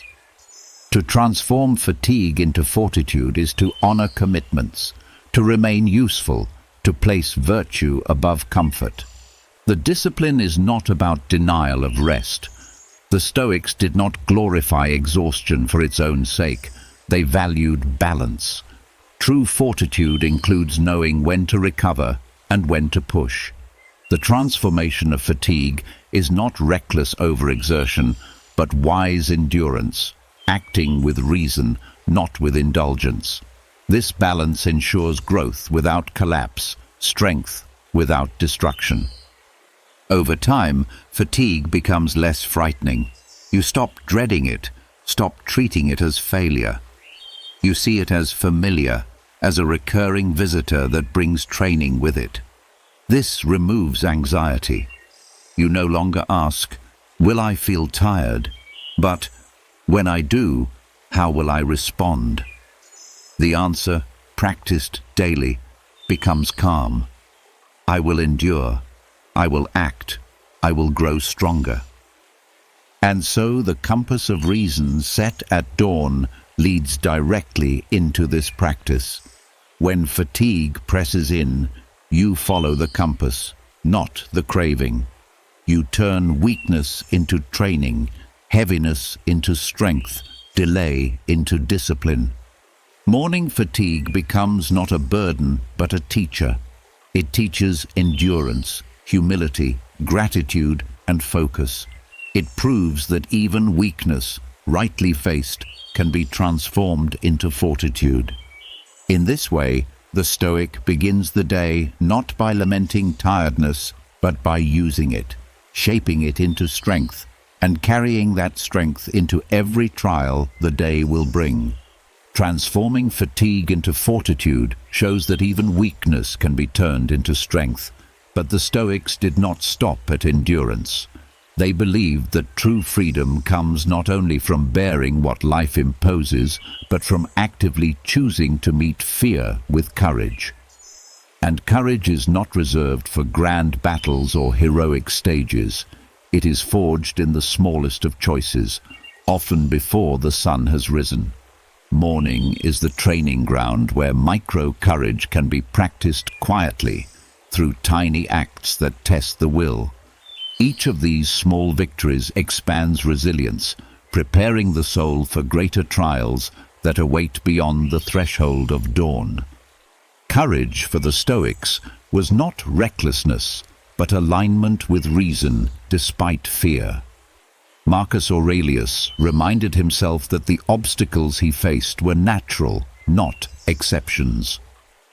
Seneca wrote that fortune tests us through challenges, and our response determines our strength. Epictetus taught that the door to freedom opens when we stop fearing what is outside our control. These lessons reveal that courage is not rare, it is daily. To practice it each morning in micro-acts is to ingrain it into character until bravery becomes habit. Micro-courage begins in the smallest decisions. Rising promptly when the body demands more sleep is an act of bravery. Facing the shock of cold water instead of yielding to warmth is another. Beginning a task you fear delaying, stepping into silence instead of distraction, refusing indulgence when desire presses, all are tiny choices that sharpen courage. They are small enough to practice daily, yet powerful enough to shape the will. The value lies in repetition. Each micro-act of courage is like a stone laid in the foundation of resilience. Alone, each may seem trivial, but together they build unshakable character. By sunrise, you have already confronted resistance multiple times. You have chosen reason over fear, discipline over indulgence. This momentum carries into the day, making larger trials lighter. Courage grows by practice, and practice begins in the morning. Micro-courage also teaches humility. These acts are small, often unseen, yet they demand honesty. You know when you avoided them. You know when you faltered. The world may never notice, but your conscience does. Practicing them daily keeps pride in check and reveals that courage is not a single grand gesture, but a continual series of small decisions. Modern psychology mirrors this wisdom. Research on habit formation and exposure therapy shows that repeated small acts of facing discomfort reduce fear and increase confidence. Courage, like muscle, grows by gradual loading. Micro acts of bravery in the morning, stepping into cold, enduring silence, beginning work before distraction, train the nervous system to accept discomfort calmly. The Stoics anticipated this by urging daily practice of voluntary hardship. These acts also deepen freedom. Fear is a chain, often subtle. Fear of discomfort, fear of rejection, fear of effort. Each narrows the soul. By breaking these chains in small ways each morning, you widen your freedom. You prove to yourself that fear does not own you. Courage does not always roar. Sometimes it whispers in the refusal to delay, in the decision to endure, in the choice to act.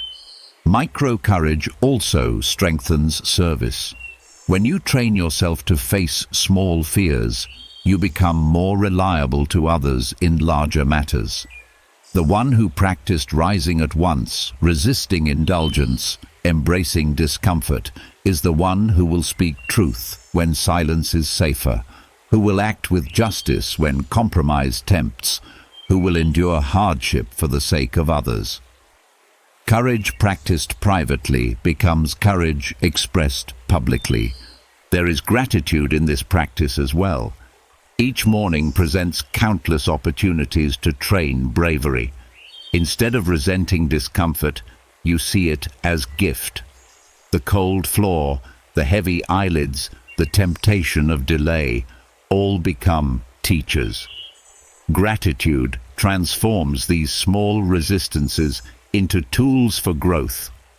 The Stoic learns to thank life not only for ease, but for difficulty, because difficulty sharpens the soul. Over time, micro-courage changes identity. You begin to see yourself not as someone easily swayed, but as someone steady, prepared, brave. This identity grows not from self-deception, but from proof, daily evidence that you can face what you fear. Courage ceases to be an aspiration and becomes a description of who you are. And so the morning, which has tested discipline, temperance, resilience, and fortitude, culminates in these small acts of bravery. They require no audience, no recognition, no stage, only sincerity. Each act is a seed planted in the soil of the soul, growing into strength that lasts throughout the day. In practicing micro-courage before sunrise, you ensure that when larger trials come, you are already trained, already steady, already free. This is how the Stoic meets the day, not waiting for courage in crisis, but cultivating it quietly, deliberately, every morning. The practice of micro-courage proves that strength is not only tested in great struggles, but also cultivated in small choices before the day begins. Yet courage alone cannot shield the mind from a subtler chain, the quiet attachment to possessions. Even those who rise boldly, endure cold, resist fatigue, and confront fear may still live as captives if they cling too tightly to what fortune can take away. The Stoics saw clearly that freedom requires detachment from material things. To wake in the morning and immediately measure life by what you own is to hand over your peace to the whims of chance. To begin the day without clinging is to step into the world already free. The discipline of detachment does not demand poverty. The Stoics did not despise wealth or possessions, but they warned against dependence. Seneca, himself wealthy, insisted that he could walk away from riches at any moment without regret. Epictetus, born a slave, taught that true wealth lies in needing little, not in owning much. Marcus Aurelius, emperor of vast lands, reminded himself daily that palaces and treasures were fleeting, and that his soul could not be improved by luxury. Their message was consistent: possessions may be used, but never worshipped. The morning is the best time to train this freedom. At dawn, the mind is fresh, not yet pulled by business, commerce, or display. This is the moment to remind yourself that nothing you own is truly yours in permanence. Clothes may wear out, houses may crumble, gold may vanish, even the body itself may weaken and decay. To see this truth clearly each morning is not despair. It is liberation. It means that your peace does not depend on what can be stolen, broken, or lost. Detachment is practiced first in thought. As you rise, reflect on the transience of all material things. A garment is only fabric, not dignity. A meal is only fuel, not happiness. A bed is only wood and cloth, not strength of soul. By stripping away the false value added by desire, you see things as they are. Marcus urged himself to view delicacies as the carcass of a fish, the blood of a bird, the sweat of grapes. This blunt honesty dissolves illusion. It prevents the mind from elevating possessions to idols. The practice then extends to action. Do not rush to grasp possessions first thing in the morning. Delay the urge to check accounts, polish treasures, or compare wealth.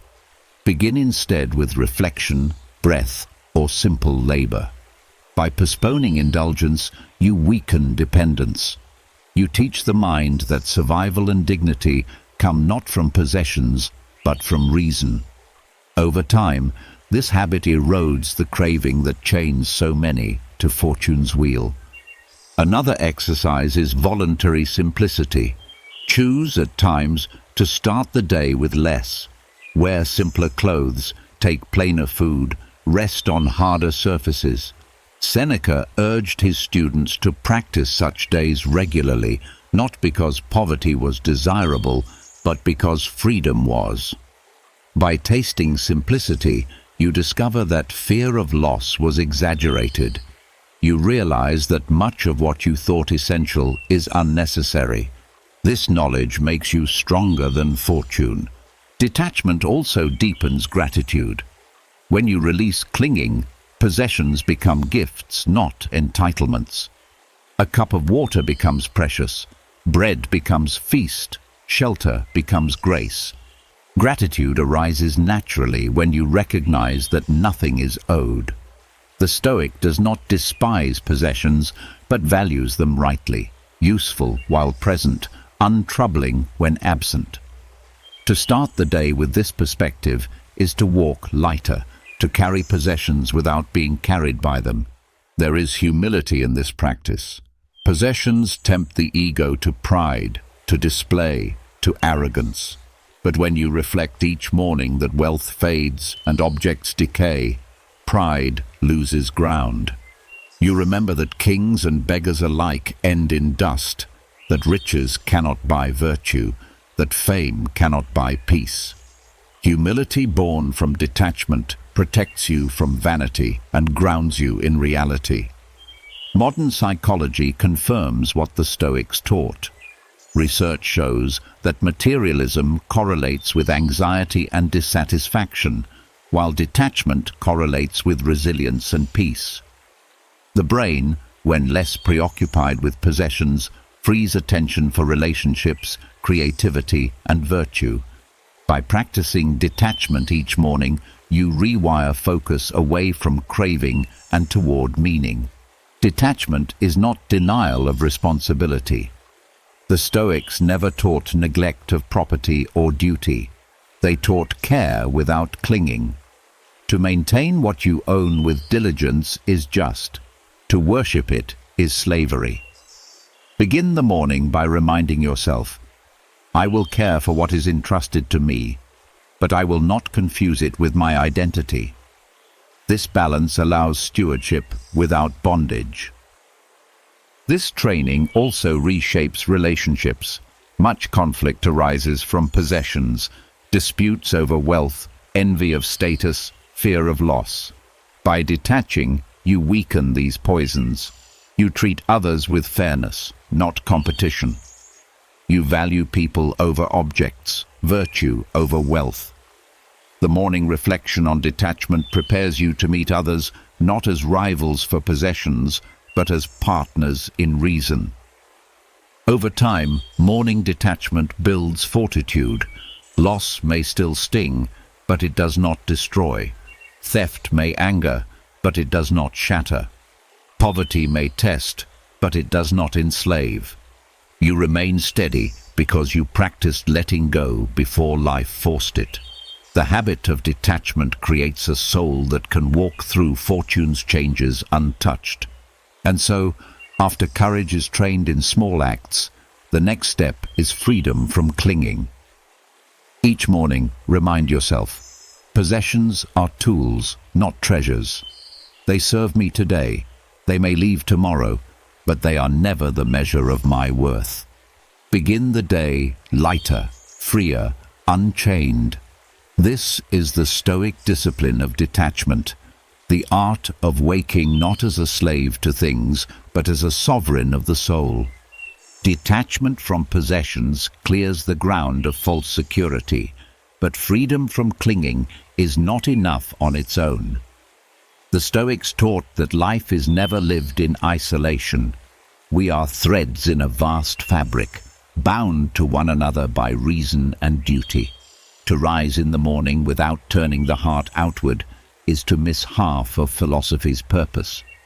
Virtue is not only self-mastery, but service, and service begins not with grand deeds, but with small, deliberate acts of goodwill.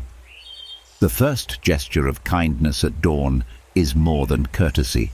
It is the training of justice, the expansion of compassion, and the shaping of a life that benefits not only oneself, but all who share the day. Kindness, for the Stoics, was not sentimental indulgence, but reason in action.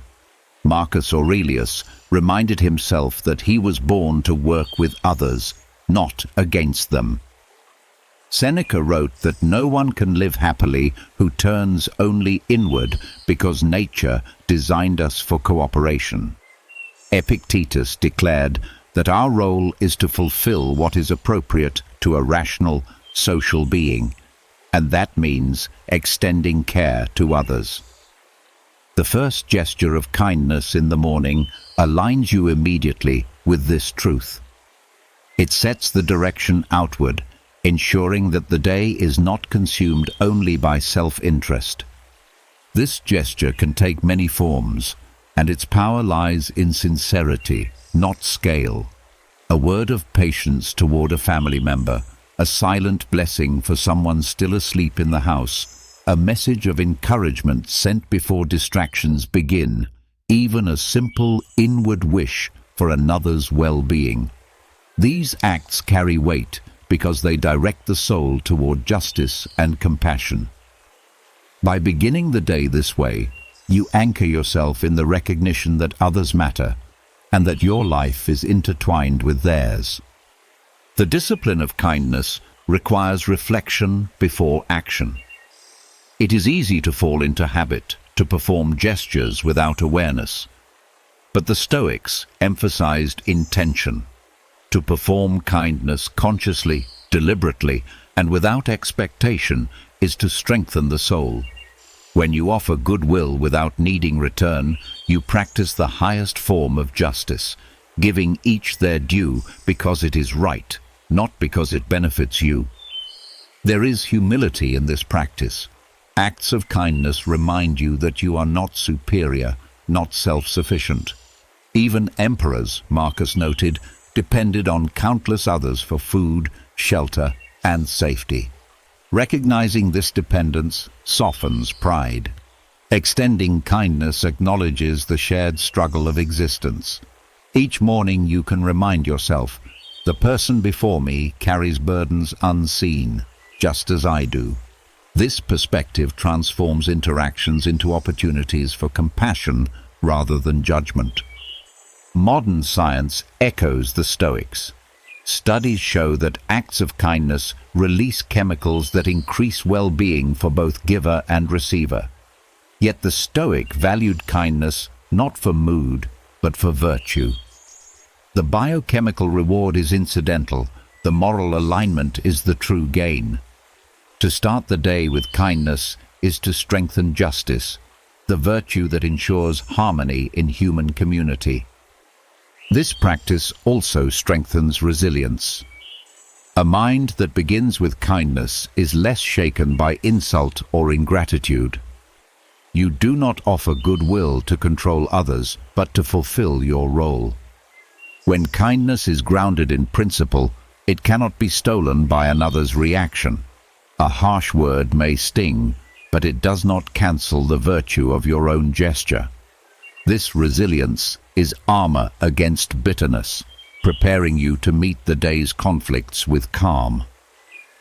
Another dimension is gratitude. The act of kindness reminds you of the abundance you already hold. To give, even a smile, a word, or a moment, requires recognizing that you are not empty. Gratitude fuels generosity, and generosity deepens gratitude. This cycle strengthens the soul, keeping it from falling into complaint or envy. Morning kindness becomes a daily reminder that life is richer when shared. There is also discipline in consistency.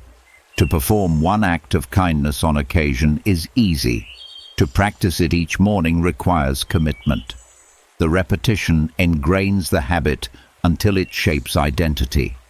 You become known, even to yourself, as one who contributes, not one who consumes. This steady training ensures that justice and compassion are not occasional visitors, but constant companions. The practice extends beyond direct interaction. Even if you begin the day alone, you can still cultivate kindness. A thought of goodwill towards strangers, a moment of reflection on the shared human condition, a silent prayer for those who suffer. These acts shape the soul. Kindness does not require audience, it requires sincerity. By practicing it inwardly, you prepare to express it outwardly when the chance appears. This discipline also curbs selfish impulses. When you focus on offering rather than grasping, desires for possession or recognition weaken. You align more closely with nature's purpose, to live not as isolated fragments, but as parts of a greater whole. Marcus compared humanity to hands of the same body, meant to work together. A hand that acts only for itself is diseased. Morning kindness reminds you that you are healthy only when you contribute to the whole. Over time, the effect of this practice multiplies. One gesture may seem small, but repeated daily, it transforms character. The soul grows less reactive, more patient, more generous. Relationships strengthen, conflicts soften, bitterness fades. You discover that kindness is not weakness, but strength. The strength to master ego, to overcome indifference, to act for the good without waiting for reward. And so, after loosening the chains of possessions, you turn outward. The morning becomes not only a time of self-mastery, but of service. A first gesture of kindness, however small, sets the course of the day. It tells the soul, you are here not only to endure, but to contribute. You are not only to be free, but to free others from the weight of indifference. This is the Stoic way of beginning in justice, humility, and compassion, starting the day by practicing deliberate goodwill toward others. Extending kindness outward anchors you in justice, but philosophy also requires turning inward. The Stoics knew that the dialogue you hold with yourself shapes every other conversation. Words spoken silently at dawn become the hidden architects of character. Marcus Aurelius left behind his Meditations not as a book for others, but as reminders to himself. Arguments, corrections, encouragements, rebukes. Self-talk at dawn is not idle reflection. It is training. It is where you set the terms of the day, confronting weakness with reason, aligning impulses with principle, and rehearsing the soul for virtue. The discipline of inner dialogue begins with honesty. On waking, the mind is still raw, unguarded, vulnerable. This is the moment to ask yourself what you fear, what you crave, what you avoid. Without honesty, the words you speak inwardly are flattery. With honesty, they become medicine. Seneca wrote that truth is harsh, but only truth heals. By naming your faults in the morning, you strip them of disguise before they can disguise themselves in the day. Inner dialogue is not chatter. It is deliberate reasoning. You speak to yourself as teacher to student, as physician to patient. Epictetus reminded his followers to question every impression. Is this within my control or not? The morning self-talk applies this filter. When worry rises, you answer it. This is outside my control. When desire presses, you counter. This is indifferent. When pride whispers, you remind yourself. Fame is nothing. Virtue is everything. These brief dialogues are like sharpening tools. Each pass of reason hones the blade of character. Self-talk also functions as rehearsal. Just as actors run lines before stepping on stage, the Stoic runs principles before entering the world. You tell yourself, today I may meet the ungrateful, the arrogant, the dishonest. Their behavior is theirs, not mine. My duty is patience, my strength is justice, my shield is temperance. By hearing this in your own words at dawn, you build a memory that returns when provoked later. Inner dialogue lays down tracks that the mind follows under pressure. The practice teaches humility. To address yourself critically each morning is to admit you are not yet wise, not yet perfect. Marcus Aurelius, emperor of the known world, still spoke to himself like a student, correcting laziness, urging courage, reminding himself of mortality. If the most powerful man alive needed morning dialogue, how much more do we? Humility guards against complacency and keeps the soul in training. There is also encouragement in this dialogue. Stoicism is not only rebuke, but also reinforcement. You can tell yourself, you have endured before, you will endure again. You faced hardship yesterday, and yet you are here. Each breath is proof of resilience. By acknowledging strength as well as weakness, the dialogue fuels confidence without arrogance. The balance of correction and encouragement is what makes the practice sustainable. Modern psychology confirms the power of inner speech. Research shows that deliberate self-talk influences focus, reduces stress, and increases persistence.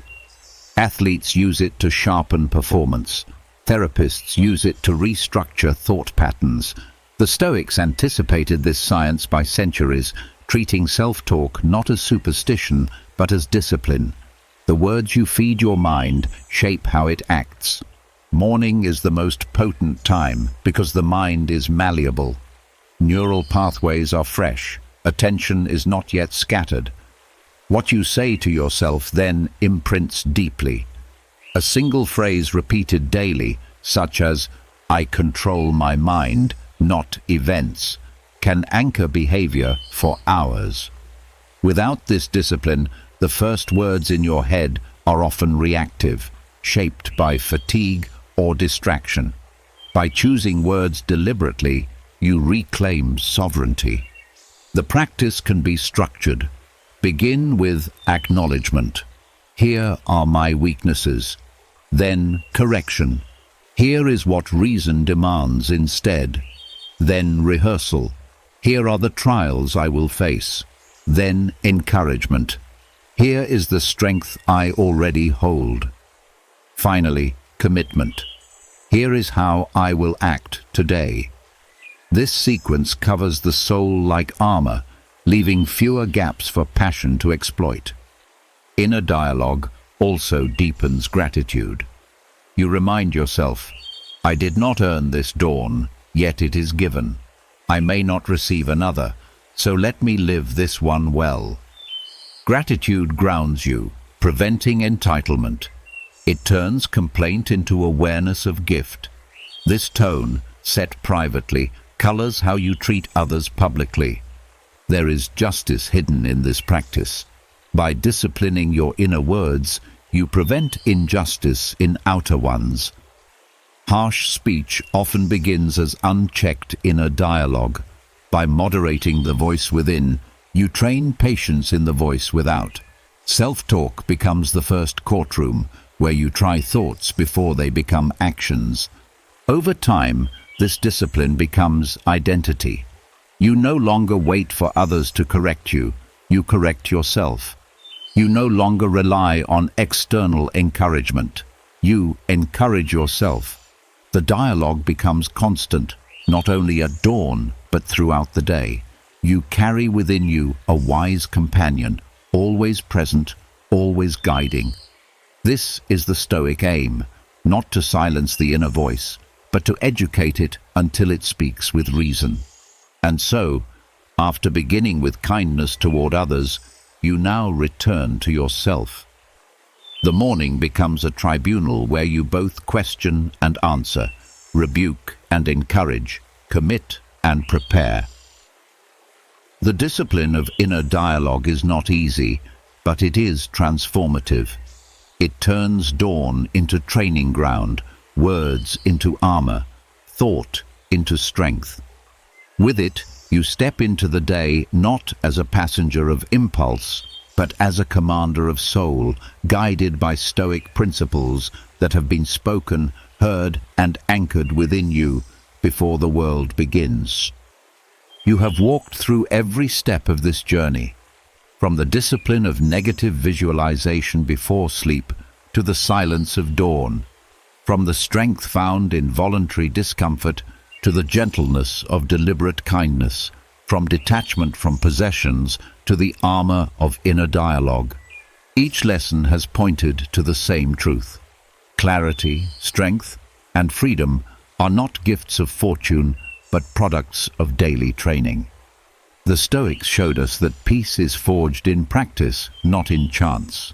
By preparing the mind at night and directing it with intention in the morning, you wake not only rested, but renewed, steadier, calmer, and ready to meet the day with unshakable composure.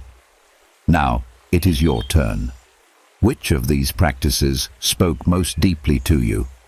Was it the reminder of mortality at sunrise, the quiet of early silence, or the courage of tiny morning victories? Share your thoughts in the comments. I would love to know which Stoic ritual you will begin with tomorrow. And if you found value in these reflections, don't let this be the end. Subscribe to the channel and join a community that is learning to grow stronger, clearer, and freer with each day. This is only the beginning of your Stoic path. The next sunrise is waiting. Sunrise.